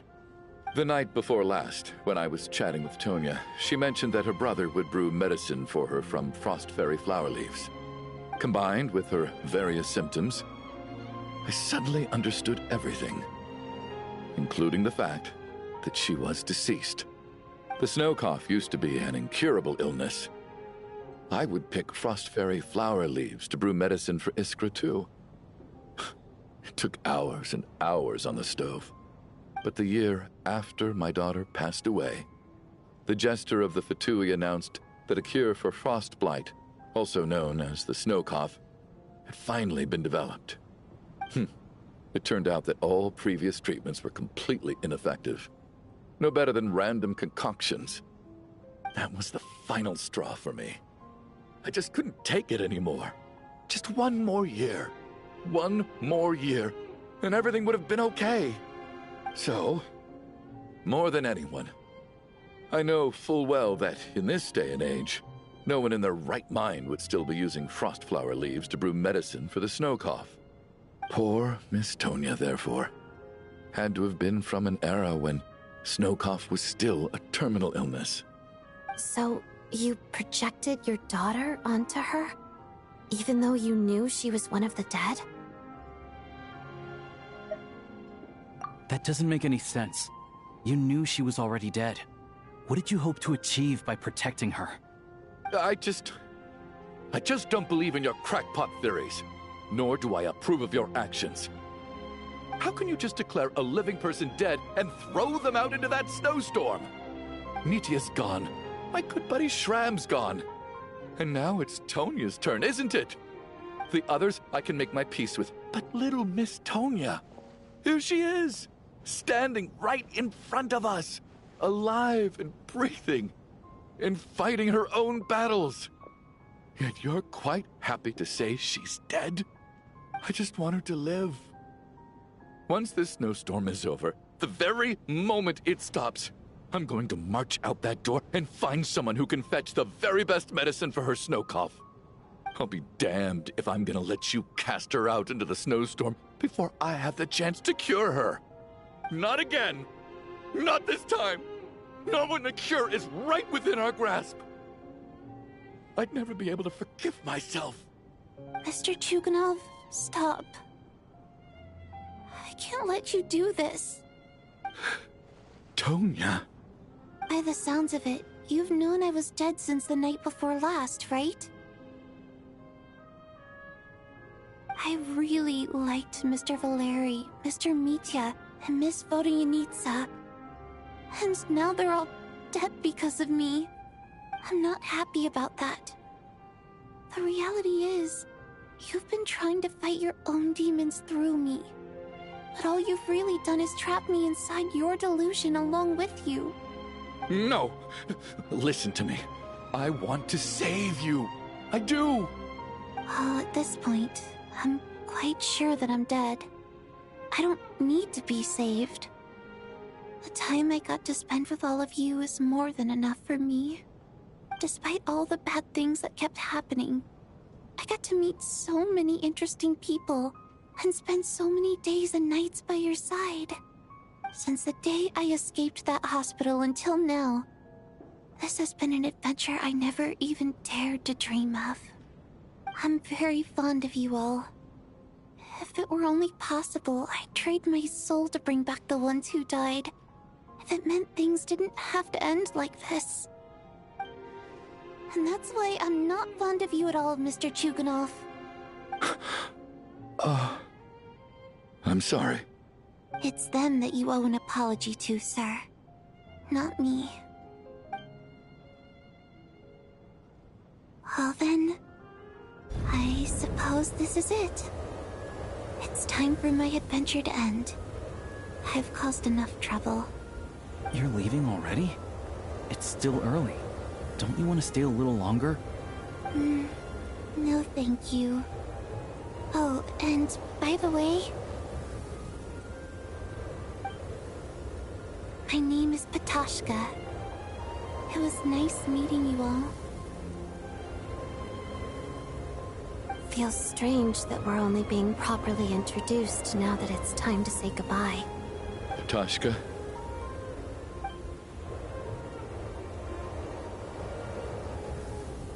What are you doing, Chuganov? Are you crazy? Let me leave.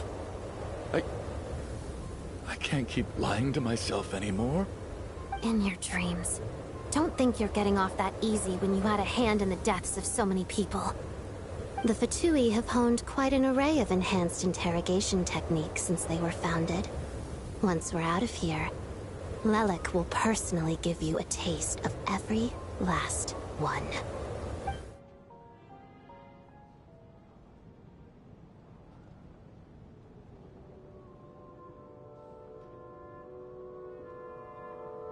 I think we should leave. I doubt this snowstorm is ever going to stop. For all we know, this storm might have destroyed all of Snezhnaya by now. Maybe even the whole world. Wait, we finally solved the mystery of the haunted theater today. Maybe let's at least try to enjoy tonight? Fair enough. I don't particularly feel like dying in Chuganov's company anyway. And yet you won't let me die first.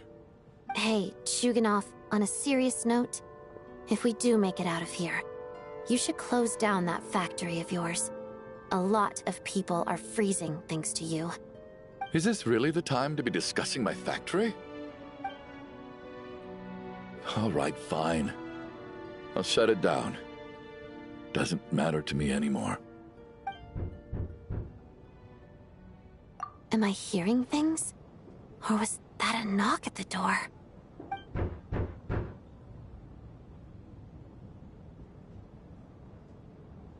There it is again.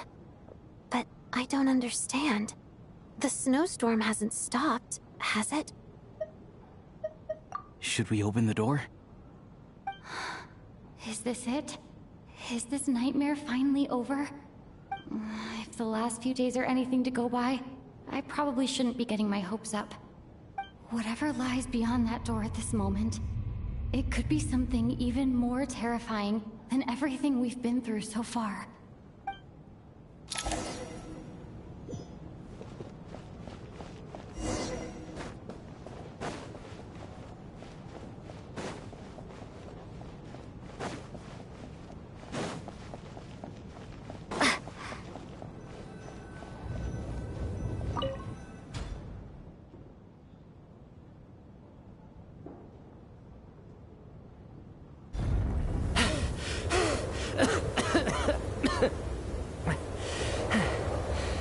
Hey everyone, I'm back.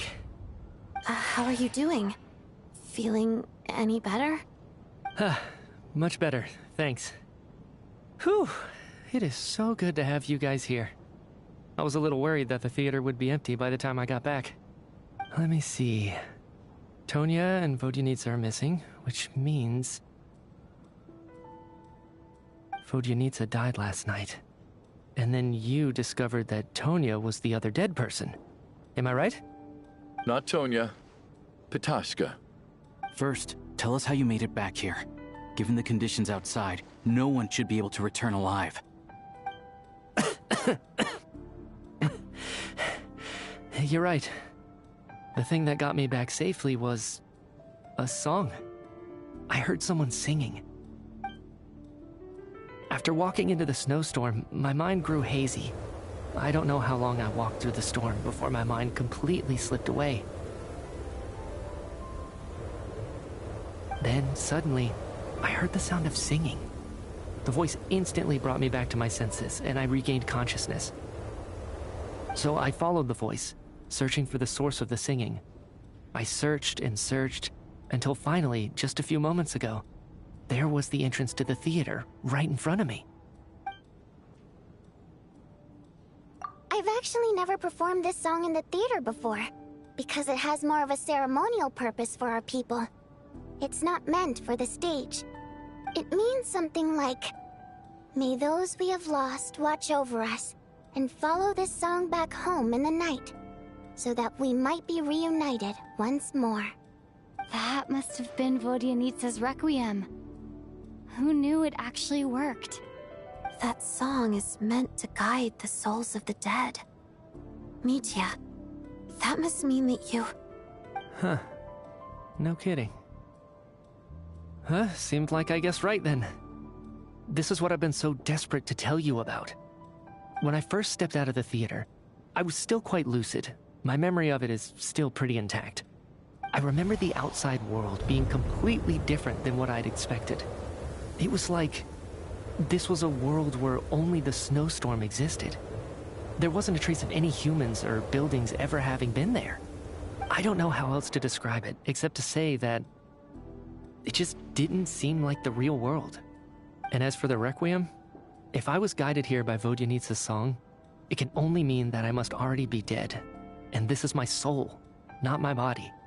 But I didn't experience a clear moment of death while I was out there. Nor do I feel any different now than before I walked into the snowstorm. You don't seem any different to me either. In fact, this is something I've been wondering about for a while now. If souls aren't physical, shouldn't they lack tangible form? Both Shram and Pitashka were clearly deceased, and yet their souls didn't look or feel like ghosts at all.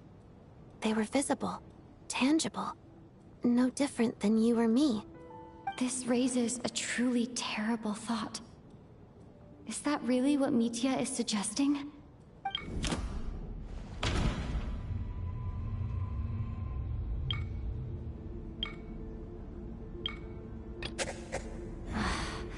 Dreams can't explain everything, and this isn't the Sub-Zero's festival.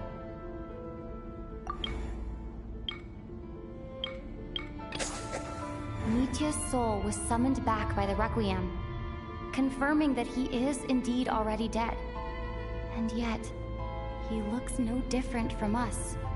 Of course, if even the long-deceased like Mr. Shram can blend in with us undetected, then maybe we've all been dead from the very start. And all of us are now souls wandering the theater.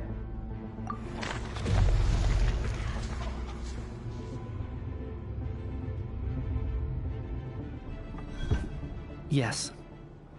I think that this is probably the afterlife. What did you say?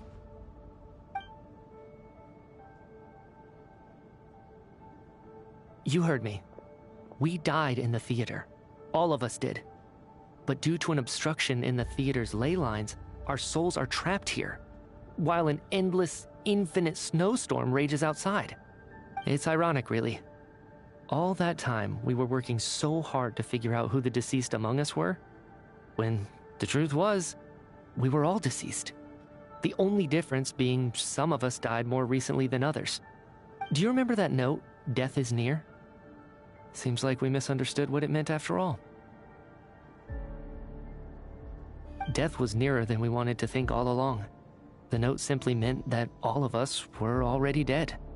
So all our attempts to survive, our search for the deceased, it was all for nothing? Hard to say. At the very least, we hope 2 lost souls find clarity and go to where they belong. The presence of those 2 is probably what caused our souls to be drawn in by the ley lines. In which case, the deaths we've awoken to over the past few days were just souls returning to the ley lines for good. If what you're saying is true, doesn't that make us the lost souls now? Huh, no wonder. This afternoon, when I was moving Vodyanitsa's body, I noticed that the other bodies in the room hadn't decayed one bit after all these days. That's further proof that those aren't physical bodies at all, but merely our shells here in the afterlife. Am I really dead? This doesn't feel real to me at all. No, that's impossible. This cannot be how it all ends. I still find it hard to believe that all of us are dead. How exactly did we die in the real world? None of us have any memories of dying, right? Not even knowing how we died is preposterous. Good grief! Surely there has to be some reason. Exactly. It's hard to rest in peace when you don't even know how you died. It gave me lots to think about as I strode out into the snowstorm. I racked my brains trying to remember the cause of my death, the exact moment I died, the root of all of this, right up until my consciousness faded. Wait. Hold on. Right before I lost consciousness, I think I saw something. I can't remember. And I think I lost my notebook and pen. Mitya, your hand. Is that blood on your fingers? Huh? You're right. There's blood on the fingertips of my right hand. Looks like it's already dried. When did that happen? What the? I guess this was what I saw. I must have desperately drawn it in my own blood right before losing consciousness. What's wrong? Do you recognize the symbol? It's Renova, the ruler of death. Alosha, do you still remember that Snezhnayan folktale you told me about? It was about the Grim Reaper. When someone's about to die, he appears as an incarnation of someone familiar to guide their soul into the afterlife. And as soon as you recognize his face, your life is over. I heard a similar tale when I was little. You think the Grim Reaper in this story refers to the ruler of death you mentioned? That's right. In which case, death is near could also mean that the Grim Reaper is here, disguised in a familiar form. Death, the deceased, and the Grim Reaper? So it's a triple entendre. When I first saw this note, I thought it contradicted the investigation report. But now it seems like that was the whole intention. So the Grim Reaper deliberately misled us. Then, we started suspecting each other and searched for the deceased while they hid in plain sight. By that logic, the one person most likely to be the Grim Reaper incarnate is...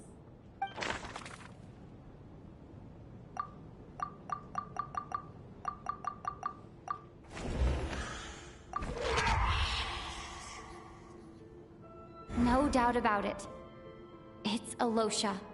Looking back at how everyone has acted over the past few days, Alosha is most likely the Grim Reaper lurking among us.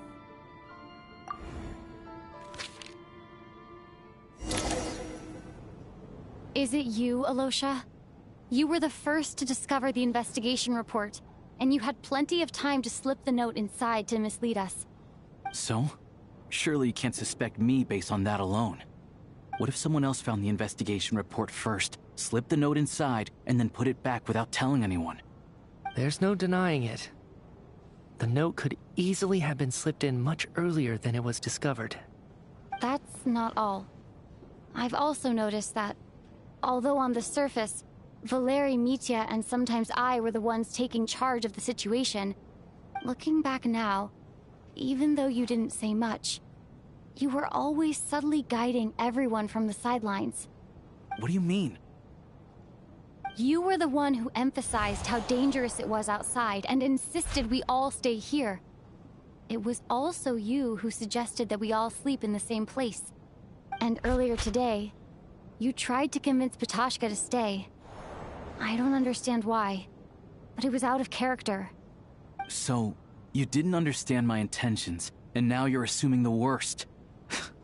Seems pretty unreasonable if you ask me. He still won't admit it? Fine. Let's see how he responds to the most damning evidence of all. The biggest question I have right now is, if the Grim Reaper is impersonating Alosha, then where's the real Alosha? When did they switch?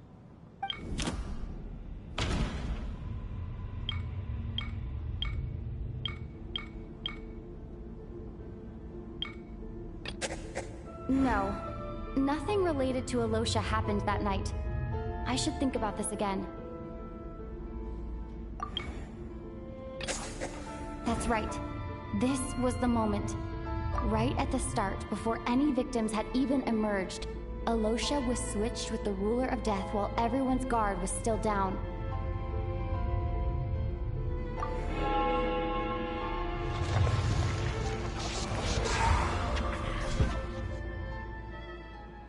When all this began, right after the performance ended and the snowstorm began to pick up, no one suspected anything unusual. We just assumed we were snowed in. It wasn't until we discovered the bodies the morning after that we realized something out of the ordinary was going on. But it's clear now that the oddities actually started earlier than that, when Dimov walked into the snowstorm and never came back. Right. So Mr. Dimov was the first victim, not Sobolova and Torgov. And if we pinpoint that moment as the beginning of this incident, then one thing becomes clear. Alosha, you are the only person who walked into the snowstorm and came back without the help of Vojanitsa's Requiem. More precisely, Alosha never came back at all. The one who came back was the Grim Reaper. Not bad. Well, since you've backed me into a corner, I suppose there's no point in keeping up the act anymore. Alosha? You're the Grim Reaper? I am no such tired cliché.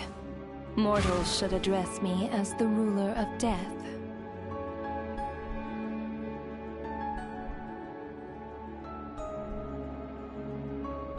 Before being wiped out for good, you identified the two deceased, and even sensed my presence. A commendable achievement. Far beyond what I expected. I heard you can ferry souls. Those deaths each night. Were they your doing? Your initial conclusion was correct. Due to the existence of the two deceased, the ley lines yearned to reclaim those long-lost souls. Every night they devoured an equal number of souls to fill the void. This required no intervention from me. Though, of course, ferrying souls is indeed my authority. Here, take a look.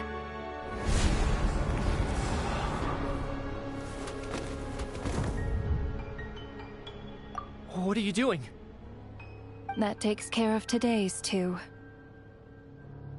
Don't get so worked up. You are already dead, and your souls must return to the ley lines. I know we're already dead. You murdered us, didn't you? Murdered? No. Murder is when mortals usurp my authority. Death is my jurisdiction. If I require someone to die, I need not resort to such laborious methods as murder.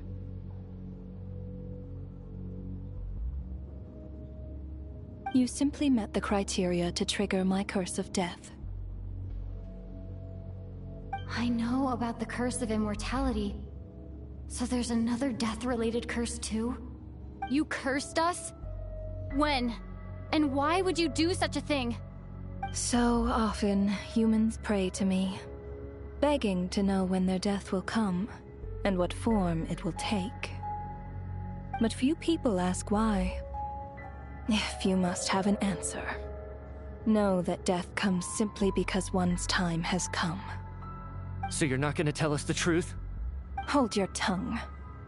By all rights, you shouldn't even be allowed to speak with me. Those angels from the past are to blame for their reckless renovation of the ley lines here. It's made my work on this occasion infuriatingly complicated. Work? So trapping us here, making us watch our friends die, that's just another day at work for you? You clearly have a lot of questions. Fine. As a reward for your remarkable accomplishments over the past few days, I shall answer a few of your inquiries, provided they aren't too unreasonable. After the physical body dies, the soul must return to the ley lines for that person's death to be considered complete. My work encompasses the entire process of death, including, naturally, the guiding of souls into the ley lines, with which you are now so familiar. You must also be rather familiar with Natlan's Night Kingdom, I presume? It was I who supported the creation of the Night Kingdom. It provided a convenient means of guiding the souls of Natlan. Here, too, the ley lines connected to the theater underwent some modifications.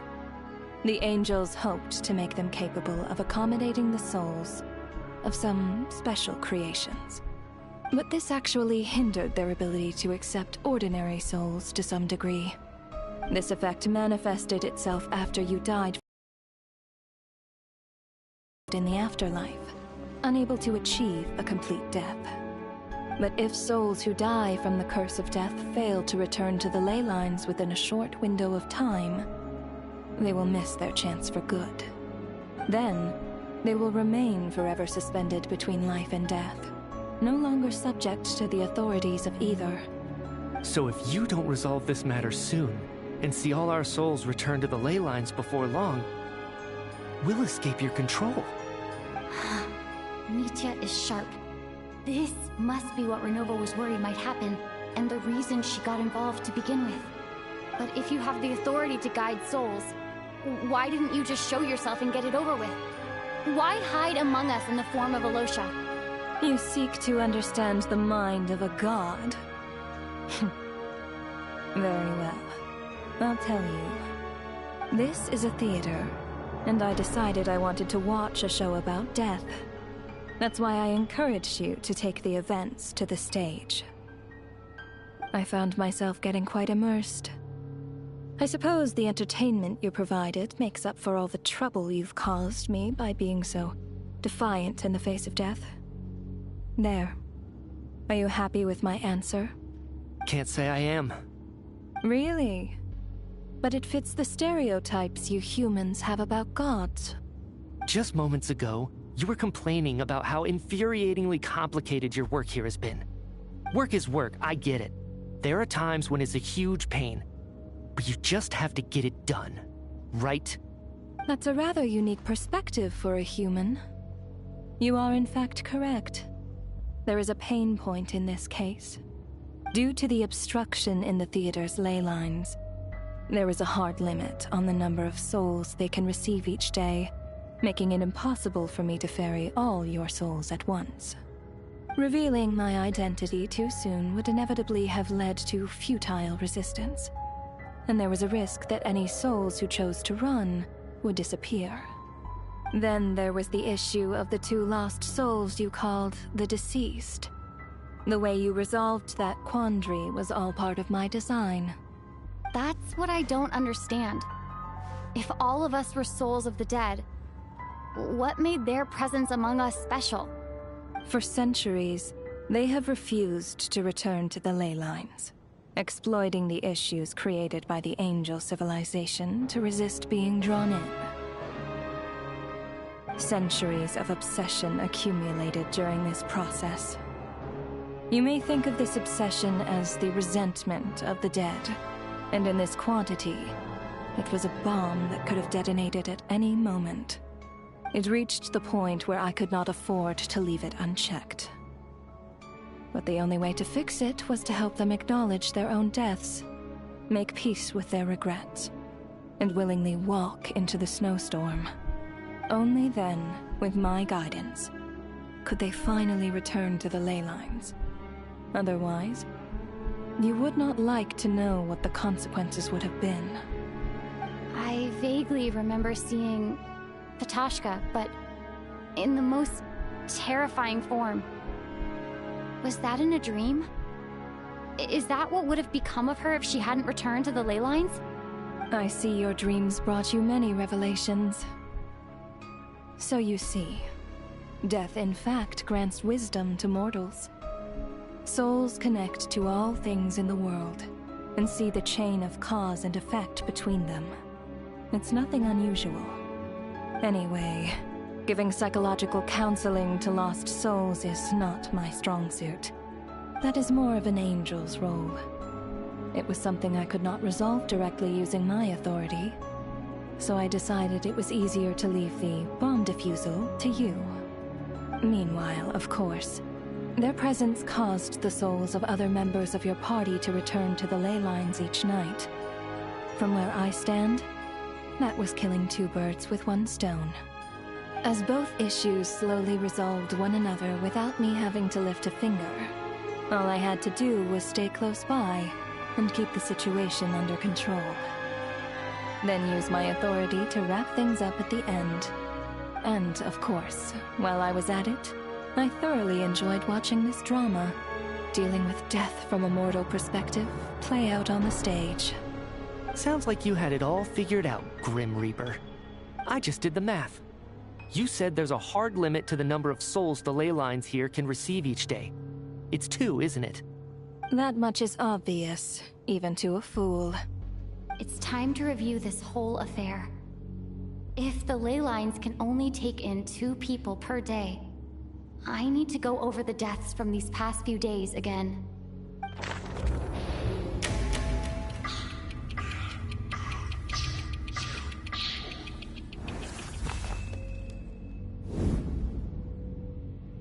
Looking back now, none of us had the faintest idea at the time. From the moment the staff member named Demoff walked into the snowstorm, the incident had already begun.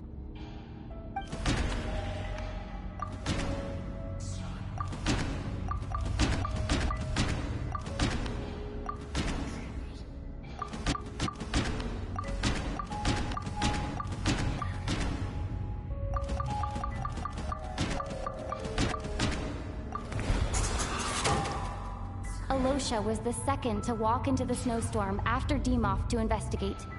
During this process, the ruler of death assumed his identity, making him one of the victims.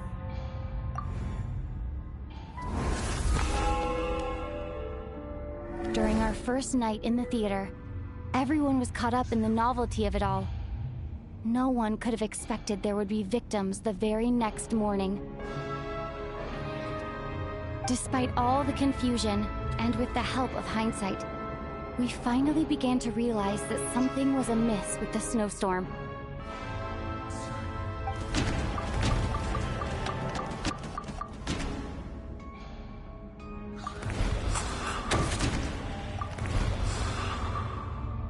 The ley lines devoured Torgov and Sobolova on the first night. At the time, we thought this might be a murder case connected to Lelek.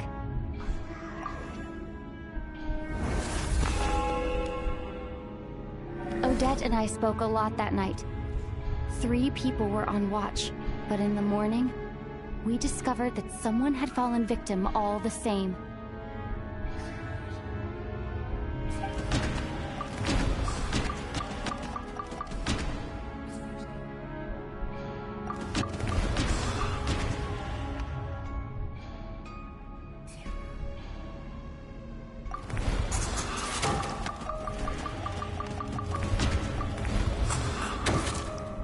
The deaths of Kulish and Ranpana caused everyone to stop suspecting Lelek. Unexplainable phenomena occurred one after another, leading Mitya to suspect that we were caught up in a supernatural event.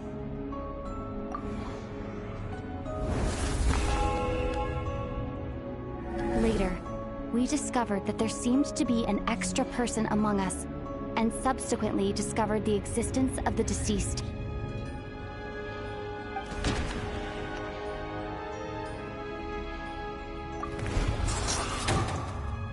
Mr. Shram realized he was the deceased and walked into the snowstorm to return to the ley lines of his own accord.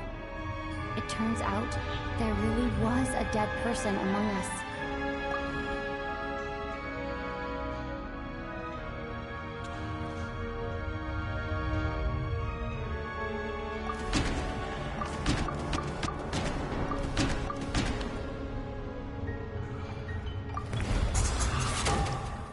We thought it was all over, but Mr. Valeri's death was a rude awakening for everyone. Once again, the ley lines consumed him during the night. A lot happened today.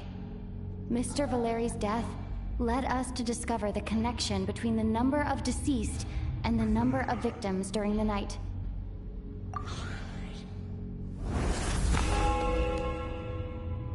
The fact that there was more than one deceased seemed to bring us back to square one.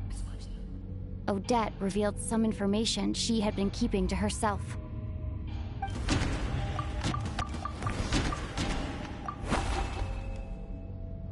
Although Mitya did indeed walk into the snowstorm that day, he returned from the ley lines with the help of Vodyanitsa's requiem. The void in the ley lines hasn't been filled, so let's rule out Mitya for now.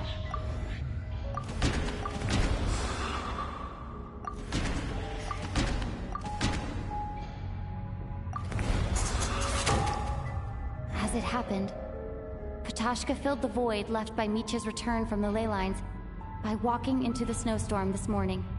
The girl I thought was Child's sister, Tonya, turned out to be another of the theater's deceased.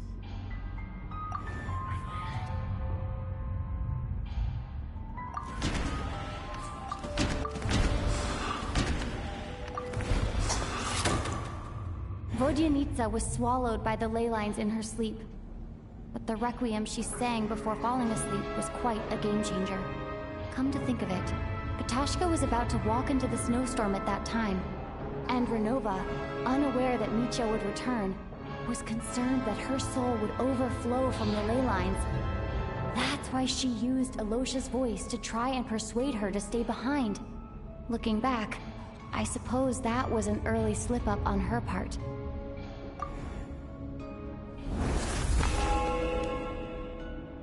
No one could have expected anyone who walked into the snowstorm to return. But just after nightfall, Mitya returned, bringing crucial information with him. Various truths began to surface, including that all of us were already dead, and that the ruler of death was here among us. Then, after revealing her true form, Renova callously claimed 2 souls.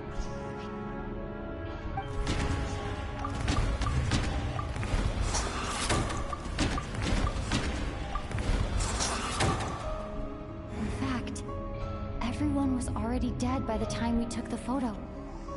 And in the days since, we've experienced many more partings in the afterlife. Now, only Mitya and I remain. And the true culprit behind everything still stands before us. In Mitya's eyes, I see the same anger and frustration that I feel.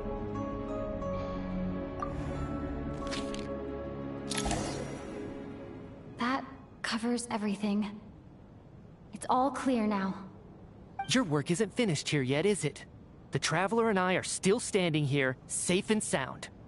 The Water Imp's song threw things off a little, but it is of no consequence.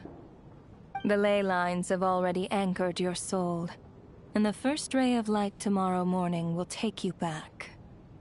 I, meanwhile, need to review my attitude towards the Water Imp race. So, the reunion in the night that Vojanitsa mentioned, I suppose that was never meant to be a permanent reunion. That just leaves you, Traveler. My power only allows me to temporarily separate your soul from your body. The ley lines of Tevat would not accept you, and your soul is firmly anchored to your body by your will. For a descender like you, who is not bound by Tevat's rules, your death can only be brought through the most violent of means, such as directly destroying either your body or soul. I have no interest in involving myself with Descenders, for now. Although, this may change if Asmodee remains missing, or you insist on interfering with our affairs. One last question then. All our struggles and sacrifices here, they were meaningless from the very beginning, weren't they? Death abides no reason. Besides, what you call sacrifice is merely a concept created by humanity. To me, it is nothing more than a self-indulgent charade in the face of death. Mere mortals fantasizing that their actions could reclaim something from my grasp. A truly laughable idea.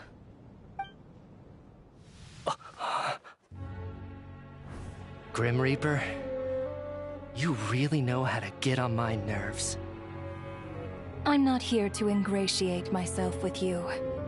I kill merely because your deaths are necessary. Oh, you've made that quite clear. But humans don't take well to being scorned. Not even by the gods.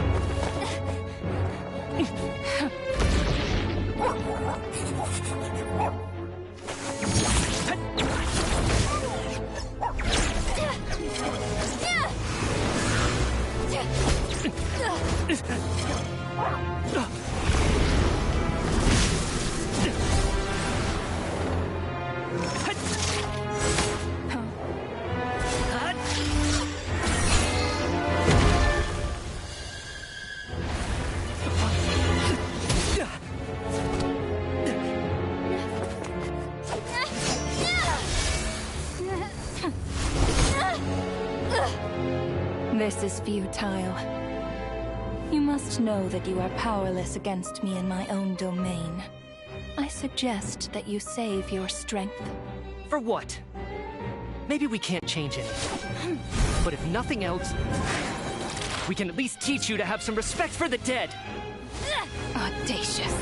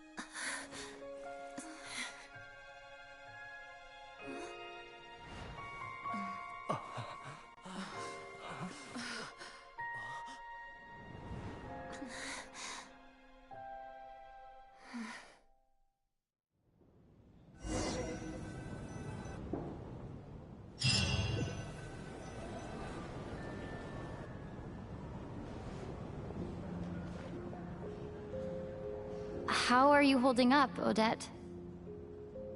What happened to me? How much do you remember? What do you mean? Is the performance over? I can't seem to recall what happened. Has Odette already forgotten?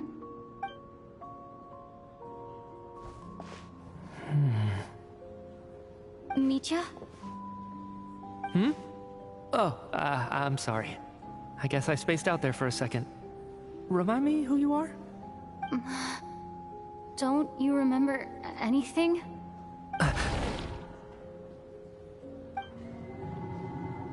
Yeah, I remember now, comrade. Looks like we guessed right. Just like me when Odette found me at the Armory Palace. For some reason, everyone killed by the Ruler of Death eventually came back to life. Just with one catch. They forgot what happened while they were dead. Odette and the others have already forgotten everything. Why were you able to remember this time? Could this be the reason? You said this is the Ruler of Death's symbol, right? I don't see anything there. You don't? Huh. Okay, I guess that makes sense. I carved this into my hand in the afterlife, so it's not visible in the physical world. Does that mean I carved this symbol into my soul? What an unsettling thought. Still, at least I get to remember what happened. I suppose it's a blessing in disguise. What about you, though? The Ruler of Death mentioned that you're a descender? Is that why you can remember? A full explanation would get complicated very quickly, but that's essentially it. Well then, now that it's all over, let's figure out what we've learned. The first thing I notice is that everything here is precisely as we left it, right before our deaths. This confirms that time passes differently in the afterlife than in the real world. They say that right before death, time slows down and your whole life flashes before your eyes. That must be how you know you have one foot in the afterlife by that point. Anyway, clearly the few days we spend in the afterlife probably only amounted to a few short minutes in the real world. This also aligns with previous reports of widespread temporary memory loss among the Armory Palace personnel. Now it seems likely that those were all brief deaths caused by the Grim Reaper's so-called curse of death. To those unaware of the truth, dying and coming back to life must feel similar to a short bout of catatonia.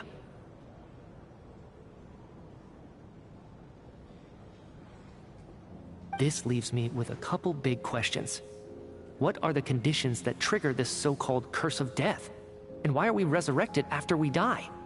If nothing else, I think it shows that killing us wasn't her ultimate goal. We still don't know her true reasons for subjecting us to death. Right. This time only got complicated because of the situation with the theater's ley lines. That's why she had to approach it differently. If the previous incidents of amnesia among the researchers are anything to go by, killing us is usually a pretty routine matter.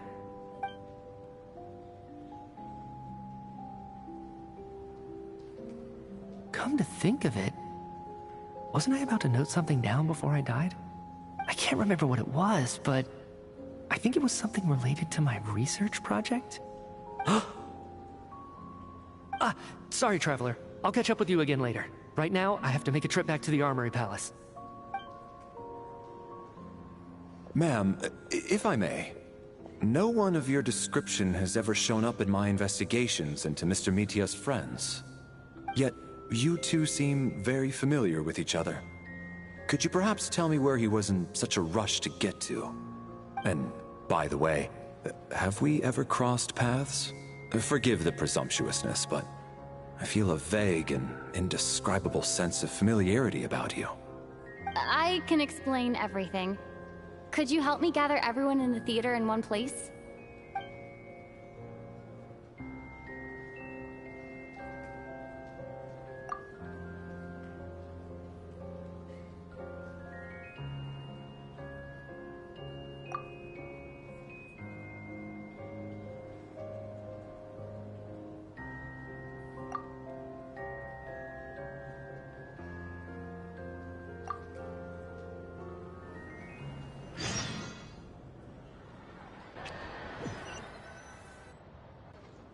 So Chuganov really is going to shut down the factory.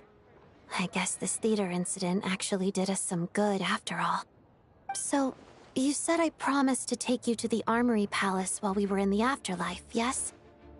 I believe you. I think I even have a vague memory of it.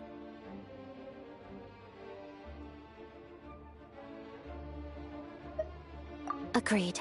Let's check in on her first. The whole reason for our trip to the Armory Palace anyway is to figure out what's going on with her health.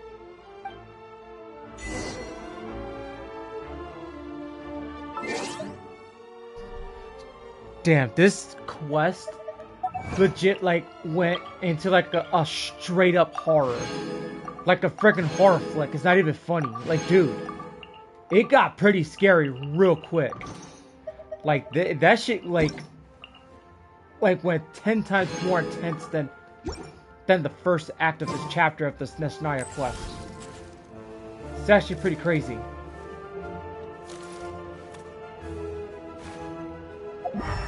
Oops, wrong button.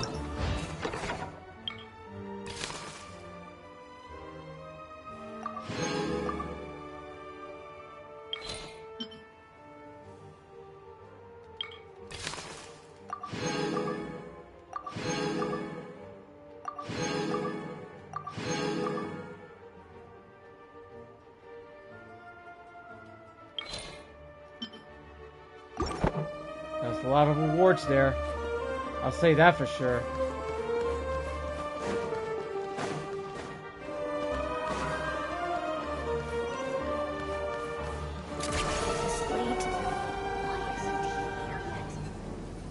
Alright, let's get going. Come on, keep up.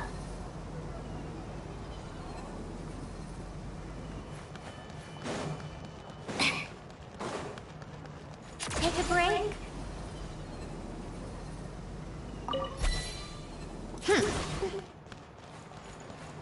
Come on, keep up. Time for more snook. Pick up the pace.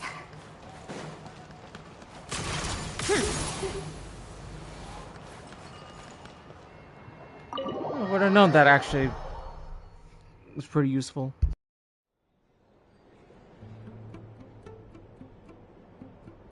I'm finally back. Even though a long time has passed from my perspective, as far as Paimon's concerned, I probably just went out to watch a very short show. I should keep my emotions in check when I see Paimon again, or it'll seem weird. Wait. The atmosphere here feels off. Shh. Stay quiet. Let's go inside and take a look. Have we still not been able to notify Child yet? We need new orders. What if that person comes back again?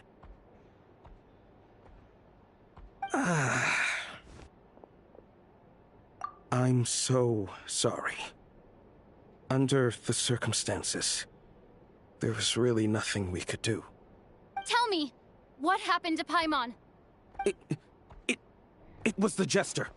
He came here in person and escorted Miss Paimon away. He's the director of the Fatui. His authority supersedes all others and cannot be questioned.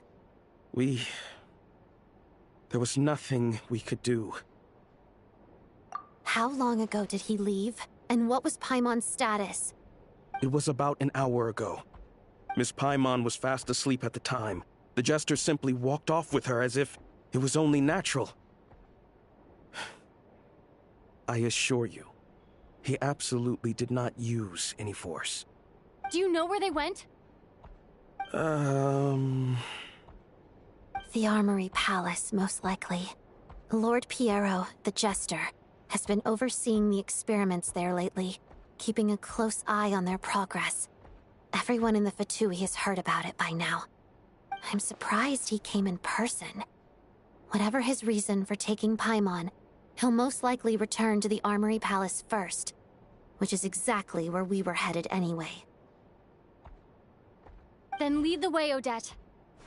Okay, let's go.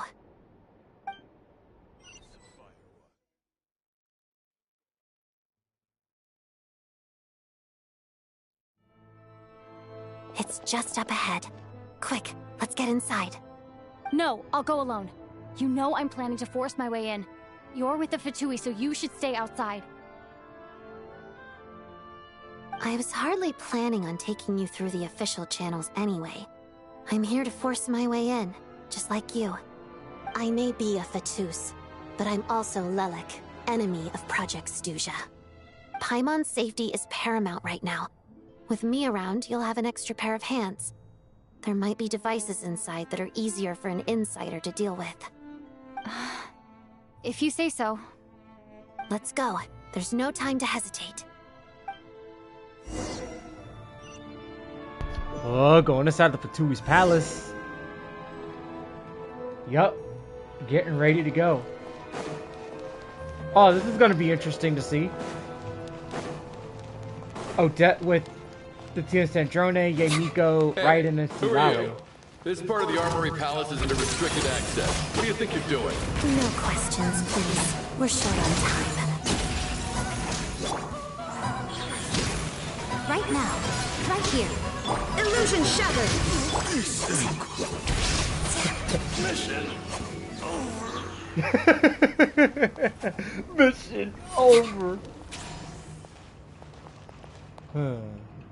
They've been expecting me, huh? I'll make short work of you.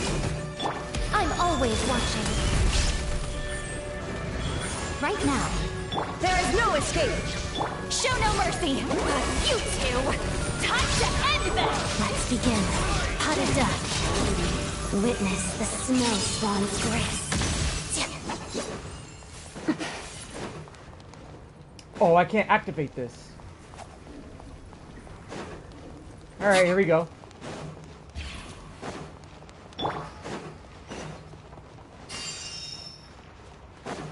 Yeah, I can smell an ambush coming this way. Fulfill our path. There we go. Right here. Emerge. The tea time entertainment. No disparaging. Transgression. Savor the show. So soon. Lolly, he's Papa. Get him. No escape. Walks of the snowflakes. Kill that. Hey! Nope. You ain't fighting against me? Where do you think you're going? My hypothesis. Wait. I was looking for the other person. Where is he? He fled! Or did I catch him? I think I caught him.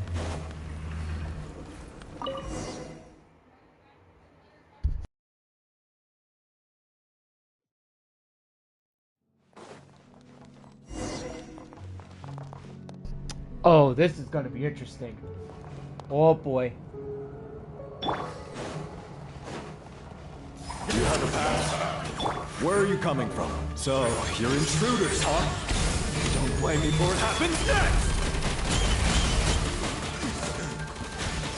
Take a break. Super conduct. Right now. Let's begin. Didn't take too long.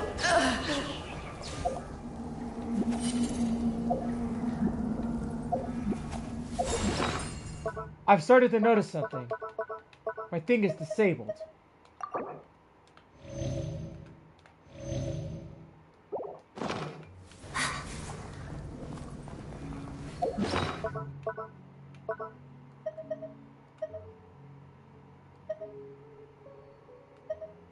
This is what I have enabled, so...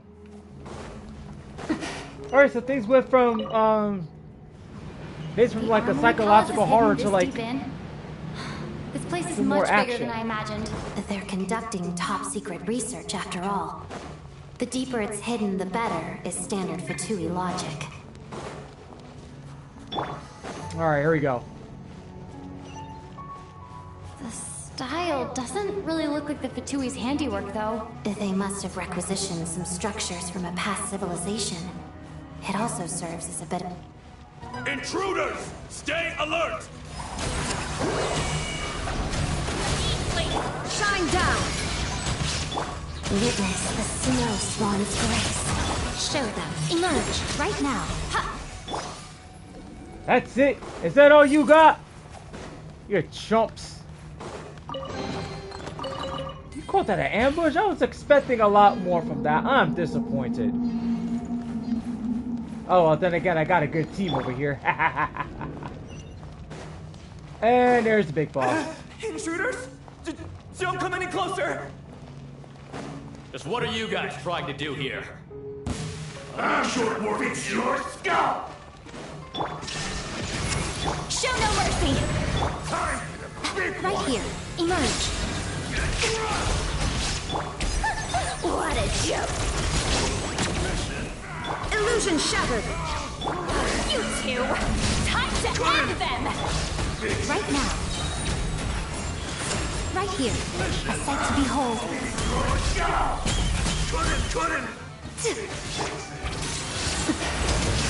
No one interferes with the Jester's work! No one interferes with the Jester's work, alright, huh? Oops.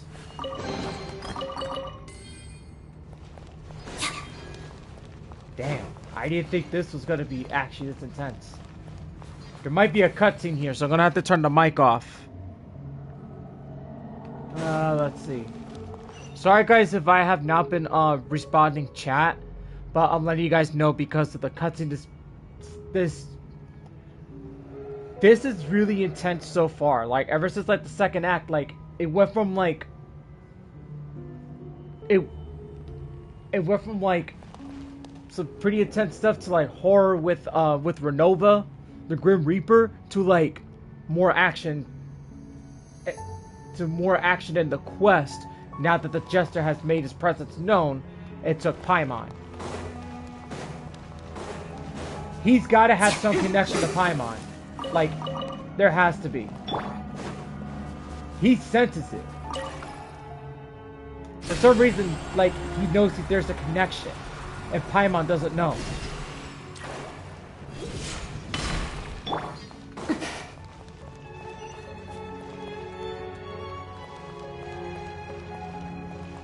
There's going to be an ambush over here too, so I'm going to have to put my shield up. Looks like no one's guarding this place. There's something off about that decoration over there. Uh-oh. Look out! Let's deal with these before we move on.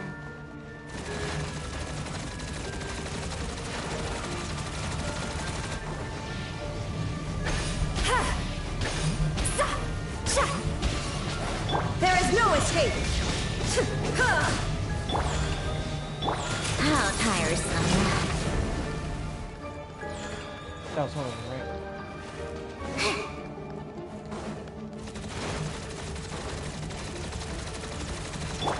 Show no mercy! Watch out!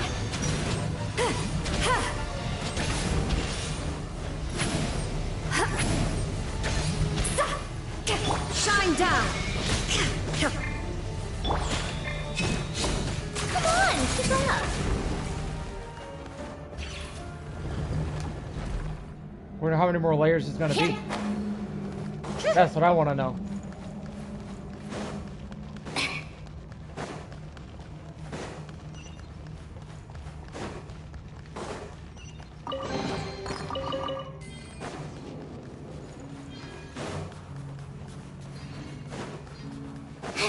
Getting lower.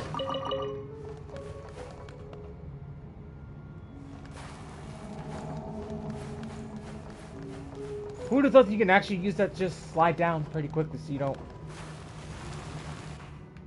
That's actually pretty cool. Slide down without having to The take any... researchers here probably don't know that we're uninvited guests. Let's try not to hurt them. What's the big star from the theater doing here? That's Miss Odette. She's a member of the Fatui. Don't tell me you didn't know that.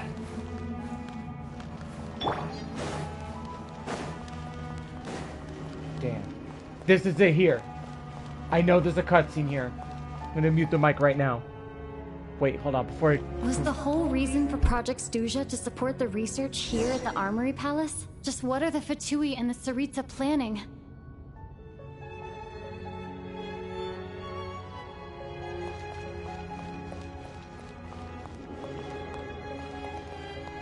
That's one steep cliff right there. Oh no.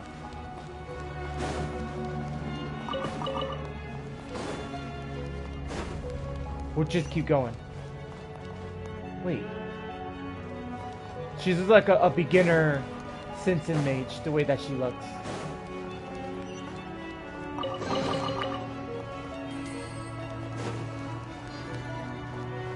Whoa! Who are you?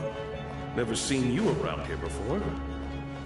I don't know what that is, but I'm gonna steer clear from it for now. Looks like there's no way through here. Maybe using the power of this prism could help?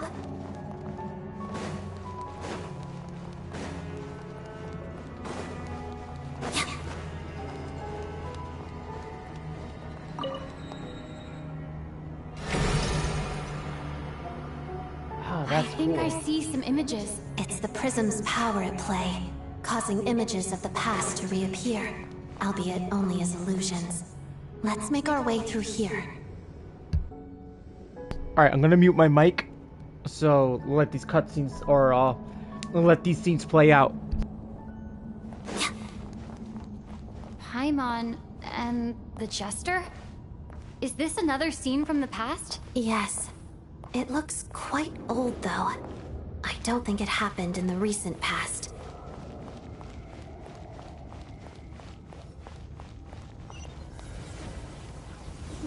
What's going on here? What happened? The source seems to be the Armory Palace.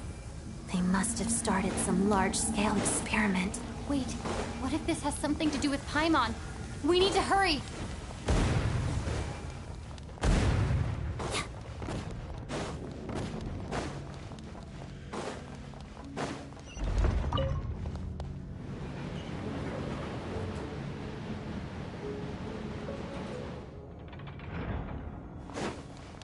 We're almost there.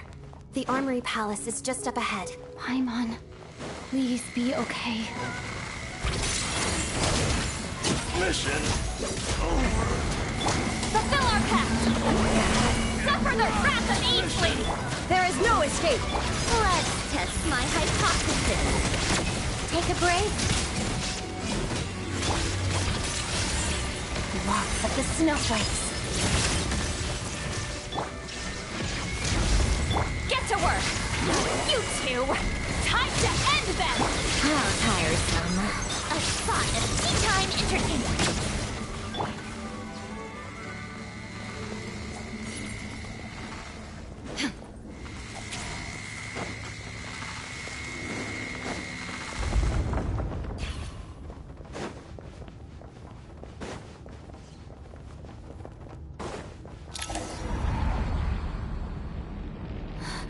What's going on?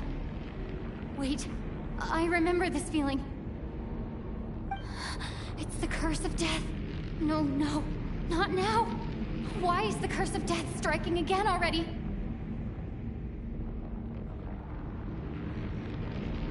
Odette?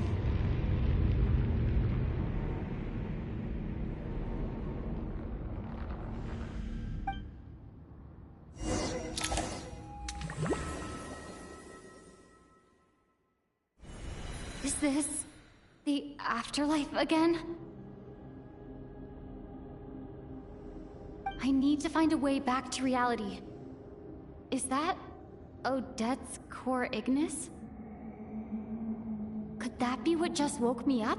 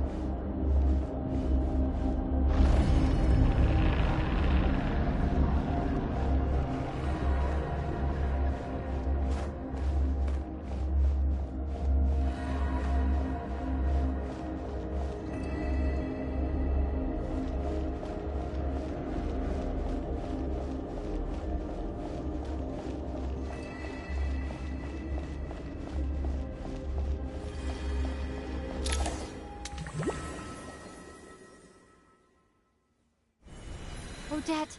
Odette! No signs of life, but past experience says that she should be resurrected before too long. Right?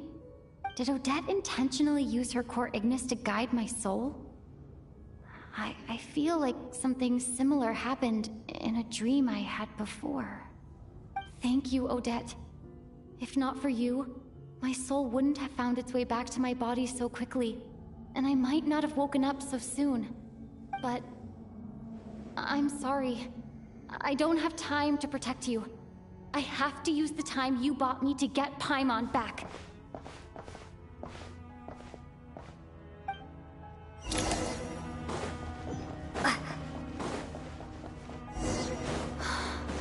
Sure enough, everyone here has been Paimon! Paimon! No, wait. Paimon probably didn't escape Renova's curse either. She won't be able to respond to me right now. I'll have to find her myself.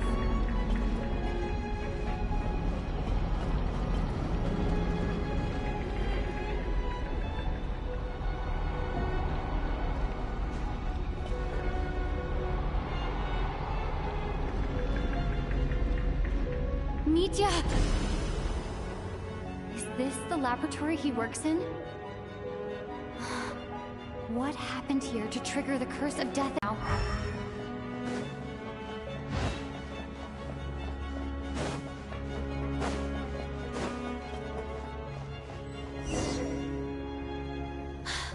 Found her!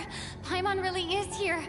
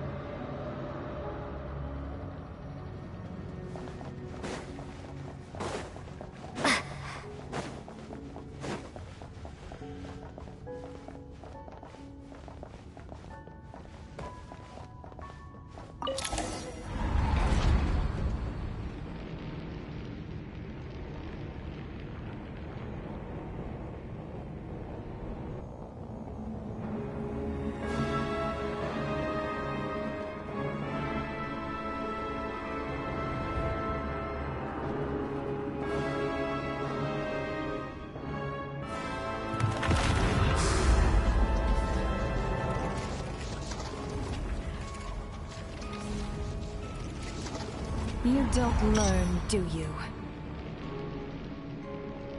You've already been involved in one mass death, and now you show up at the scene of another. This might have passed for a coincidence the first time, but a second time? Am I to assume you are intentionally interfering in Snezhnaya's affairs? Judging by your expression, it seems that you understand little of what is going on here.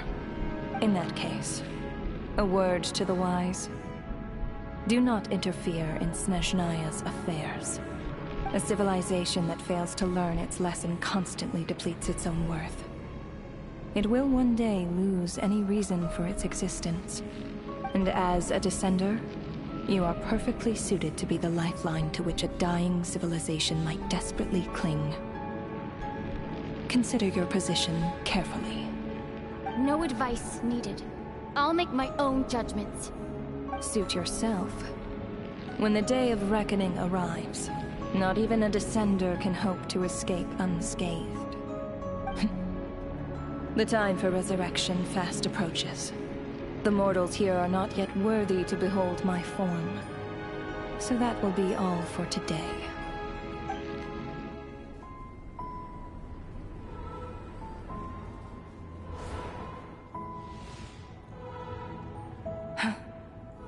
That thing is coming with me.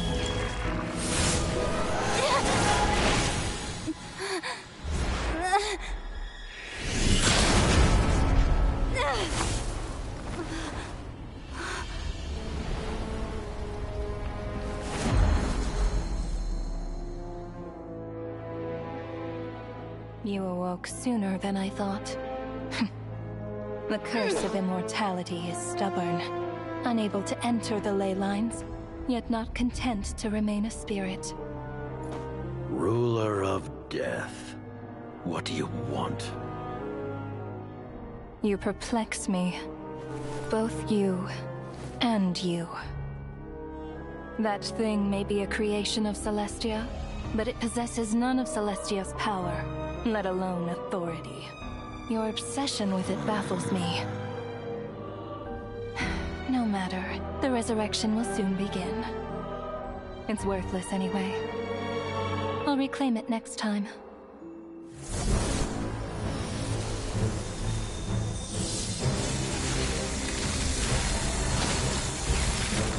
Hey, who says there'll be a next time?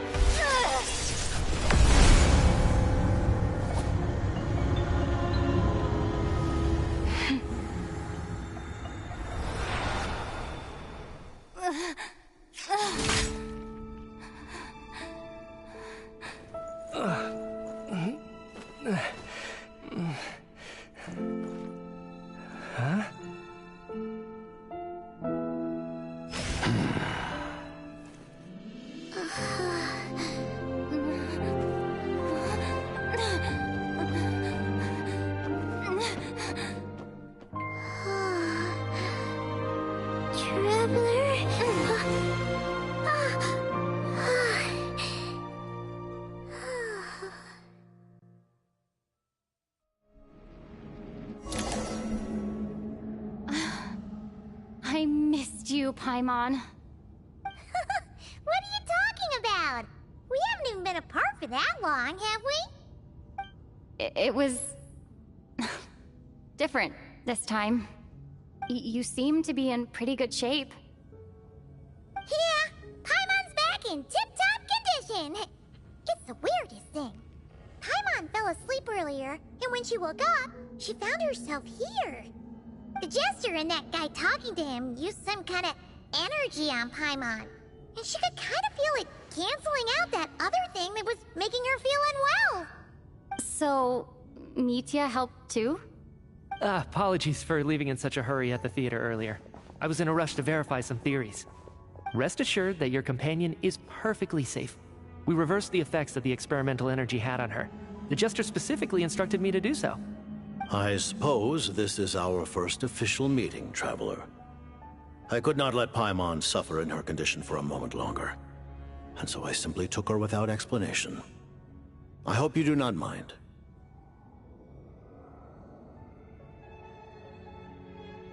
But why would a big shot like you care about what happens to Paimon? As I said when you first arrived in Snezhnaya, we once spent some time together in the distant past. Oh yeah, you did mention that. And Paimon did think you seemed strangely familiar the first time we met. I'm afraid the reminiscing will have to wait. Mitya, let us continue with the report. What conclusions, if any, did you reach from conducting the final experiment of our energy research ahead of schedule? The good news is, my hypothesis regarding the Ruler of Death has been verified. As for the bad news, I recommend we suspend the experiments and Project Mistleton until further notice. Currently, we have no means with which to make a breakthrough.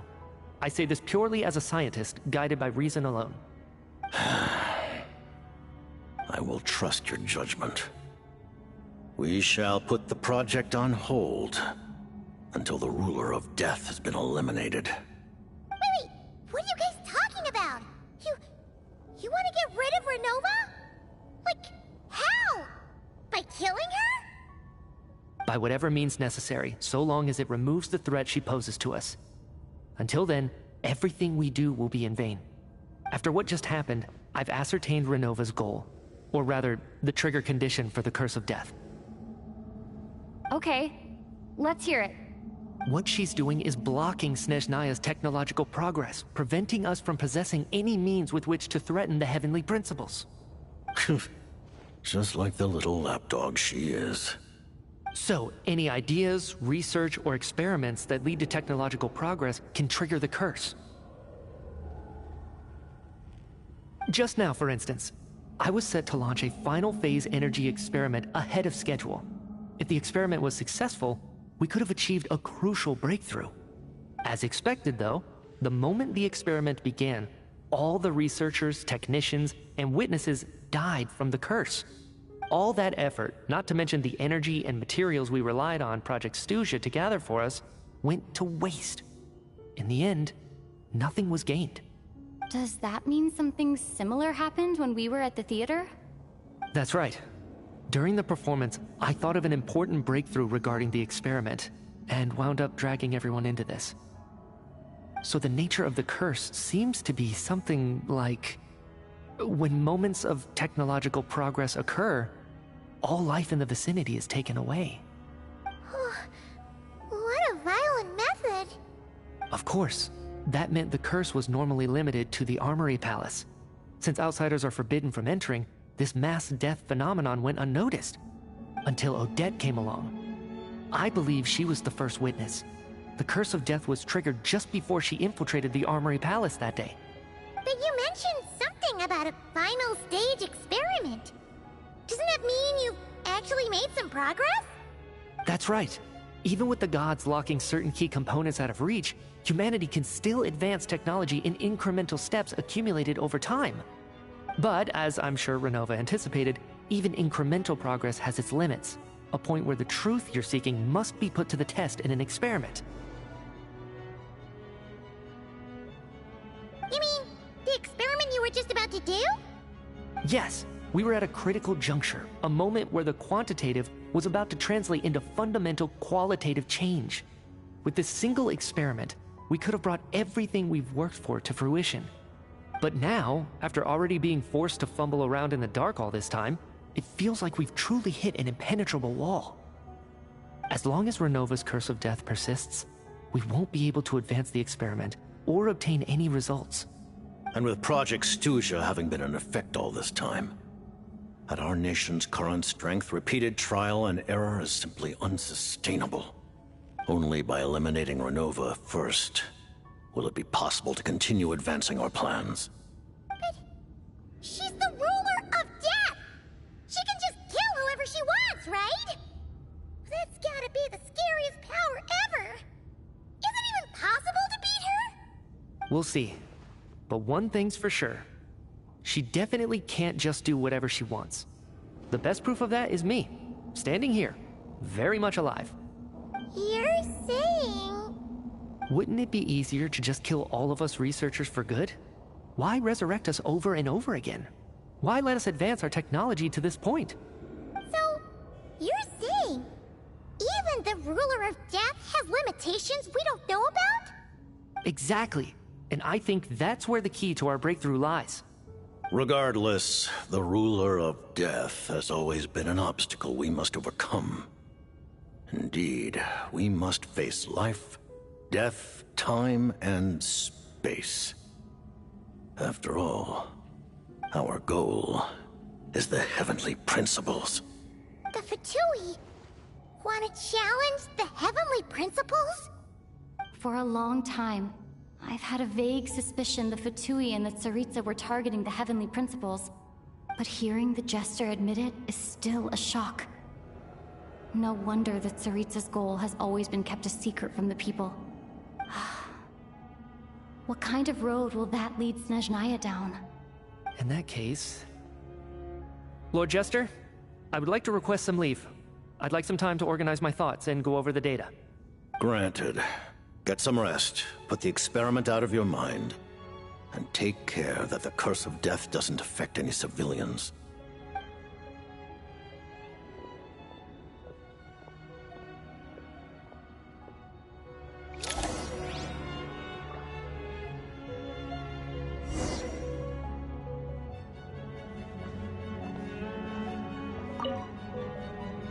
While there is yet time, allow me to offer you my hospitality, honored guest of Snezhnaya.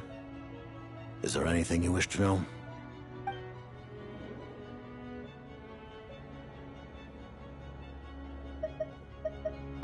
I remember hearing the term Mistelton from Columbina. Yeah! Paimon wanted to ask about that when the name came up just now. What is it? Paimon's heard of Project Stuzha, but not this one. As you know, Project Stuzha is a series of measures enacted to consolidate our nation's resources, the greater purpose of which is to serve Project Mistelton. Many of the things you have encountered thus far are essentially for the advancement of that project. This includes the Kuvaki Experimental Design Bureau in Notdry. Researching Kuvaki was merely a facade. Its core objective was to use local resources and research findings to build Mistelton itself. And that's a weapon built for the final battle against the Heavenly Principles, isn't it? Huh? How did you know that? I was given some intel, and I made some deductions. Wait. You must mean that thing over there. Oh, Paimon's gotta take a closer look at this thing. Especially after you guys sent so many people to Notdry to work on it. Kuvaki alone will not break through Celestia's defenses, let alone challenge the Heavenly Principles. The Heavenly Principles are no doubt accustomed to combating the power of the Light Realm, and elemental energy is simply the power of the human realm, converted to that form by the Heavenly Principles themselves. Any attempt to use this power against its creator would be a futile endeavor. For now, therefore, we have set our sights on the form of energy associated with the Third Descender and the Stellar Linchpins. This may hold the potential to allow Mistelton to contend with the Heavenly Principles. You could say that by reverse engineering the Stellar Linchpins to extract the energy within, we have obtained a source of anti-Celestia energy. The Kuvaki Experimental Design Bureau, Project Stuzha, and the new energy experiments. Huh. So, Project Mistelton is what ties it all together. And it looks like your plan is almost complete. No wonder the Ruler of Death came after you.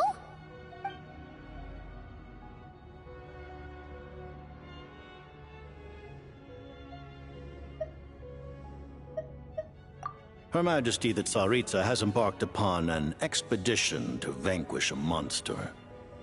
Were it not for this, I imagine she would have been delighted to grant you an audience.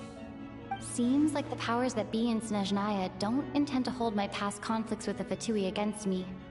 The Harbingers have been granted significant autonomy in retrieving the Gnosis. But by the same token, they do not completely represent Snezhnaya's official stance. You read my mind. Speaking of the Gnosis, Paimon's been dying to ask this question since forever.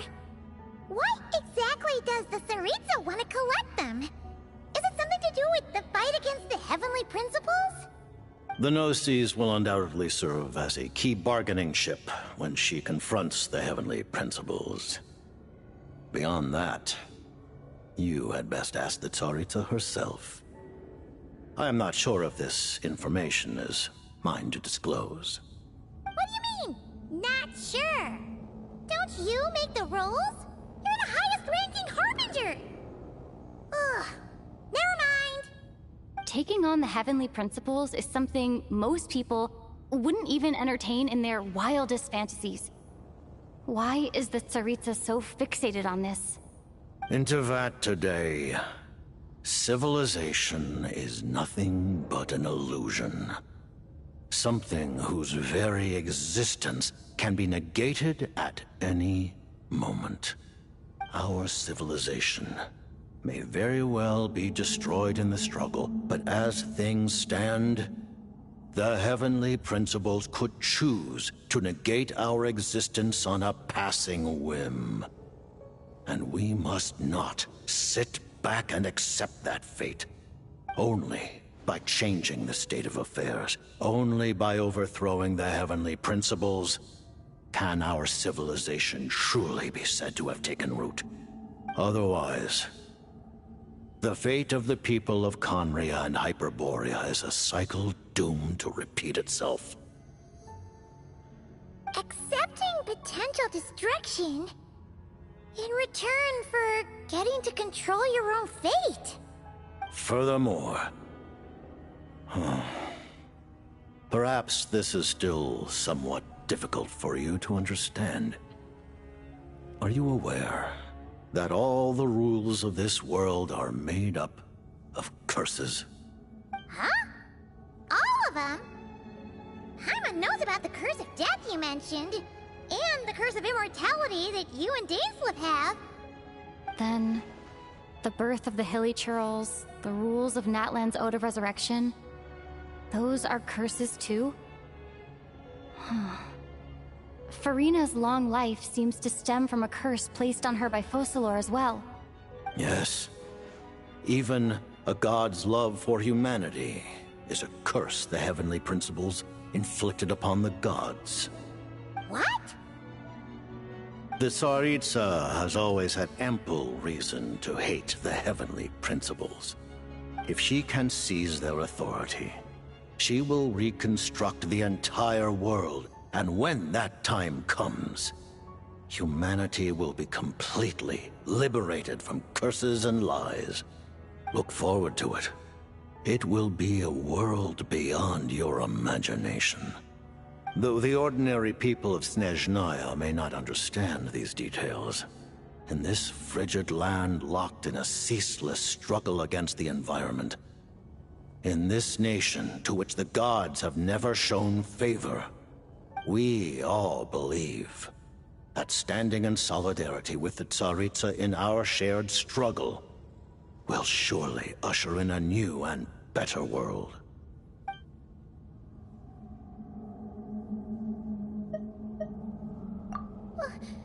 Paimon really doesn't remember. He's basically a stranger. You've got to believe Paimon. Allow me to explain. The reason Paimon reacted to the anti-Celestia energy developed by the Armory Palace is because she comes from Celestia herself. More specifically, she is one of its creations. Paimon? A creation of Celestia? Oh, right.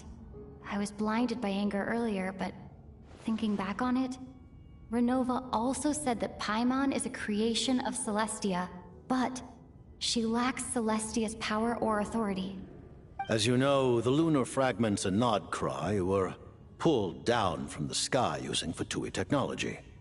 But the first application of this technology was in Conria over 500 years ago. I used this technology upon the heavens, and the response I received was none other than Paimon descending from Celestia. I presented her to the Vinster King, but he took no interest in this gift, nor did it satisfy him. Paimon then took up temporary residence in my palace until, of course, the arrival of the Cataclysm. Wait, Paimon's a little confused. You're talking about things that happened in Conria 500 years ago. You're saying Paimon was there for that? But Paimon doesn't remember any of that. Falling from the sky? Being given away as a gift? None of it! Having lived through the Cataclysm, perhaps you too were burdened with some manner of curse. Although, losing your memories would indeed be the smallest price I've ever seen paid. But it's not just her memory from Conria. Paimon doesn't even memories from the past few years. No matter how hard she tries to remember. What was Paimon like back in Kanria? Did she know a whole lot because she came from Celestia? Was she super smart? Unfortunately, when you arrived in Kanria, your consciousness was like that of a newborn infant. None could say what kind of being you once were in Celestia. During the time you lived in Kanria, your personality was no different from how it is now.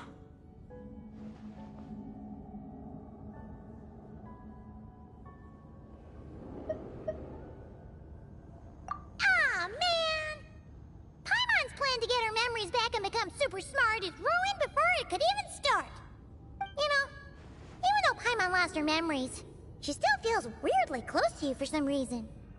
That must mean you took pretty good care of Paimon back then, huh? On the contrary, I completely ignored your existence. I was entirely focused on my struggle against Troptatyr the Wise. But now, as I see it, it is as if you are the only sane thing that survived that era of insanity. And thus, are worthy of protection. Noted. Man, Paimon's gotta stop projecting friendship on everyone she meets. But, Traveler? Even though you know Paimon's some creation of Celestia now, you still want her, right? You're not going to abandon her? Oh, phew! That's a relief. Paimon's just learning about this too. She's barely even processed it.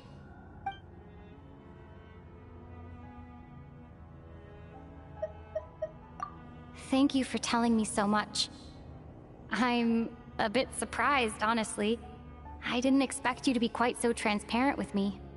Given the circumstances, the Fatui need not hide anything from our allies. Allies? To advance Project Mistleton, we must first resolve our issue with the Ruler of Death. And if I presume correctly, you have no intention of letting her actions go unpunished either, do you? That's right.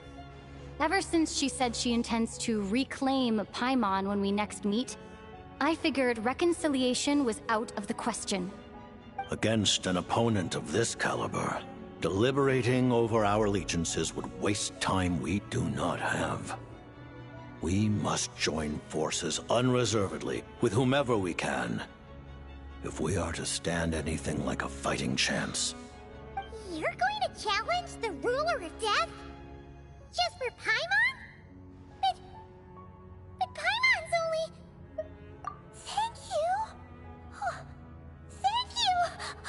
Oh, gee. Now Paimon doesn't even know what to say. Anyway, Paimon's super touched. The Tsaritsa will return in triumph in short order, and the Fatui shall hold internal discussions regarding the enemy. The time for us to meet again will come very soon. Got it. Thanks for your help with Paimon. I'll be sure to look after her for you. There was just one other thing. Well, it's just a request, really. Paimon really wants to see what this Mistleton thingy you're gonna use against the Heavenly Principles looks like. Of course, Paimon knows it's top secret and stuff, but she just had to ask. It's okay if the answer's no. Certainly you may. Oh, for real? Actually, maybe it's best not to. What if her Nova suddenly pops up again? She might take this chance to... While the technology is not yet fully developed, it has nevertheless reached the stage where Celestia's creations are unable to damage it. In that regard, you may rest assured. Oh. Wow. No wonder Paimon felt so out of sorts recently, even though it was super far away. Alright then! Paimon's ready to take a sneaky peek at this top secret super weapon!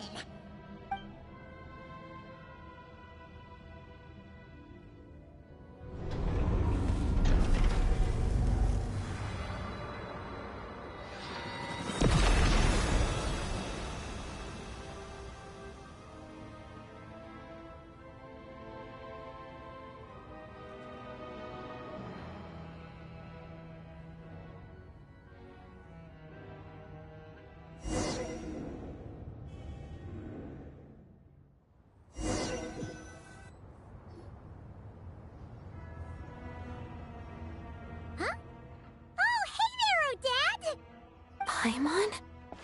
You're okay. Thank goodness. You look well. Have you recovered? Long story short, yep, Paimon's all better. What are you doing here? Were you waiting for us? That's right. When I woke up, I wanted to go in after you, but the guards had woken up as well. It would have been tough to take them on alone, and there was no easy way to sneak past them. So I returned the way I came and waited for you here.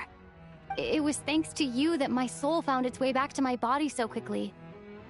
Thank you. Huh. That actually worked? Nice. I just figured I'd try my luck when that ominous feeling struck me. Really, you should be thanking this thing instead.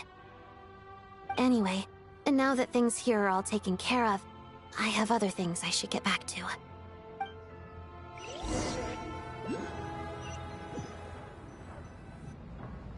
Ah, Director Chuganov, you're back.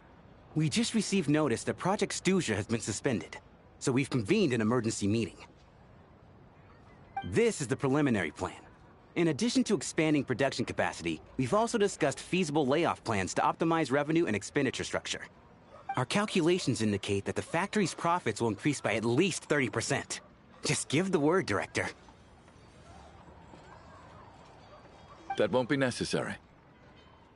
Leave the energy for those who need it. Whether they use it just to get by or to run a business, that's up to them. Start preparing to halt production and lay off the staff. Make sure the workers are able to land on their feet and that they are duly compensated. Thank you all for your hard work during this time. Am I hearing you right? Why? After all the tough times we made it through, now is exactly when we should start to turn a profit. I just suddenly don't want to do this anymore. Huh. Does there have to be a reason? Iskra, it's time to rest. Dear esteemed members of the Rokot, given the effects of Lelic's radical actions upon our organization's reputation and social stability, a decision has been made to permanently withdraw this codename from use. Considering that Lelic did what they did for the benefit of the people, the Rokot has nevertheless negotiated with the authorities, ultimately securing a waiver for all penalties due to them. Lelic will be suspended for a period of time. Depending on their future performance, they may be and continue acting as part of the Rokot. The purpose of this notice is to remind everyone once again that motives and methods are equally important when one operates in the shadows. Even with Project Stuzha's suspension and our interim operational victory, we must guard against complacency and rashness and work to consolidate the progress we have made so far. We act only for the greater glory and solidarity of our nation. May the aurora shine ever on, and the tundra always stand firm. We act only for the greater glory and solidarity of our nation. May the aurora shine ever on, and the tundra always stand firm. Looks like it's finally over. You mean for us? Just thinking out loud. I've never seen the Snezhna Vecha so lively before. I never once thought I'd come here. But I understand everything now, Rosaline.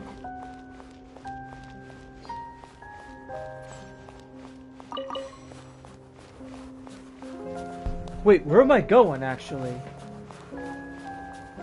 Wait, La Signora's tomb?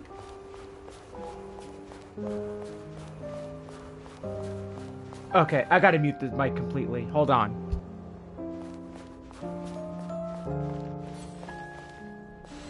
I've seen Spirit Seeker performed many times, including by your mother. Why do you bring that up all of a sudden? Even though the choreography is always identical, every dancer finds a way to make it her own.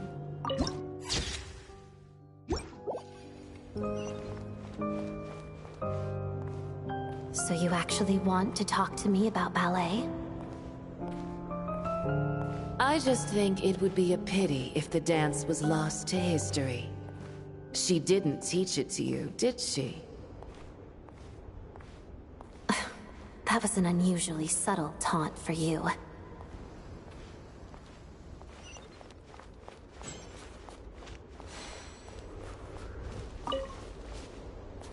We embraced one another on the snow-swept plains, melting the ruthlessness of time.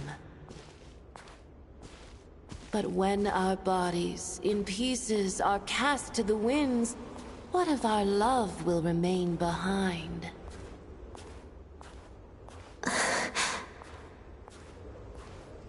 Don't tell me you can't sing. Shush.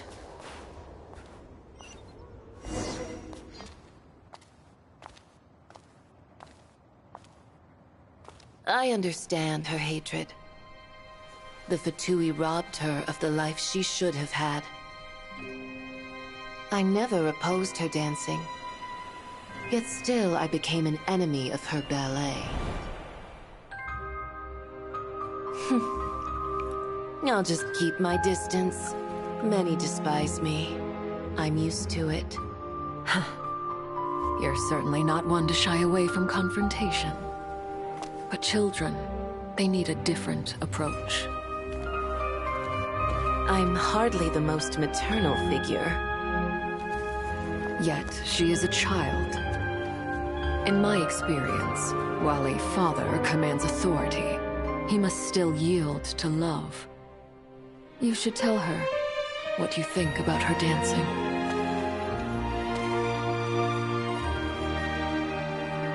Odette will soon take the stage at the Korolyevsky Theater. This could be your chance.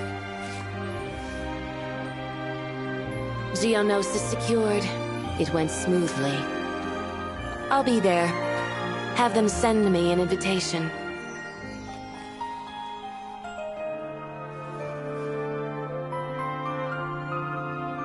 Sadly, things didn't work out.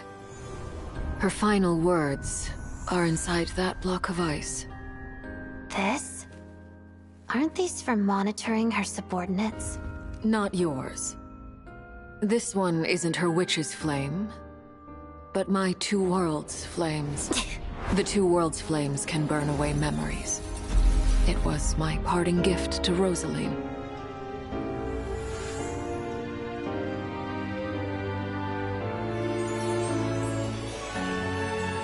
If all goes to plan, she and I will both live to see the Tsaritsa succeed. I believe she'll find peace. But if anything happens to me, she needn't follow in my footsteps. The cryo-energy will fade away in time. Then the two worlds' flames will burn away all memories of the Fatui. She'll be free to dance. She deserves this. I will handle the aftermath. The choice is yours, child.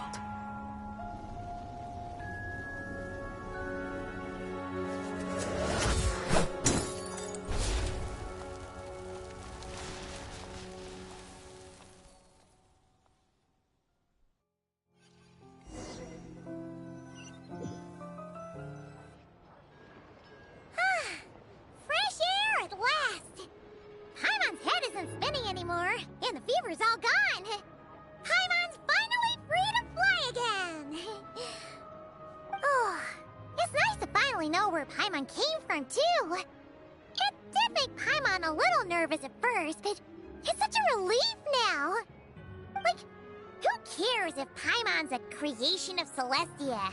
She's probably not anyone that important. Probably just the fairy of food and fun or something. And like you said, this doesn't have to change anything between us. You're not gonna just... Hey! Hurry up! Why are you walking so slowly?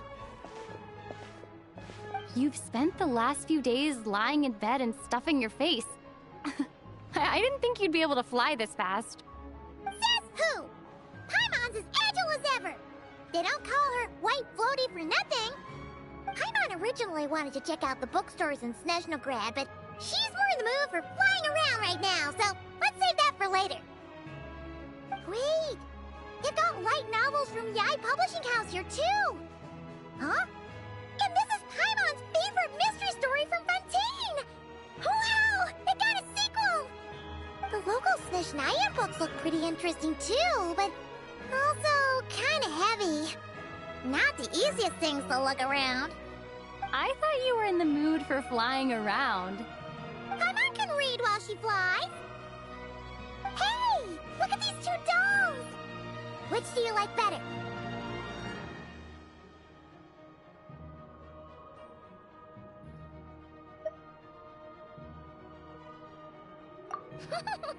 Alright! Boss, we'll take both. Paimon will have the other one. Oh, I thought we were only getting one. All right, fine, I'll pay. There you are. Thanks for visiting. Paimon will grab this and then... Huh? Huh? Huh?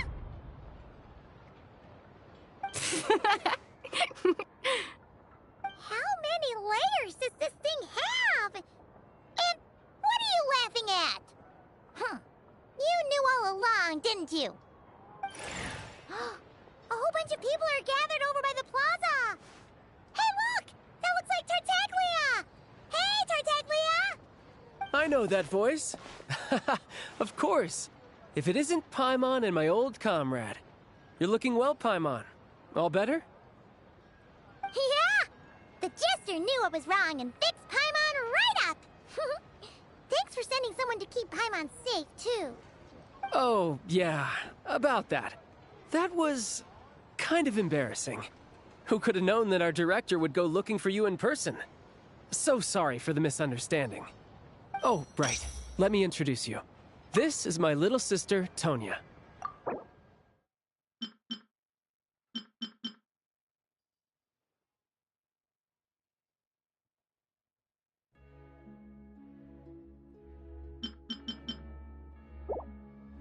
Hello, Tonya!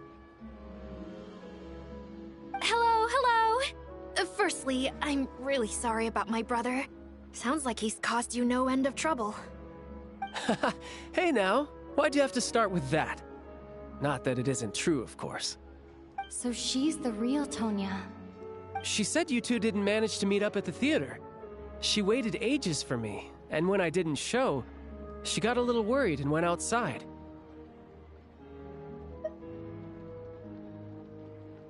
I know, right? He didn't bother to say a word to me. I searched up and down the city for him, and he only told me about it when I finally caught him at the gates of Glupov. I've been rushed off my feet lately, so I didn't get the chance to go home. I just figured the Traveler would fill you in when she got there. Well, the snow was bad, and you're never late. So I was really worried about you. How was I supposed to know that you'd stood me up? I'm sorry, Tonya. I really am. I'll make it up to you somehow. Just... please don't tell Mom and Dad. Although the mix-up led to a series of misunderstandings, it's probably for the best that the real Tonya didn't get caught up in that mess. Besides, it's obvious that Tartaglia isn't usually one to break a promise. He only gave his ticket to me because he had to look into Lelek. No, it's fine. It just meant I didn't get to see the show in the end. By the way, what did you think? You were one of the first people to see it, you know? I would say... the best is yet to come. Huh? What kind of review is that? Hey, look!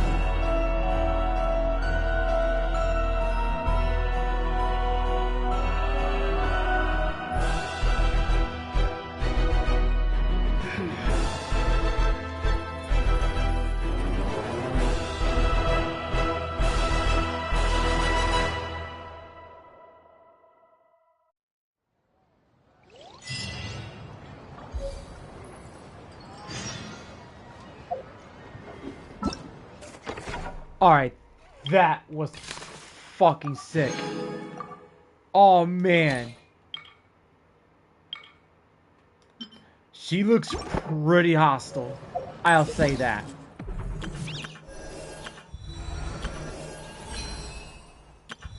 Without a doubt.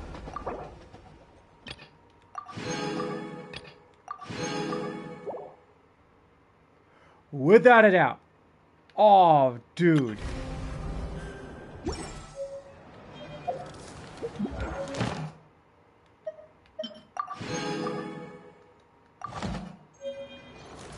Like, I cannot believe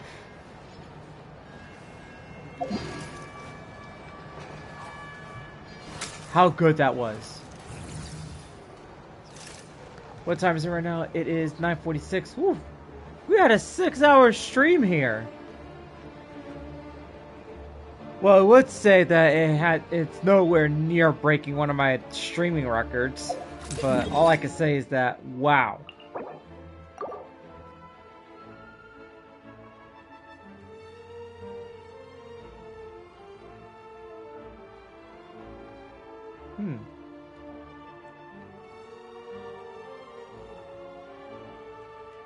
Wait. I don't think I activated one of those. This one was one of the very first yeah, this was one of the first of many. So might as well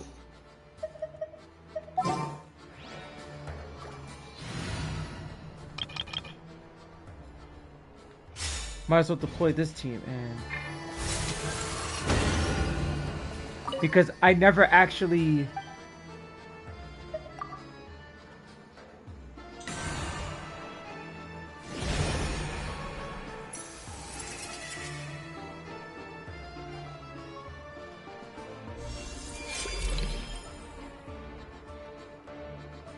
okay.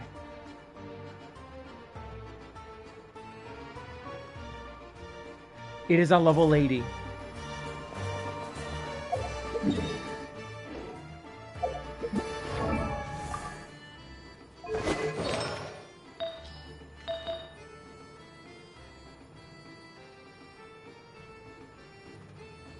Yeah, she's got any crit damage.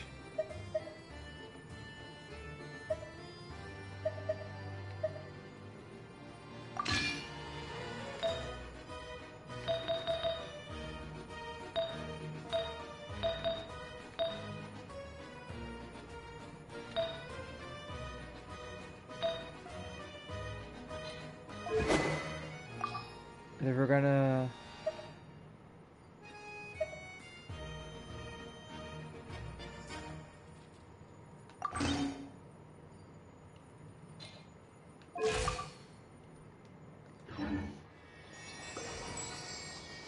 so now what?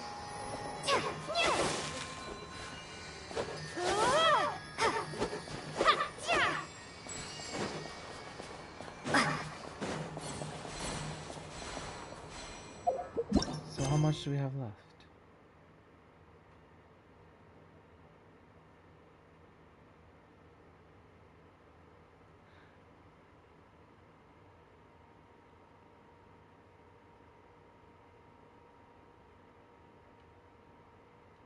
Okay, we have so much stuff here that we have to do.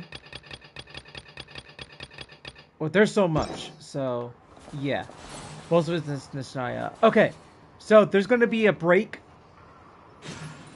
We've been streaming for 6 hours.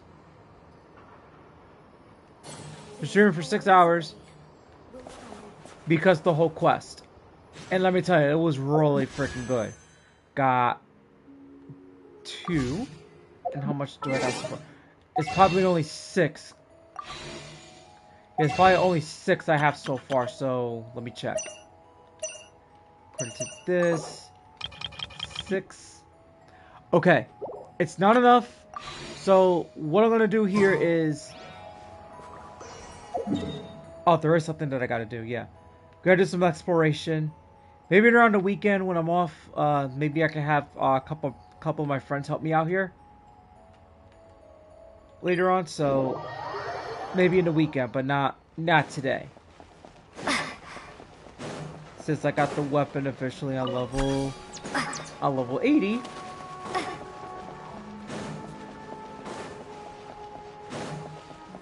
And now I'm back here. Well, chose to come back here anyway, so what does it matter? Alrighty, so I'll be back. We're gonna get started on the Neverness to Everness stream. So I should be back around roughly 10-15 minutes. So don't go anywhere, okay? I shall return.